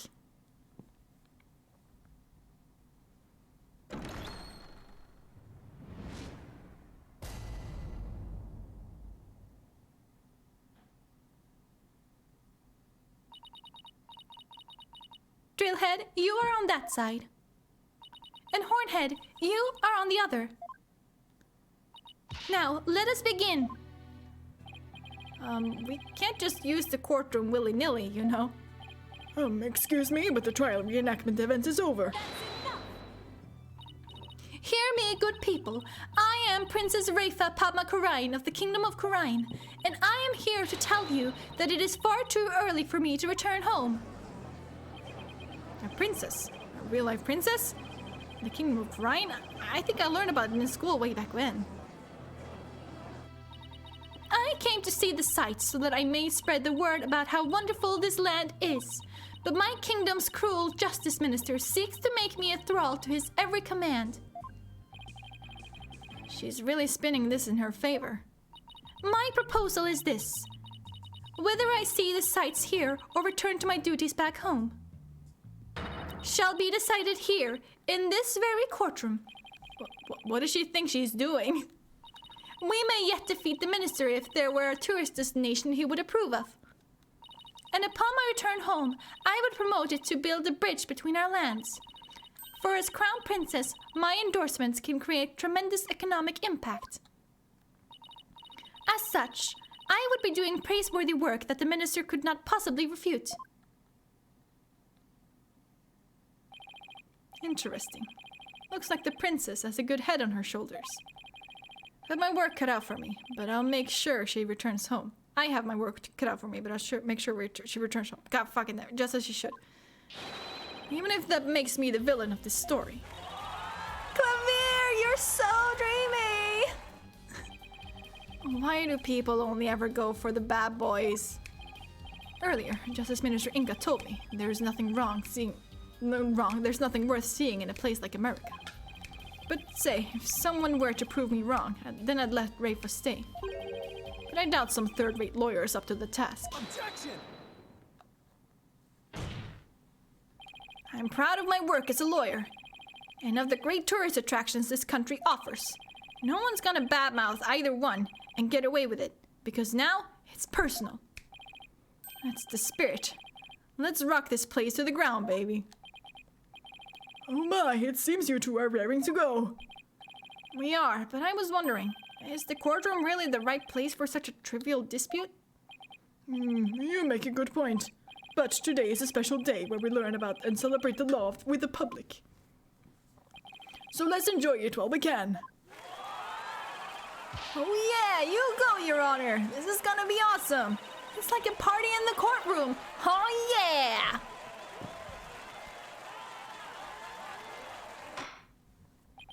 Now then, to keep things as authentic as possible, let's start with opening statements. You got it, Your Honor. Let's rock.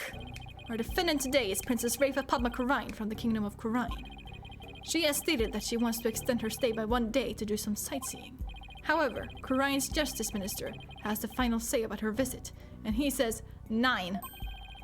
It seems the princess is needed back home, ASAP, to perform her courtroom duties. At first blush, this appears to be a case of a spoiled princess. Mr. Justice, you're uncharacteristically quiet today. Ordinarily, I'd expect you to say something along the lines of objection, and then insist that you had the right to cross-examine whoever was on the stand. Oh, no, it's just she is a spoiled princess in every sense of the word, so what can I say? Still, I should probably try to get some sort of testimony out of Princess Rafa. Wasn't there some touristy place she wanted to go see?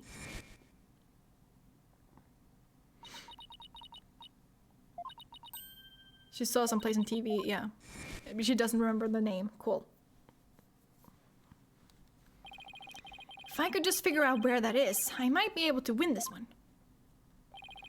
The defense requests that Her Benevolence Princess Rafa testify. Please tell this court about your dream destination. Disney World! I saw it on TV some time ago. It has a uniquely Japanese building with a many-tailed creature in front.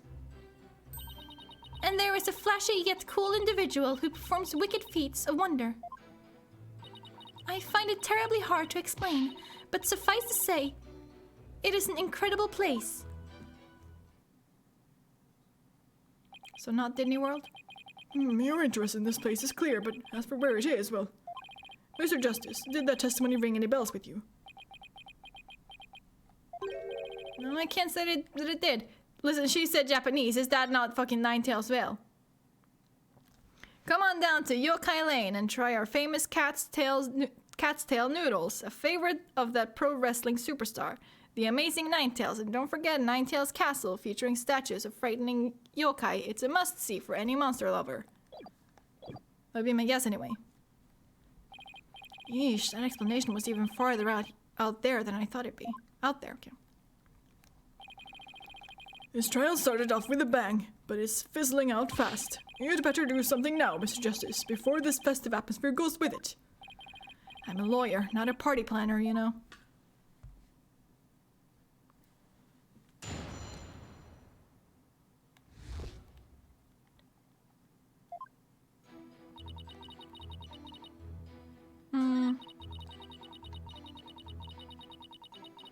Hold it! Let's press. There is a many-tailed creature there. Yes, I distinctly recall that there was a creature with multiple tails. The tails were white and thin, and protruded from its posterior. A creature with multiple tails. I wonder, could Rafa's dream destination actually be...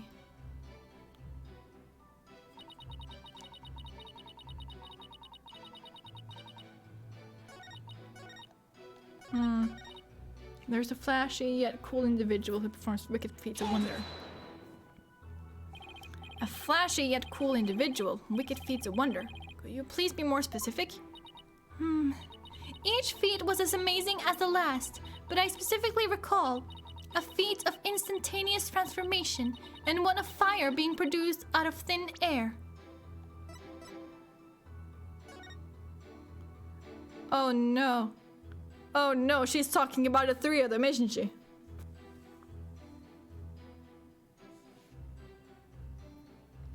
Prepare yourself for a wicked show of magic and mystery starring the one and only heir of the famous True Gramarye, Trucy Wright. Trucy and her friends are putting their noses to the grindstone every day to prepare the best show on earth, so come check them out this week.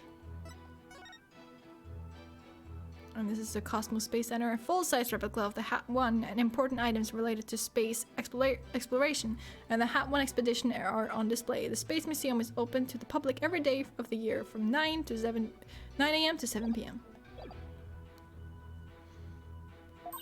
Oh, and then there was the feat of levitation. I'm well acquainted with someone who's really good at stuff like that. I wonder if Rafa's dream destination is actually...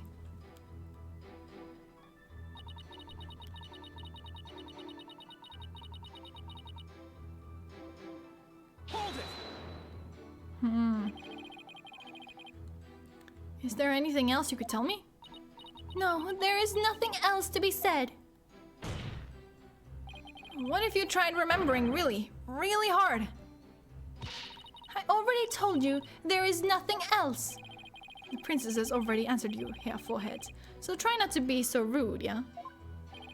Easy for you to say. I got next to nothing to go on. Well, that didn't help. I can't make heads or tails of it. I wonder if she's thinking about more than one place. That's it. She might be mixing a bunch of different places up. Let's see if presenting some tourist spots to her various statements can help me here.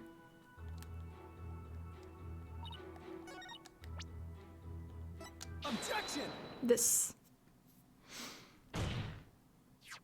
Take a look at this. Is that a guidebook? Yep. It's for Ninetales Vale, an old village with a distinctly Japanese ambiance. Oh, a Japanese-style village in America. We are a country of immigrants after all. The village has a legend about a nine-tailed fox. A nine-tailed fox?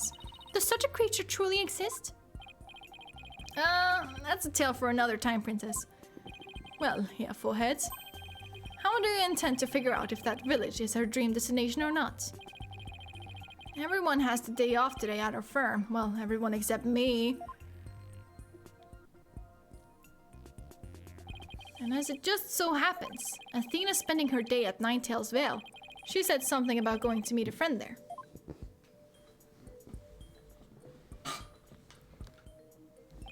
We can video chat with her by phone and have her take us around the village. Then maybe we'll find something that jogs her benevolence's memory. Nice thinking, Hornhead. It seems you are not as big of a lame brain as I thought. Now, let us waste no more time, for the very future of our two countries lies in the balance.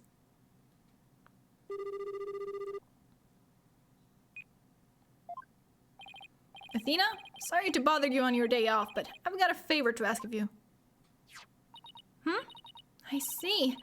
Sounds like yet another classic Apollo jam. All right, you can count on me. Oh, and I wanted to say hello to everyone there in court today. Athena Sykes here. I'm a lawyer at the Write Anything agency. Nice to meet you. Athena? Who are you talking to? All right, I haven't introduced you. This is my friend Jinxie Tenma. She lives in this village and is an expert on yokai, or Japanese spirits and demons. Say hi to everyone in this video chat, Jinxie. Video chat? Yeah, look, that's Apollo there. You remember him, right? Thank you for everything you did for me. No problem, Jinxie. I just remember you kept thinking I was a red demon the whole trial.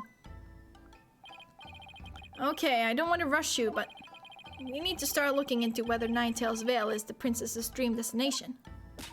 You got it. The Sykes division of Write Anything agency is on the case. And while we're at it, we can show everyone what a fun place this is to visit. Let's do this. Let's do this.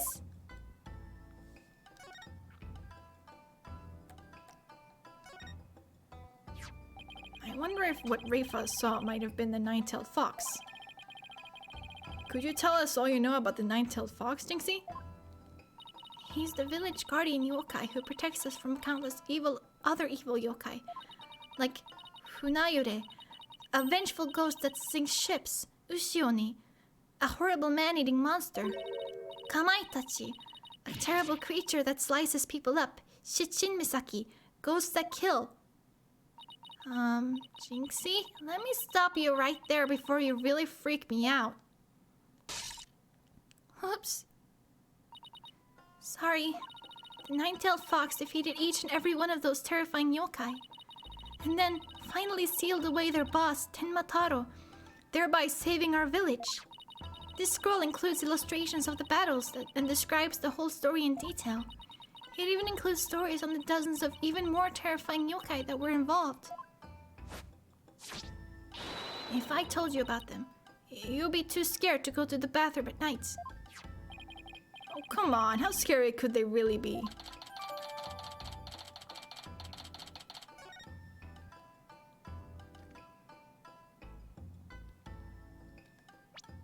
Can I like read what she said again?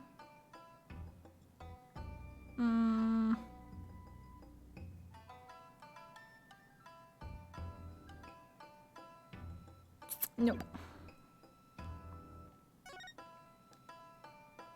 This shop serves cat's tail noodles, a local specialty in Ninetales Vale. If it's a local favorite, it could have been on the show Rafa saw. Why is it called cat's tail noodles anyway? It's simple, because the noodles look like the tail of a cat. They come in a bowl of broth that includes scary-looking cat-shaped fish cakes. Whoa, now this! I have to try!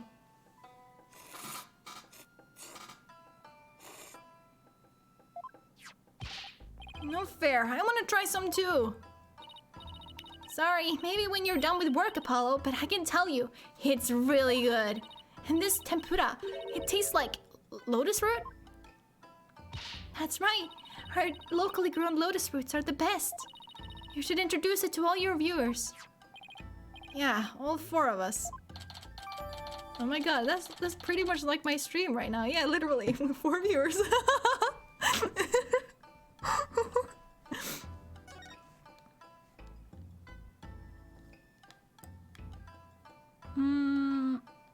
What else can we... Oh, the spider.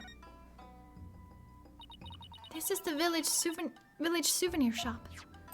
Oh, maybe this souvenir store is what Rafa saw on TV. What's the hottest selling souvenir in your village, Jinxie? Right now, these warding charms are flying off the shelves. It is said that a lawyer once stuck one of these on his forehead, which enabled him to snatch victory from the jaws of defeat. Wait, is she talking about me? Here, this one's on the house. Sacre bleu! You didn't need to stick it to my phone. Somehow we got it in the courthouse. Cool. And that's the way it is. Ninetales Vale is a fabulous tourist destination, replete with monstrous yokai. This has been Athena Sykes, signing off.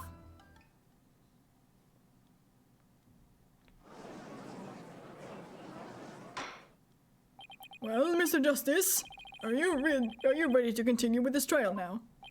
Rafa said she saw a creature with multiple tails on TV. If I show her the 9-tailed fox and she recognizes it, then I should be able to prove that it's Ninetales Vale that she wants to visit. Please don't keep us waiting. Show us a piece of evidence proving where her benevolence wants to visit. This scroll of the legends show what the 9-tailed fox looks like. Your benevolence, would you please take a good look at it? Isn't this the many-tailed creature you mentioned seeing at your dream destination? Don't say no, don't say no, don't say no. Are you all right, young lady? Are you not feeling well? They're all so hideous. And what is that caught in the fangs of this last one? That's not it. She's the crown princess of kingdom, yeah, forehead. So show her a little more respect. Only an Ibakreep like you would enjoy scaring her with such abominable creatures. I can't say that I approve of what you just did, Mr. Justice. And thanks I get for just doing my job. Well, it seems the defense believes he has the answer. Does his choice of Ninetales Vale meet your approval, your benevolence? Of course it does not. I would never want to see such terrifying monsters. Now I will never be able to go to the royal restroom alone at night, ever again. Just call my name and I'll be there to escort you, milady. He did not just call her milady. Oh my god, shut up. Quiet, drillhead. Yeah, me too, Rafa. Me too. The creature I saw was definitely not as terrifying as that. This is a classic case of defeating one's own purpose. Mr. Justice is somewhat of an expert. No! It was so hard just getting this far. I'm afraid the princess will have to cancel her travel plans and return home. Objection! Not so fast. We still got a little time. Your benevolence, you would still like to visit your dream destination if you can. Correct? Well, of course I would. Perhaps I should testify once more. We still have a shot at winning this thing.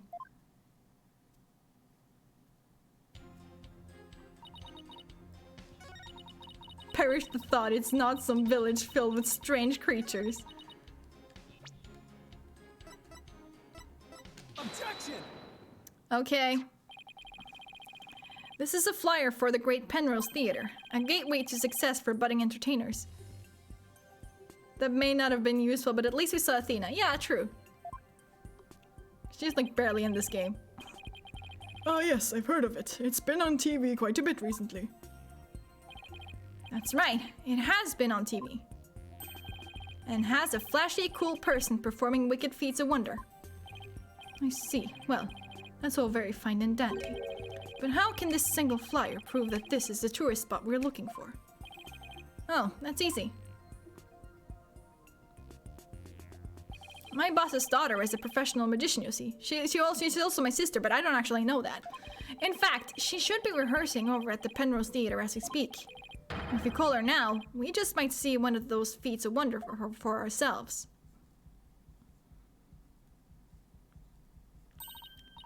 Truly? Then perhaps I might finally be able to visit my dream destination. Well, what are we waiting for? Bailiff, bring the digital communication equipment at once. But it's my job to order the bailiff around.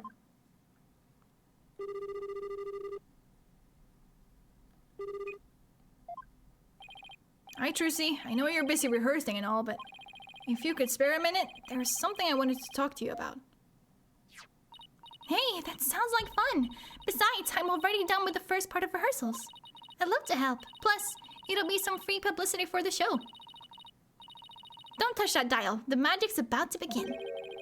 It's just a video chat, not live TV. Greetings to my viewers there in the courtroom. Can everybody hear me? It's me, magical girl Trucy Wright at your service. Welcome to my special backstage tour of the Penrose Theater. I'd like to thank you all for coming to see me today. I sure hope she remembers to keep this special backstage tour short. Unfortunately, the stage is currently being used for rehearsals. So let's head on outside to the front of the theater, where we won't get in the way. 3, 2, 1. Ta-da! And there you have it. My magic has safely teleported us outside. Whoa! If you see anything that interests you, Apollo, just say the word and I check it out. Okay, thanks, Trucy. You're a lifesaver. The guy with the fucking corgi is still there.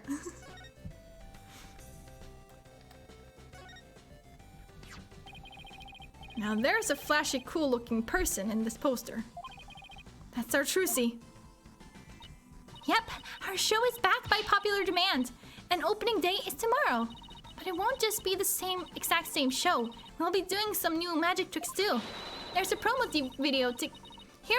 video to give you a little taste of what's in store. If you like it and want to see more, make sure to come on down to the show.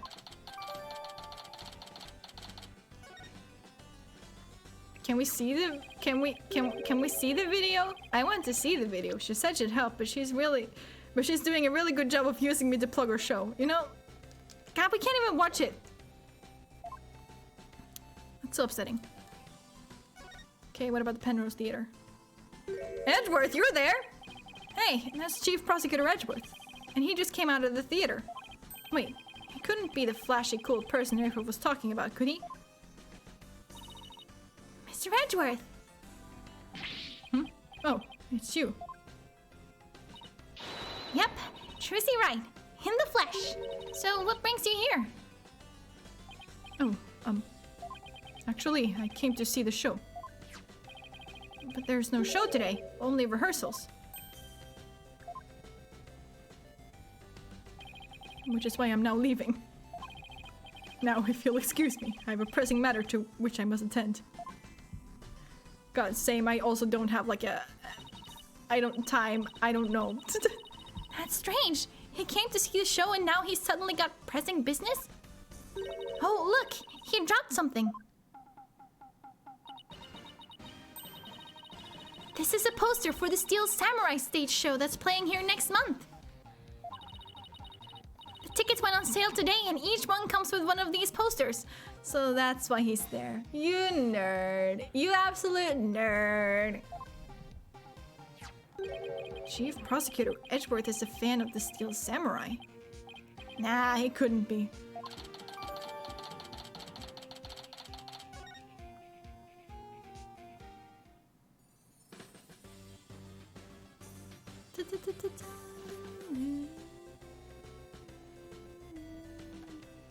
The dog with the corgi. He's really transfixed by the poster. Maybe he's a theater regular. If he's a regular theater goer, it's possible he knows about the so-called feats of wonder. Okay, I'll ask. Excuse me, sorry to bother you, but I was wondering, do you come to see the shows at the Penrose Theater often? Sure, all the time. Ah, you're Trucy right. I'm a huge fan of yours. Wow, thanks! Would you mind telling me which trick you think is the best so far? The best trick so far? I'd say it would have to be your amazing Mr. Hat trick. The way he moves around the stage as if he were alive. It never fails to amaze me. Oh, stop! You're embarrassing me! But I'm happy to say he will be a big part of my performance tomorrow. So to all of you, Mr. Hat fans out there, this is one show you won't want to miss. I really can't help but feel she's just using me to plug the show right now.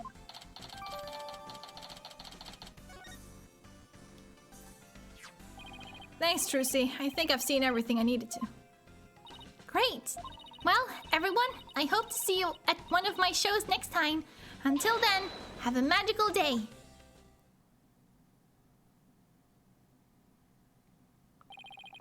Well, Mr. Justice, did you find any clues that might help your case?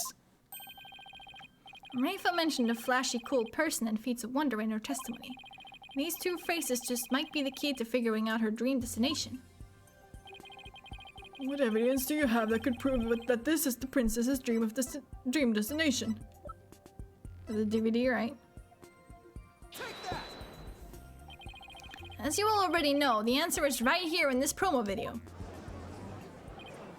Yes, I was hoping we'd get to watch that. Alright, it's Trucy time. She may be small, but she's got a big heart. So, is the princess's dream destination a magic show? Even if it's not the exact same show, the promo video just might jog her memory. Yeah, I'd say it's worth a try, Your Honor. Truth be told, I'm itching to see what the new show is all about. Indeed, I too can hardly wait to think I may finally be able to go there. Very well. Bailiff, please start the video if you would. Do we get to watch it? Or do we get a black screen? We get a black screen, don't we? We do. Fuck! Oh my god, that's so annoying. Oh my, I thought that young lady was about to transform. But she was sawed in half instead. Look at those flames coming out of nowhere. This art rocks. God, is this the way of the developers to tell us that we don't care enough, or the budget didn't stretch enough? Though I can't say I'm the biggest fan of watching stuff burn. Well, I wonder why. I'm just floating through the air. No, wait, it's a sword trick next. This is probably too terrifying for Rafa, isn't it? Well, look how many swords they stabbed in there. That's unbelievable.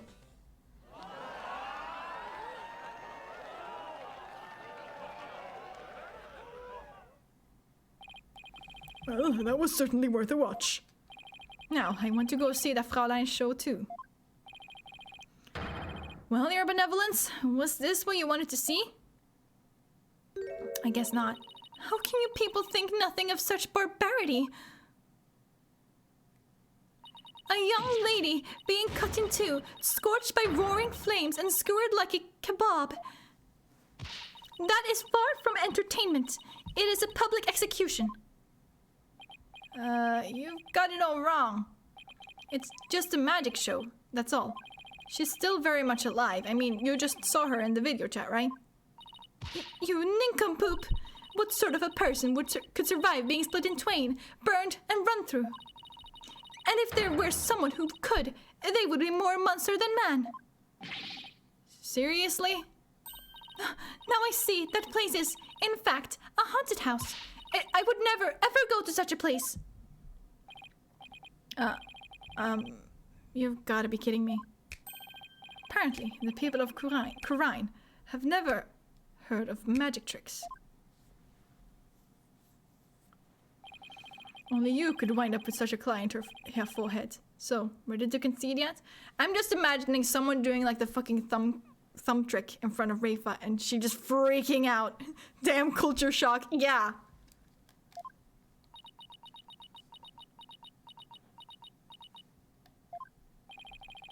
This is a disaster. It doesn't look like Rafa wants to visit either of the places I mentioned. But they're both really great tourist spots. Why is this happening? Although this is only a mock trial, Mr. Justice, as the presiding judge, it is my duty to render a verdict. And as it seems both of your suggestions failed to please the princess. The courtroom can be a cruel place, yeah? Now if you please, Your Honor.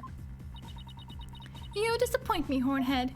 I no longer wish to see the sights of your country, and it is all your fault. The princess has made her feelings on the matter quite clear.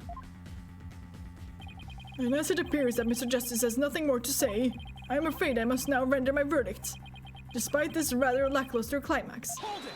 Thank you. I got really scared. I was like, no, wait, no. Do I have to do it all again? Please, wait, there's still one more possibility. At least I hope there is. Think, Apollo, think. I saw it in TV. It has a uniquely Japanese building with a many-tailed creature in front. And there is a flashy yet cool individual who performs wicked feats of wonder. I find it terribly hard to explain, but suffice to say, it is an incredible place.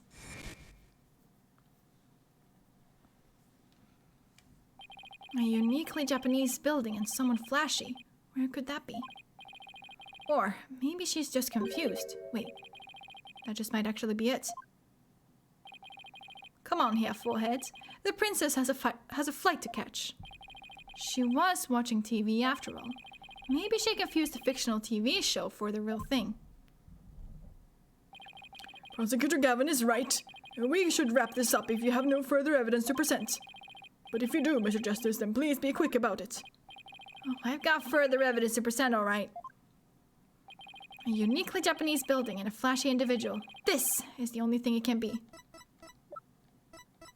The Steel Samurai. I believe I'm onto something here. Recall, if you would, what her benevolence said she saw on TV.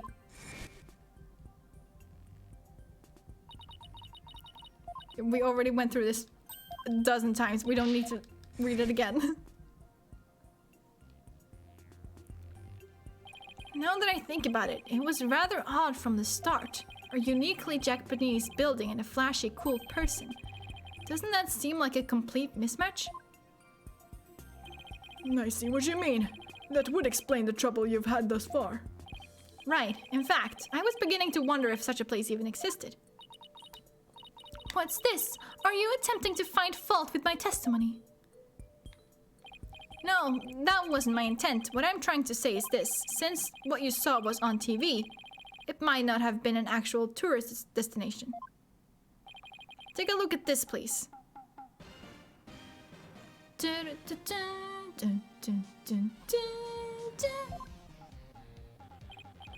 Why, is that a poster? Yes, it's for the action hero show, The Steel Samurai, Warrior of New Old Tokyo. If you're trying to spice up this mock trial with that poster, I'm afraid. No, Your Honor. This is a key piece of evidence. Your benevolence, would you please take a good look at this? Do you recall ever seeing this character in this building? That's... I believe the uniquely Japanese building you mentioned is this castle. And the Steel Samurai is the flashy, cool individual who performs feats of wonder. He also has white ropes trailing behind him. I believe you might have mistaken them for tails. And the transformation, the fire out of thin air, and the levitation you saw, they were all special effects. Why, I believe that makes perfect sense. And that expressionless face, and that head crowned with top knot, and that castle made in an architectural style unique to Japan. There can be no doubt, Hornhead. This is what I saw on TV.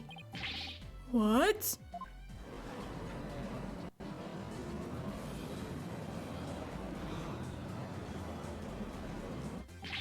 Well, this certainly is a surprise.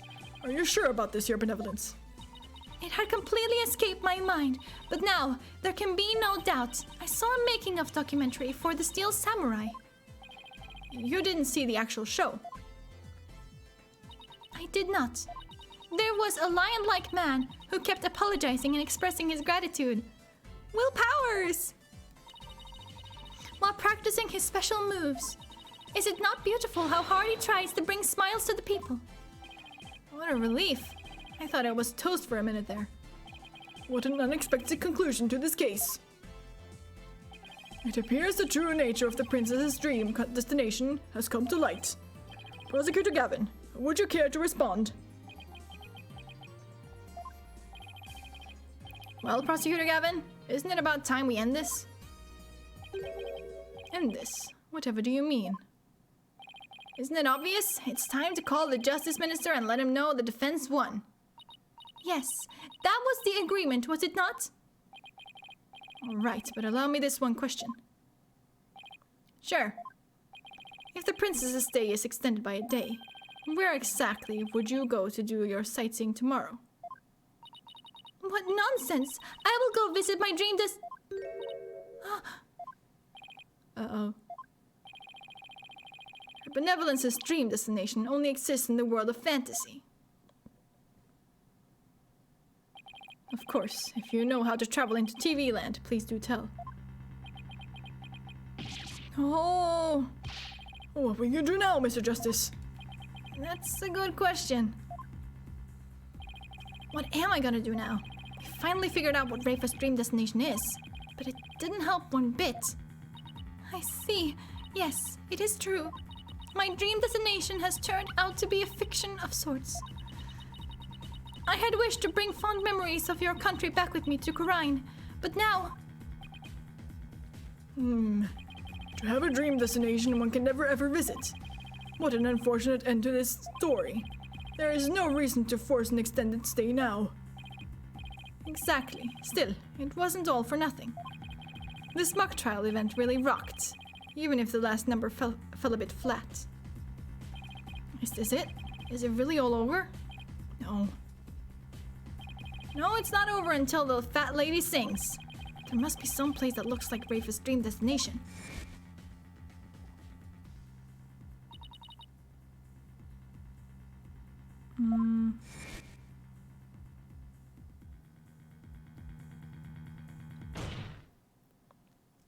This place looks just like Rafa's dream destination.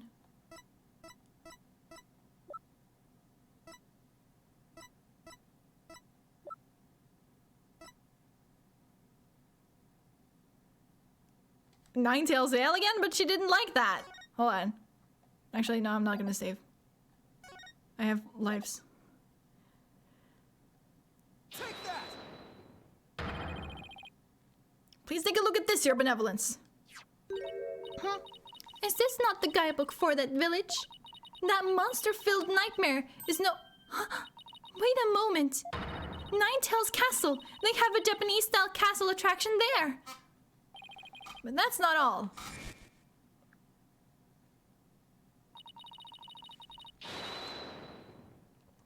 Isn't that beautiful how hard he tries to bring smiles to people?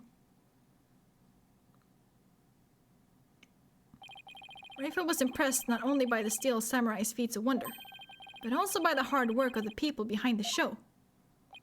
I just know I have something that speaks to the dedication required for a show. Take that! Just gonna say like all three of them. Please take a look at this, Your Benevolence. This is about that dreadful show we saw a promo video for, isn't it? They are putting their noses to the grindstone every day to prepare the best show on Earth. Come to think of it, the dance of devotion was a difficult feat to master. I had to practice hard, day after day, 40 hours every day, ever since I was little.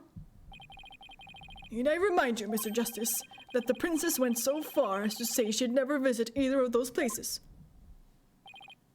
I know, and I'm not trying to recommend them all over again. After all, they aren't the only places where you can see such things in action. There are lots of hard-working people all across this country. So there will always be fun sights to see and great hospitality no matter where you go. The noodles here are to die for, and the people are so kind. This village is the best. The noodles are made by hand from locally sourced ingredients. They're so good, I come here to eat them just about every day. The verdict's in. The noodles are the best. The air here is so clean and the water so fresh. I'm going to eat my way through this entire village. Let's do this. No, please don't, Athena.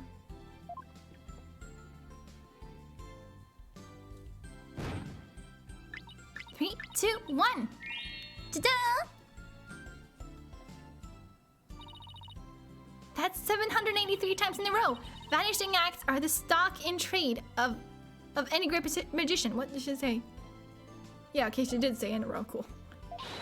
I'm aiming for a perfect 1,000 in my Magic Panties vanishing drill. Failure is not an option.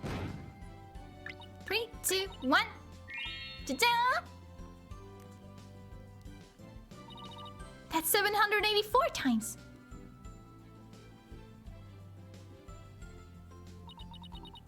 Wonderful. How truly wonderful.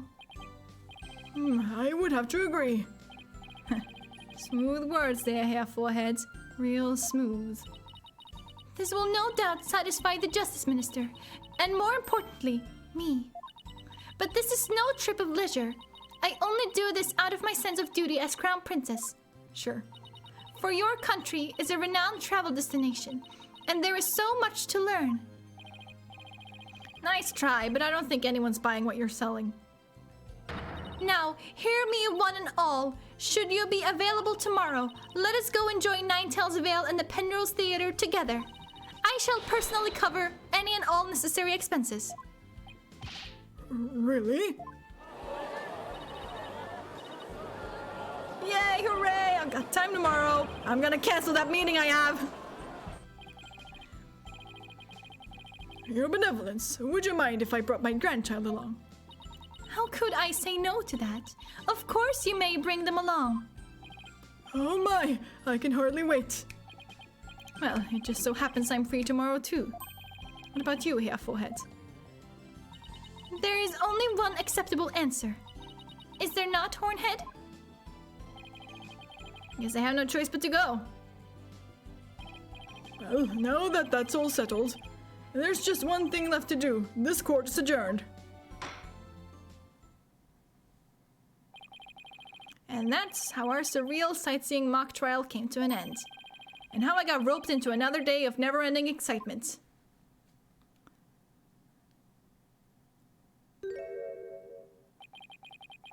My Steel Samurai poster.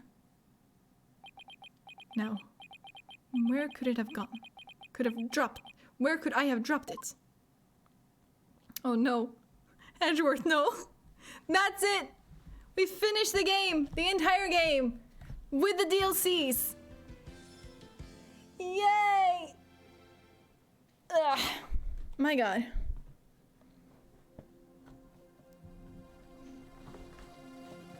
That was great. I know that like most people don't really like Spirit of Justice. I don't mind it. I kind of like it, and also it has like one of my favorite episodes in the entire series just because it's so absolutely batshit. That was fun. I'm glad you had fun. I also had a lot of fun.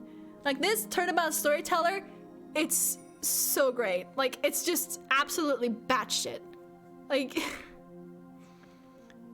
at some point, your goal is literally to make a witness drunk off of fucking manju buns. Like, hello? Who wrote this? It's great. Ha! But, yeah. Anyway. With that, I'm gonna end it here. Next stream is on Sunday. God knows what I'm gonna stream. Maybe Miitopia? Maybe Animal Crossing. Who knows? I literally just finished the new, Animal Crossing DLC the other day, so if it works on my other users, I can literally just start it over. Spirit of Justice is one of my favorites, actually. I love it so much, and yes, Turnabout Storyteller is great. Yes.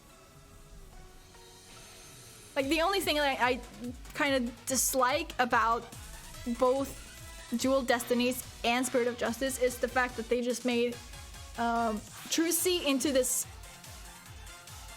only like magic is just like her thing. Like in Apollo Justice, she's really smart and she's like more aware of what's happening than anyone in the entire game. So I feel like that's kind of a shame that they dropped that. And it's like the way they made both Dual Destinies and Spirit of Justice, it's like they didn't want to spoil what happened in Apollo Justice.